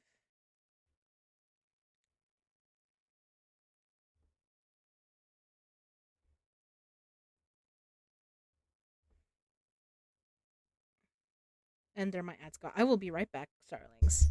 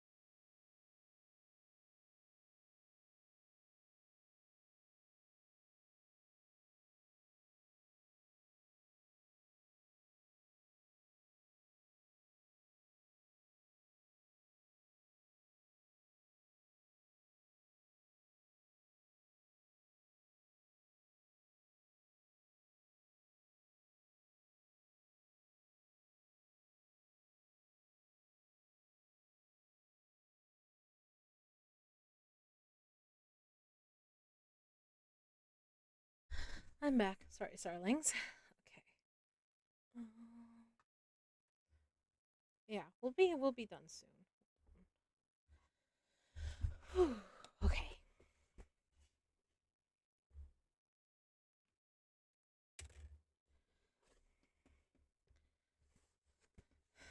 But now the truth was there for everyone to see.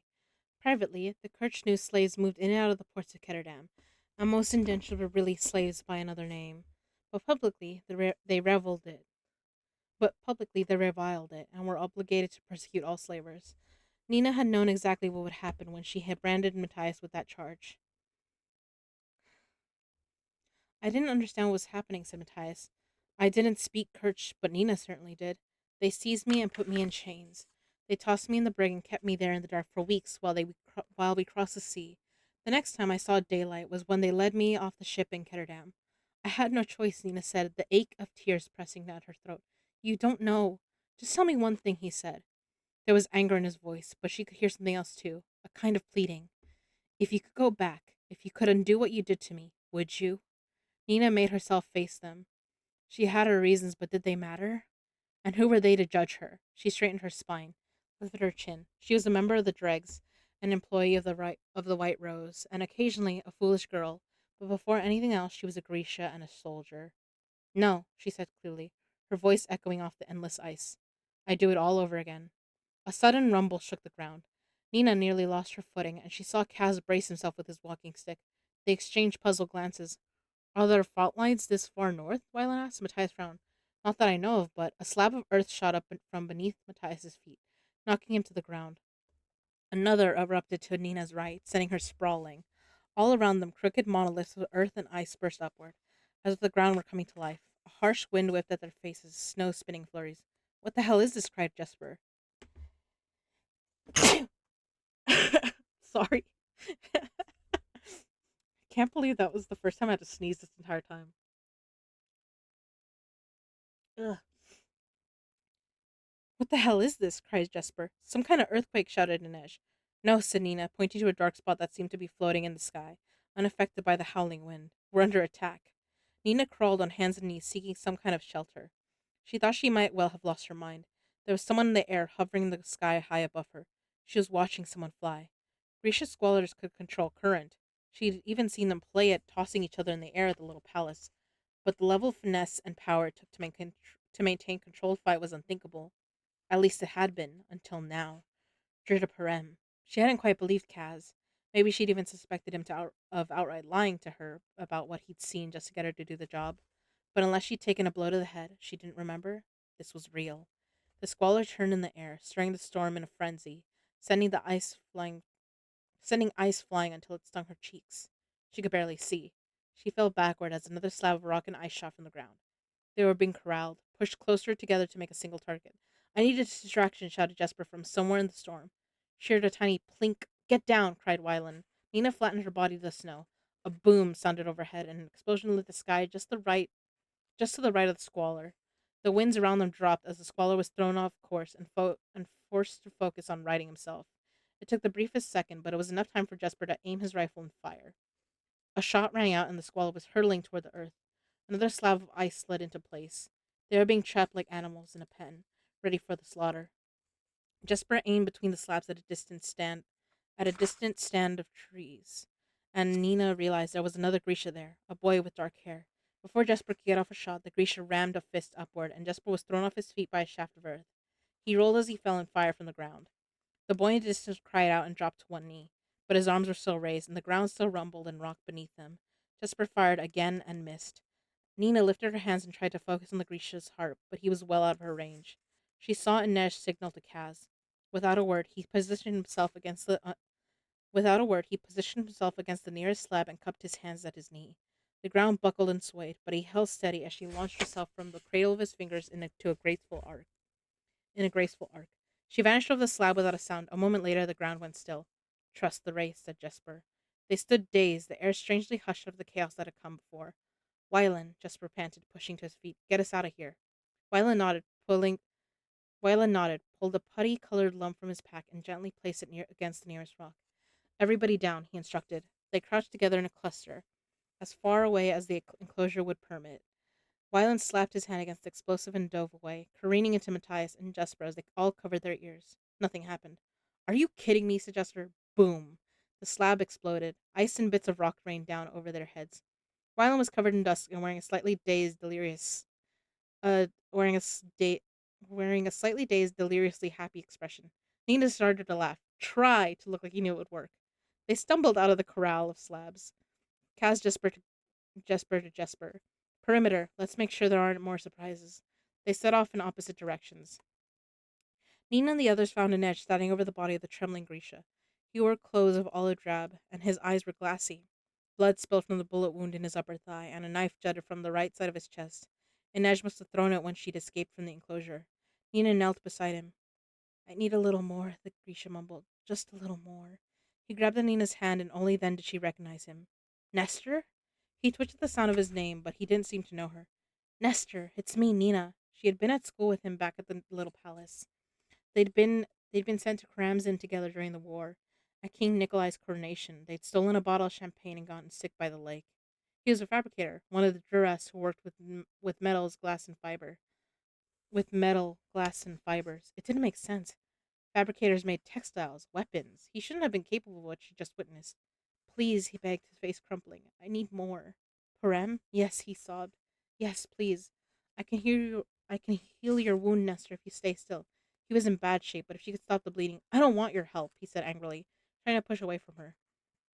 She tried calming him, lowering his pulse, but she was afraid of stopping his heart. Please, Nestor, please be still. He was screaming now, fighting her. Hold him down, she said. Matthias moved to help, and Nestor threw up his arms. The ground rose in a rippling sheet, thrusting Nina and the others back. Nestor, please, let us help you. He stood up, staggering on his wounded leg, pulling at the knife pulling at the knife buried in his chest. Where are they? He screamed. Where did they go? Who? The shoe, he wailed. Where did they go? Come back. He took a wobbling step, then another. Come back. He fell face forward into the snow. He didn't move again. Nina rushed to his side and turned him over. There was snow in his eyes and his mouth. She placed her hands on his chest, trying to restore his heartbeat, but it was no good. If he hadn't been ravaged by the drug, he might have survived his wounds, but his body was weak, and the skin tight to his bones, and so pale it seemed transparent. This isn't right, Nina thought miserably. Practicing the small science made Grisha healthier, stronger. It was one of the things she loved most about her power, but the body had limits. It was as if the drug had caused Nestor's power to outpace his body. It had simply used him up. Kaz and Jesper returned panting. Anything? Asked Matthias. Jesper nodded. A party of people heading south. He was calling out for the shoe, Nina said. We knew the shoe would send a team to retrieve Boyle Bayer, said Kaz. Jesper looked down at Nestor's motionless body. But we didn't know they'd send Grisha. How can we be sure they aren't mercenaries? Kaz held up a coin emblazoned with a horse on one side and two cross keys on the other. This was in the squalor's pocket, he said, tossing it to Jesper. It's a shoe wenye, the coin of passage. This is a government mission. How did they find us? Inej asked. Maybe Jesper's gunshots drew them, said Kaz. Jesper bristled and pointed at Nina and Matthias. Or maybe they heard these two shouting at each other. They could have been following us for miles. Nina tried to make sense of what she was hearing. Shouldn't use Grisha as soldiers, and they weren't like the Fjordans. They didn't see Grisha power as unnatural or repulsive. They were fascinated by it, but they still viewed Grisha as less than human. The Shu government had been capturing and experimenting on Grisha for years in an attempt to locate the source of their power. They would never use Grisha as mercenaries, or at least that had been the case before. Maybe Parem had changed the game. I don't understand, said Nina. They had reared a Parem. Why go after Boyle Bayer? It's possible they have a stash of it, but can't reproduce this process, Cass said. That's what the Merchant Council seemed to think. Or maybe they just want to make sure Yul Bayer doesn't give the formula to anyone else. Do you think they'll use drug Grisha to try to break into the ice court? Inej asked.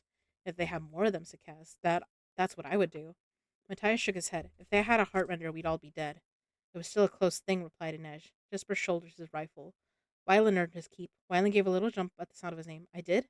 Well, you made a down payment. Let's move, said Kaz. We need to bury them, Nina said. The ground's too hard and we don't have the time. The Shu team is still moving toward Gerholm. We don't know how many other Grisha they may have, and Pekka's team could already be inside. We can't just leave them for the wolves, she said, her throat tight. Do you want to build them a pyre? Go to hell, Brecker. Do your job, Zenek, he shot back. I didn't bring you to Fierda to perform funeral rites. She lifted her hands. How about I crack your skull open like a robin's egg? You don't want to look at what's inside my head, Nina dear. Took a step forward, but Matthias moved in front of her. Stop, he said. I'll do it. I'll help you dig the grave. Nina stared at him. He took a pick from his gear and handed it to her, then took another from Jesper's pack. Head due north from here. Head head due south from here, he said to the others. I know the terrain and I'll make sure we catch up to you by nightfall. We'll move faster on our own. Kaz looked at him steadily. Just remember that part in Helvar. Are we sure it's a good idea to leave them alone? Wylan asked as they moved down the slope. No, replied Inej. But we're still doing it. We can trust them now or we trust them later, Cass said. Are we going to talk about Matthias's little revelation about Nina's loyalties? Asked Jesper. Nina could just make out Kaz's reply. Pretty sure most of us don't have stalwart or true checked off on our resumes.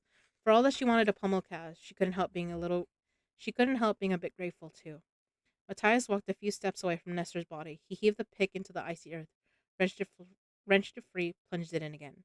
Here? Nina asked. Do you want him elsewhere? I don't know. She gazed out at the fields of white marked by sparse groves of birch. It all looks the same to me. You know our gods. You know our gods? Some, she said. But you know Gel, the wellspring. Matthias nodded. The Fjordans believe all the world is connected through its waters. The sea, the ice, the rivers and streams, the rain and storms, all feed Gel and are fed by him. When we die, we call it felot. We call it felot objer, taking root. We become as roots of the ash tree, drinking from gel wherever we are laid. Is that why you burn Grisha instead of burning them? He paused and gave a brief nod. But you'll help me lay Nestor and the squalor to rest here. He nodded again. She took hold of the other pick and attempted to match his swing. The ground was hard and unyielding. Every time the pick struck the earth, it sent a rattling jolt up her arms. Nestor shouldn't have been able to do that, she said, her thoughts still churning. No Grisha can use her power that way. It's all wrong. He was quiet for a moment, and then he said, Do you understand a little better now? What it's like to face a power so alien? To face an enemy with such unnatural strength? Nina tightened her hold on the pick. Nestor, in the grip of Harem, had seemed like a perversion of everything she loved about her power. Was that what Matthias and the other Fjerdans saw in Grisha? Power beyond explanation, the natural world undone? Maybe. It was the most she could offer. You said you had no choice at the harbor in Elling, he said without looking at her. His pick rose and fell, the rhythm unbroken. Was it because I was Druskeli? Were you planning it all along? Nina remembered their last real day together, the elation they'd felt when they'd crested a steep hill and seen the port town spread out below. She'd been shocked to hear Matthias say, I am almost sorry, Nina. Almost? I'm too hungry to really be sorry. At last, he succumbed to my influence. But how are we going to eat without any money? She asked as they headed down the hill. I may have to sell your pretty hair to a wig shop for cash. Don't get ideas, he said with a laugh. His laughter had come more easily as they traveled, as if he were becoming fluent in a new language. If this is Elling, I should be able to find us lodging. She'd stopped then, the truth of her situation returning to her with terrible clarity. She was deep in enemy territory with no allies but a Druskeli who'd thrown her in a cage only a few weeks earlier. But before she could speak, Matthias had said, I owe you my life, Nina Zenek. We will get you safely home. She'd been surprised at how easy it was to trust him, and he trusted her too. Now she swung her pick, felt the impact reverberate up her arms and into her shoulders, and said, There were Grisha and Elling. He halted mid swing. What? There were they were spies doing reconnaissance work in the port. They saw me enter the main square with you and recognized me from the little palace. One of them recognized you too, Matthias. He knew you from a skirmish near the border. Matthias remained still. They waylaid me when you went to speak to the manager of the boarding house, Nina continued. I convinced them I was undercover there too. They wanted to take you prisoner, but I told them that you weren't alone, and that it would be too risky to try to capture you right away. I promised I would bring you to them the next day. Why didn't you just tell me? Nina tossed down her pick. Tell you there were Grisha spies in Elling? You might have made your peace with me, but you can't expect me to believe you wouldn't have revealed them. He looked away, a muscle twitching in his jaw, and she knew she'd spoken the truth. That morning, he said on the docks, I had to get us both away from Elling as fast as I could. I thought if I could just find us a vessel to stow away on. But the Grisha must have been watching the boarding house and saw us leave. When they showed up on the docks, I knew they were coming for you, Matthias. If they'd captured you, you would have been taken to Ravka, interrogated, maybe executed. I spotted the Kerch trader. You know their laws on slaving. Of course I do, he said bitterly. I made the charge. I begged them to save me. I knew they'd have to take you into custody and bring us safely to Kerch. I didn't know, Matthias. I didn't know they'd throw you in hell. I didn't know. Matthias, I didn't know they'd throw you in Hellgate. His eyes were hard when he faced her, his knuckles white on the handle of his pick. Why didn't you speak up? Why didn't you tell the truth when we arrived in Ketterdam? I tried. I swear it, I tried to recant. They wouldn't let me see a judge. They wouldn't let me see you. I couldn't explain the steal from the slaver or why I'd made the charges, not without revealing Ravka's intelligence operations.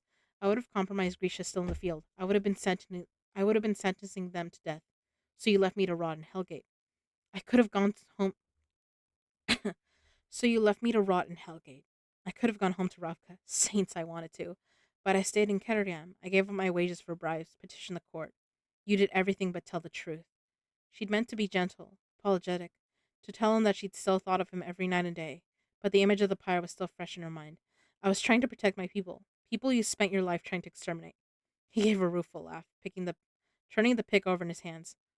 Wanden, Ostrom, and Kendisorum. It was the first part of the Fjordan saying, The water hears and understands. It sounded kind enough, but Matthias knew that Nina would be familiar with the rest of it. Isenebeshrum, she finished. The water hears and understands. The ice does not forgive. And what will you do now, Nina? Will you betray the people you call friends again for the sake of the Grisha? What? You can't tell me you intend to let Boyel by your live. He knew her well. With every new thing she'd learned of Jirdaparam, she'd been more certain that the only way to protect Grisha was to end the scientist's life. She thought of Nestor, begging with his last breath for his shoe masters to return. I can't bear the thought of my people being slaves, she admitted. We have a debt to settle, Matthias. But we have a debt to settle, Matthias. The pardon is my penance, and I won't be the person who keeps you from your freedom again. I don't want the pardon. She stared at him, but maybe your people would become slaves, or maybe they would become an unstoppable force.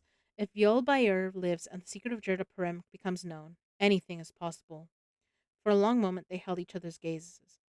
The sun sat low in the sky, light falling in golden shafts across the snow.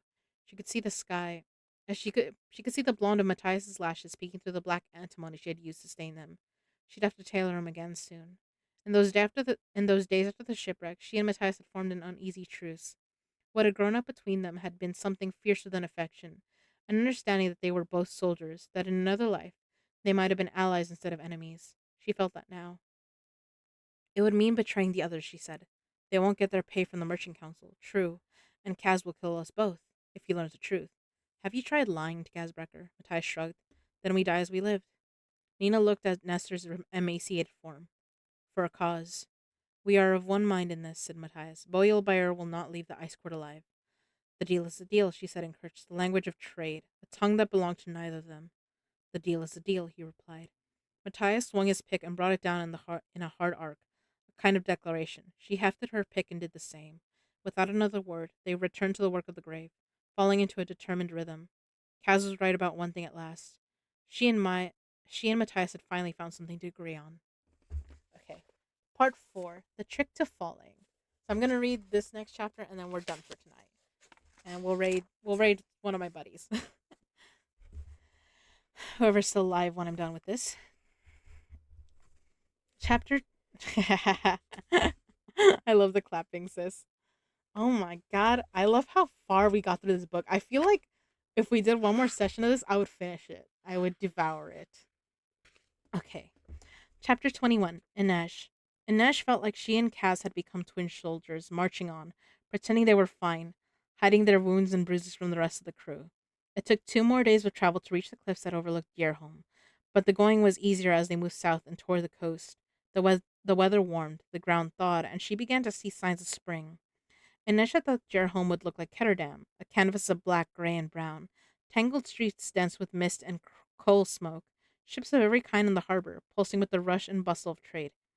Gearholm's harbor was crowded with ships, but its tidy streets marched to the water in orderly fashion, and the houses were painted such colors red, blue, yellow, pink, as if in defiance of the wild white land and the long winters this far north. Even the warehouses by the quay were wrought in cheerful colors. It looked the way she'd imagined cities as a child, everything candy hued and in its proper place. Was the Ferroland already waiting on the docks, snug in its berth, flying its Kerch flag in the distinctive orange and green party colors of the Hanrat Bay Company? If the plan went the way Cass hoped, tomorrow night they would stroll down the Jerholm Quay with Boyel Bayer in tow, hop on the ship, and be far out to sea before anyone in Fjerda was the wiser.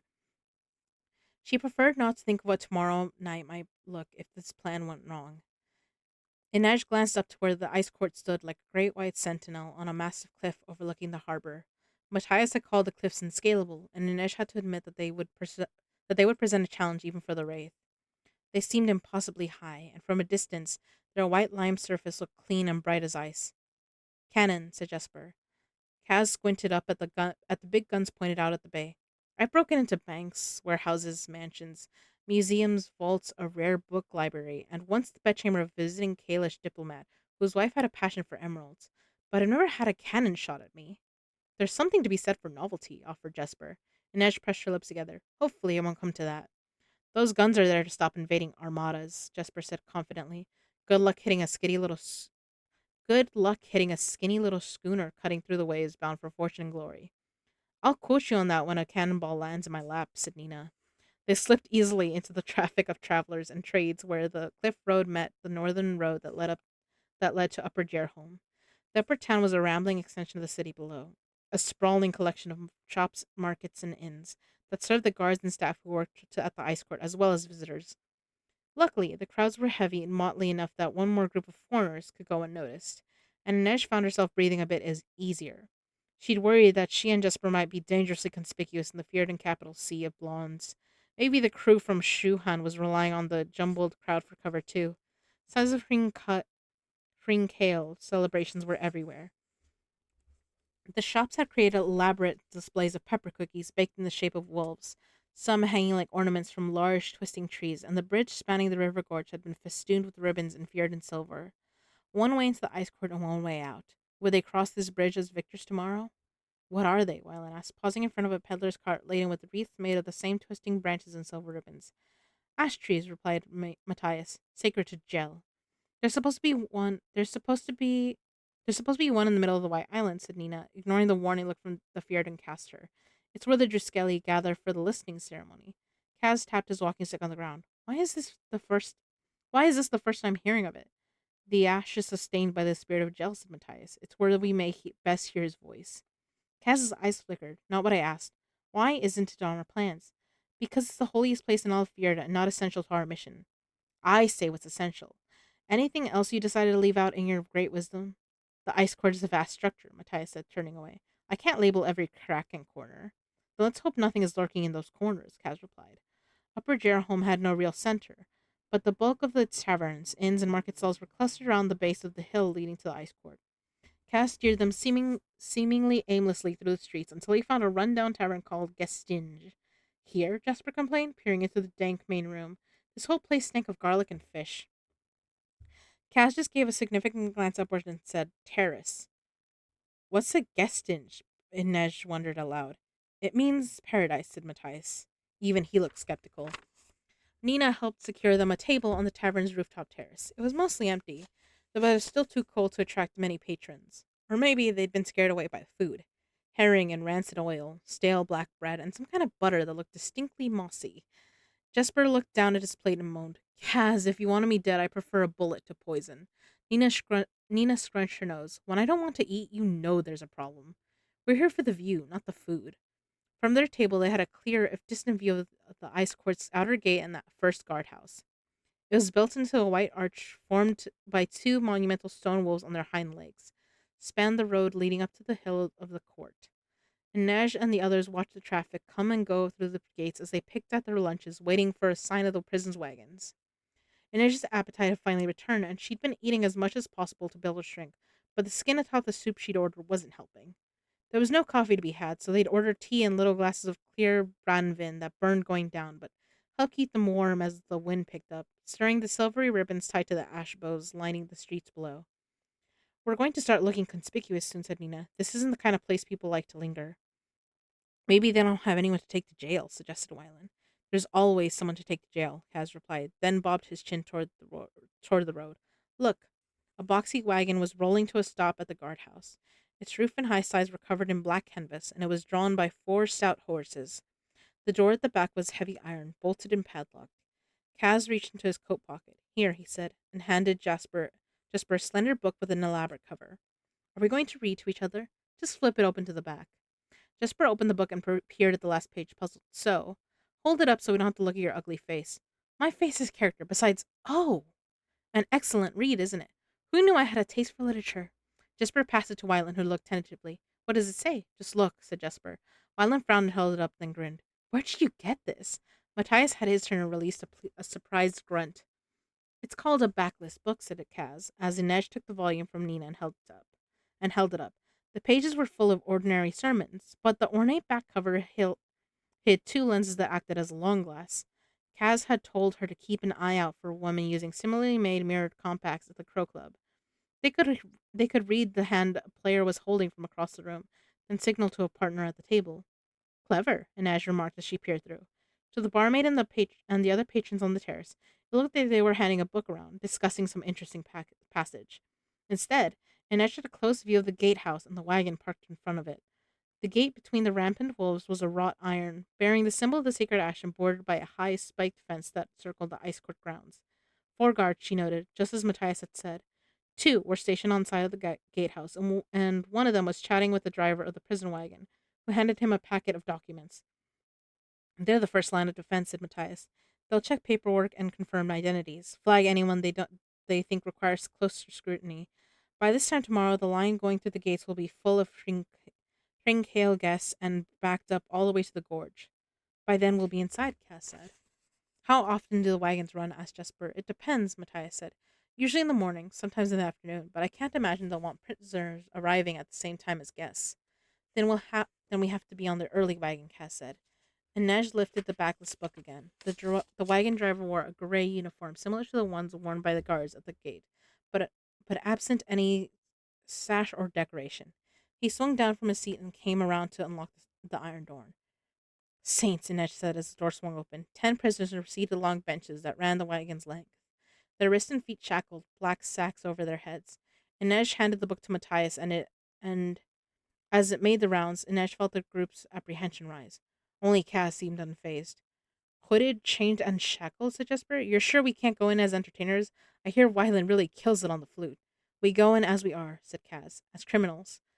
Nina peered through the lens of the book. They're doing a head count. Matthias nodded. If procedure hasn't changed, they'll do a quick head count at the first checkpoint, then a second count at the next checkpoint, where, where, where they'll search the interior in her carriage for any contraband. Nina passed the book to Inej.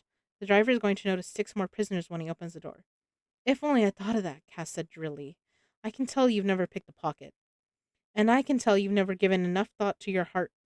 And I can tell you've never given enough thought to your haircut. Cass frowned and ran a self-conscious hand along the side of his head. There's nothing wrong with my haircut. That there's nothing wrong with my haircut that can't be fixed by 4 million Kruger. Jesper cocked his head to one side, gray eyes alight. We're going to use a biscuit, aren't we? Exactly. I don't know that word, bunk biscuit, said Matthias, running the syllables together. I don't know that word, bunk biscuit, running the syllables together. Nina gave Kaz a sour look. Neither do I. We're not as streetwise as you, dirty hands. Nor will you ever be, Kaz said easily. Remember our friend Mark? Wyland winced. Let's say that Mark is a tourist walking through the barrel. He's heard it's a good place to get rolled, so he keeps patting his wallet, making sure it's there, congratulating himself on just how alert and cautious he's being. No fool he. Of course, every time he pats his back pocket or the front of his coat, what is he doing? He's telling every thief on the stave exactly where he keeps his scrub. Saints, grumbled Nina. I've probably done that. Everyone does, said Inej. Jesper lifted a brow. Not everyone. That's only because you never have anything in your wallet, said Nina. Nina shot back. Mean. Mean. Factual. Facts are for the unimaginative, Jesper said with a dismissive wave. Now, a bad thief, continued Kaz. One who doesn't know his way around just makes the grab and tries to run for it. Good way to get pinched by the Stadwatch. But a proper thief, like myself, nabs the wallet and puts something else in its place. A biscuit. Bunk biscuit is just a name. It can be a rock, a bar of soap, even an old roll. Even an old roll if it's the right size. A proper thief can tell the weight of a wallet just by the way it changes the hang of a man's coat. He makes a switch, and the poor man Mark keeps tapping his pocket, happy as can be. It's not until he tries to pay for an omelet or lay his steak at a table that he realizes he's been done for a sucker. By then, the thief is someplace safe, counting out his scrub. Wyland shifted unhappily in his chair. Duping innocent people isn't something to be proud of. It is if you do it well. Kaz gave a nod to the prison wagon, now rambling its way up the road toward the ice court, and the second checkpoint. We're going to be the biscuit. Hold on, said Nina. The door locks on the outside. How do we get in and get the door locked again? That's only a problem if you don't know a proper thief. Leave the locks to me. Jesper stretched out his long legs. So you have to unlock, unchain, and incapacitate 6 prisoners, take their place, and somehow get the wagon sealed tight again without the guards or the other prisoners being the wiser. That's right. Any other impossible feats you'd like to accomplish? The bearer's smile flickered over Kaz's lips. I'll make you a list. Hold on. I just want to check that I'm not about to... Fuck. I'm like, fuck, if I read to the end of this, I'm gonna have to read to the beginning of the next one because I'm definitely gonna have to read the next one then. Because to leave you guys on such a cliffhanger would be illegal of me. Fuck it. Sis, by the way, tomorrow are we playing Stardew Valley? Not tease us. Oh my god, you guys want to be edged? All right. I mean, I guess I can. It's just I feel like you guys are gonna be mad at me when I stop. So, um, okay, just checking that we are doing Stardew Valley tomorrow. Okay. All right. Let me. I'll continue then. I guess y'all can decide when I get to the end of this chapter if you guys are like we can handle the edging or if you guys are like no. I was gonna finish the last chapter in Last and Stardew, and then the next time we pick this up will either be Saturday or Sunday. I unless Saturday, sis and well, sis, are you and I gonna be able to read on Saturday or no? I was gonna finish the last chapter in Last and then Stardew. Okay, yeah, yeah, yeah. So that's good because in case I sleep in tomorrow, I will still be on time probably. Proper thievery aside, Inej would have liked a proper night's sleep in a proper bed, but there would be no comfortable stay at an inn, not if they were going to find their way onto a prison wagon and into the ice court before Hring Kale began. There was too much to do. Nina was sent out to chat up the locals and try to discover the best place to lay their ambush for the wagon. After the horrors of Gestin's herring, they demanded Kaz provide something edible, and were waiting for Nina in a crowded bakery, nursing hot cups of coffee mixed with chocolate. The wreckage of demolished rolls and cookies spread out over their table in little piles of buttery crumbs. AndNej noted that Matthias's mug sat untouched before him, slowly cooling as he stared out the window. This must be hard for you, she said quietly, to be here but not really be home. He looked down at his cup. You have no idea. I think I do. I haven't seen my home in a long time. Kaz turned away and began chatting with Jesper. He seemed to do that whenever she mentioned going back to Ravka. Of course, Inej couldn't be certain she'd find her parents there. Suli were travelers. For them, home really just meant family. Are you worried about Nina being out there? Inej asked. No. She's very good at this, you know. She's a natural actress. I'm aware, he said grimly. She can be anything to anyone. She's best when she's Nina. And who is that? I suspect you know better than any of us. He crossed his huge arms. She's brave, he said grudgingly, and funny. Foolish. Every last thing needn't be a joke. Bold, Inej said. Loud. So why do your eyes keep searching the crowd for her? They do not, Matthias protested. She had to laugh at the ferocity of his scowl. He drew a finger through a pile of crumbs. Nina is everything you say. It's too much. Inej murmured, taking a sip from her mug. Maybe you're just not enough. Before he could reply, the bell in the bakery door jingled, and Nina sailed inside, cheeks rosy, brown hair in a gorgeous tangle, and declared, Someone needs to start feeding me sweet rolls immediately. For all Matthias's grumbling, Inej didn't think she imagined the relief on his face. I think we can? Okay. I'm just checking, because if not, because if you and I can't read Lights Out on Saturday, then I'll continue this instead. Otherwise, maybe I'll save this for Sunday night.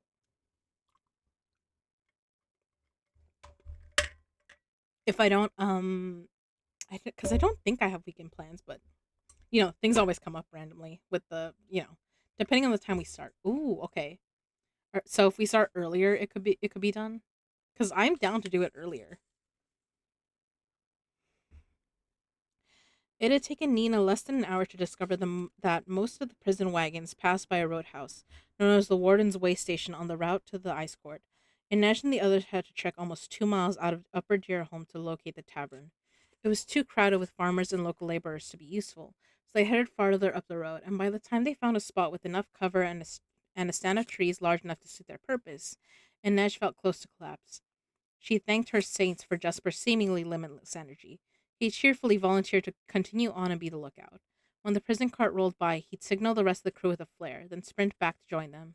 Nina took a few minutes to tailor Jesper's form, hiding the Drake's tattoo and leaving a blotchy patch of skin over it. She would she would see to Kaz's tattoos and her own that night. It was possible no one at the prison would recognize Ketterdam gang or brothel markings, but there was no reason to take the chance.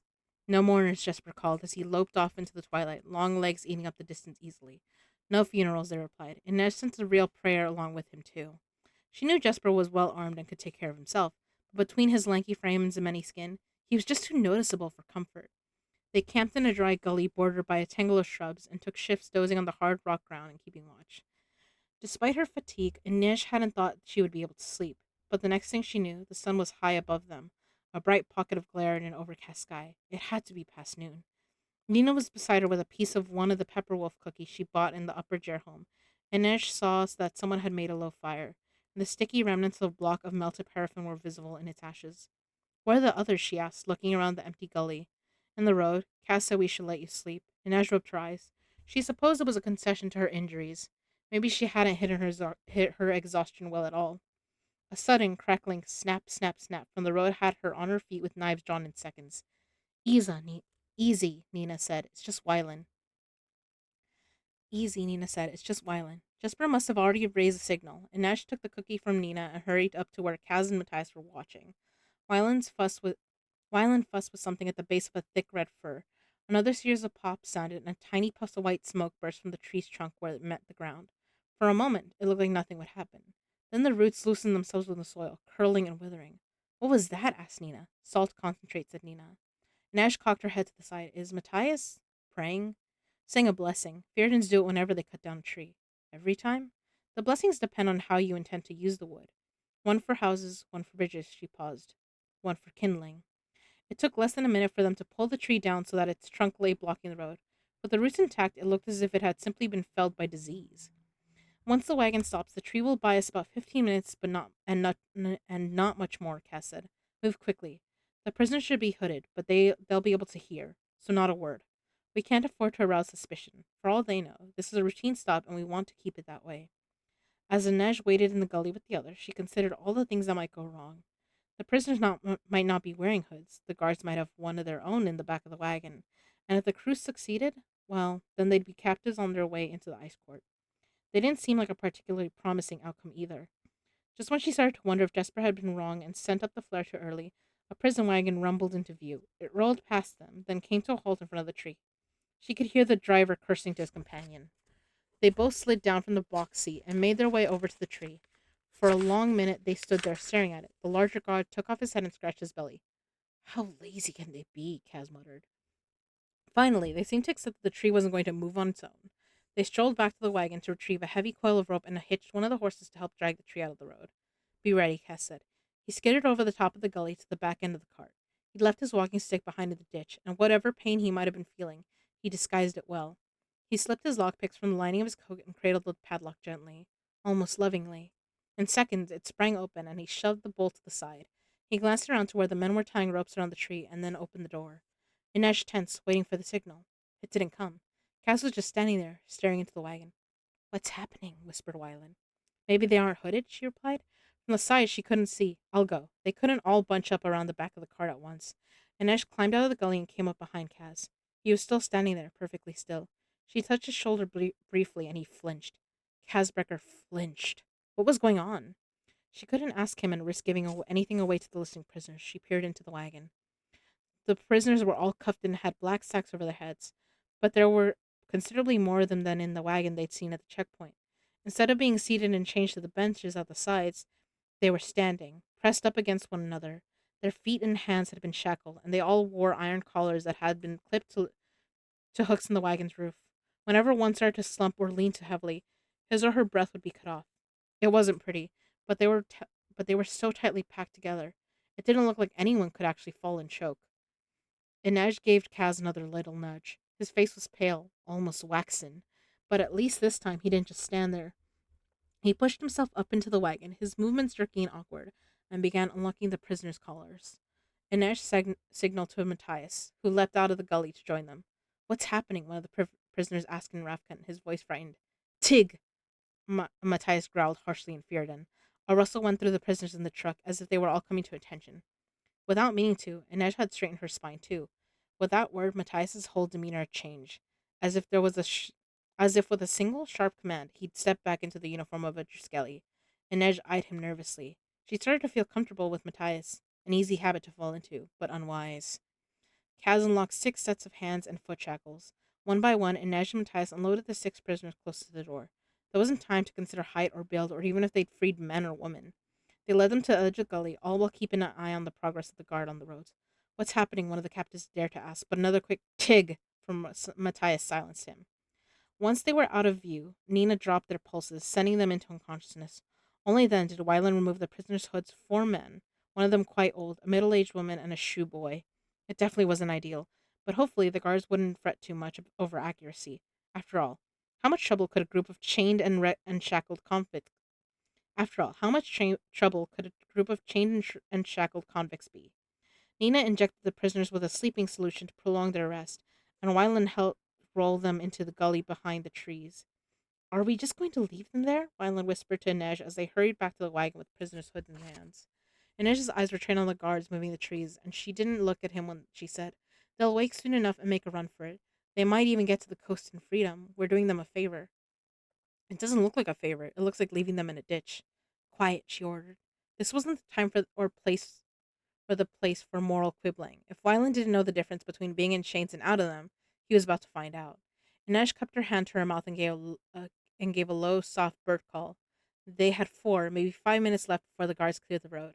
Thankfully, the guards were raising quite a noise, shouting encouragement at the horse and yelling to one another. Matthias locked Wyland into place first, then Nina, and Nash saw him stiffen as Nina lifted her hair to accept the collar, revealing the white curve of her neck. As he fastened it around her throat, Nina met his eyes over her shoulder, and the look they exchanged could have melted miles of northern ice. Matthias moved away hurriedly, and Nash almost laughed. So that was all it took to send the Driskelli scurrying and bring the boy back. Jesper was next, panting from his run back to the crossroads. He winked at her as he placed the sack over his head. They could hear the guards calling back and forth. Inej locked Matthias's collar and stood on tiptoe to place the hood on his head. But when she moved to pull Nina's hood down, the Grisha fluttered her eyes rapidly, bobbling her head toward the wagon door. She still wanted to know how Kaz was going to lock them in. "Watch," Inej mouthed.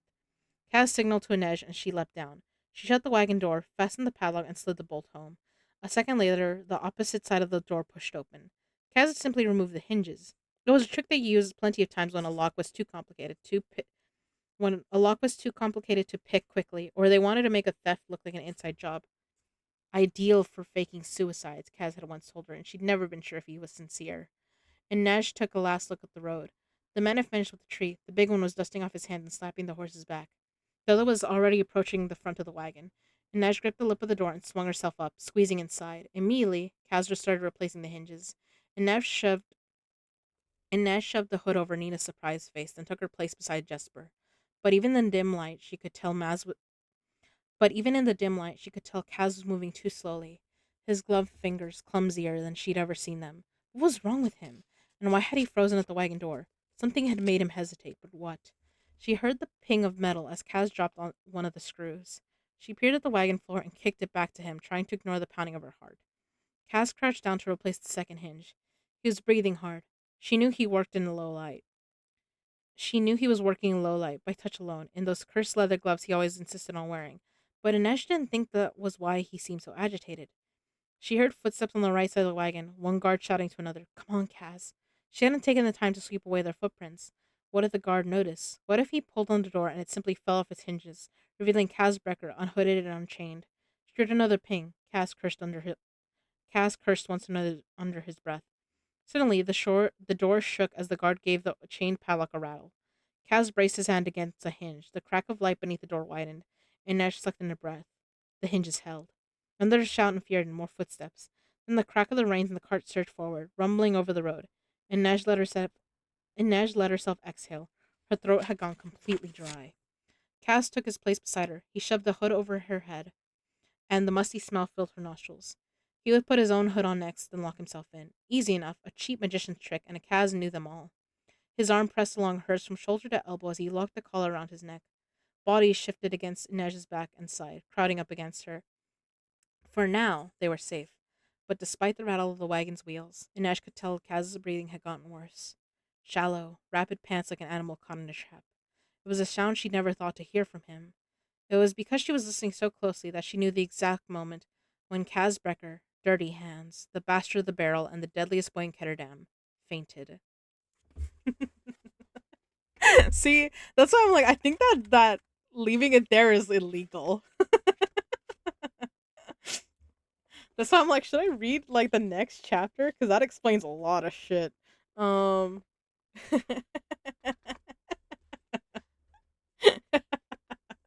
nah, it's legal. You're fine with me leaving it there. I mean, I guess next time I read, I could also just totally read that chapter again and then continue. Because I love that chapter. Cass fainted. And then there's like, oh fuck. It's so good. Oh, it's so good. Yes, I like seeing people suffer. Oh my god. uh, our sadistic sides come out when we're like, I just I just want you to hold on to the feeling a little bit longer. You just gotta wait. All right. Okay. Well, you heard my mod, and I agree with her. It's a little bit fun to leave you guys to leave you guys on edge. We're edging you just a little bit, just a little bit. All right. We have like three options. Okay. For who to go to. We can go see EXO. He's playing Halo Infinite. Silver Gravekeeper is playing Outlast Trials. And Blind Buddha is doing Hogwarts Legacy. Who do you guys want to watch?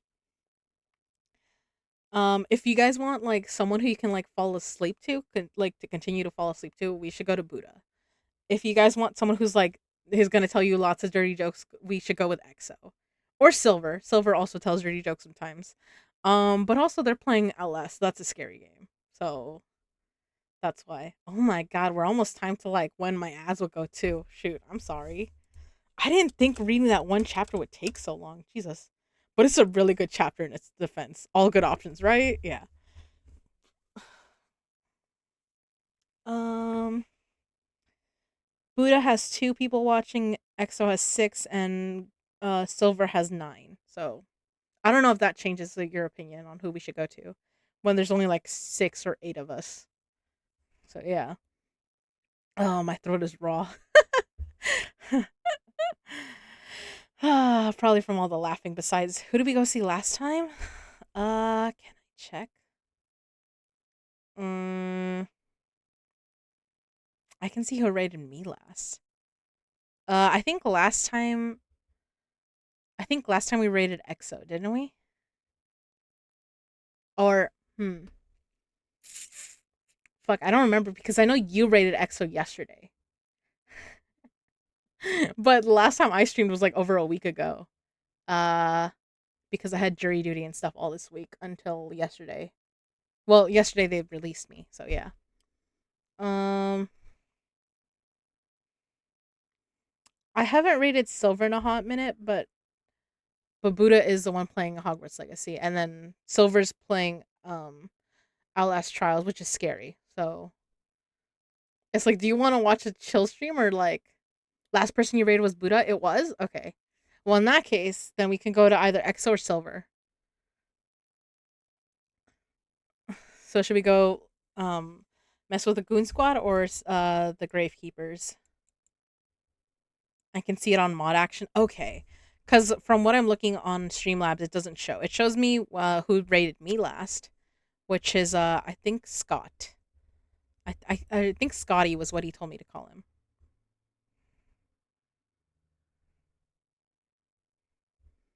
Want me to flip a point? Yes, please. I am not in a in a thinking or deciding mood. I don't want to choose between my friends. They're both great.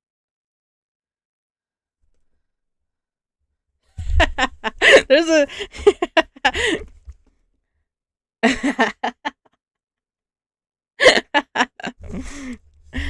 heads for EXO because we want to give him head, and then tails for Silver because he deserves some tail.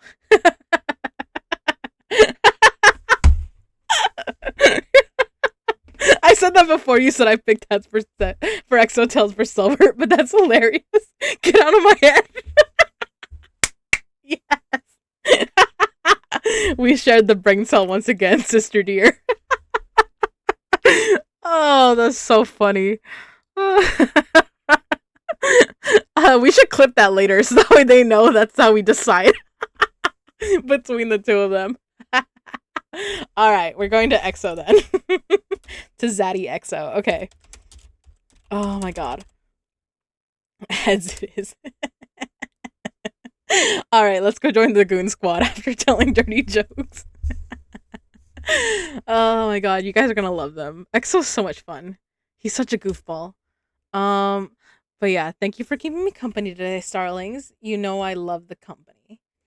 Um, God, I'm a little bit tired, but also this means I have a I have a good night. Thank you, Buddha. I will be lurking in your stream for a little bit more while I get ready for bed. Um, Oh my god. But yeah, EXO's a lot of fun. He's a silly goose. Um, there's a happening in chat and I want it. But yeah, thank you all for giving me company tonight, Starlings. You know I appreciate it. So tomorrow me and Sis will be playing Stardew Valley with Chaos probably for some time. I don't know when that is though. It'll probably be whenever we're all awake and can and do it, or when we're all free. So Saturday potentially me and Sis will do Lights Out. If not, I will finish reading this probably. Or if we do end up reading Lights Out on Saturday, then Sunday I will continue reading Six Crows. Um, I hope we get to read Lights Out because it was getting spicy in there. And I love the spice. All right. Bye, Starlings. Good night. Mwah. Love y'all. Bye. Go misbehave for the Goon Squad now.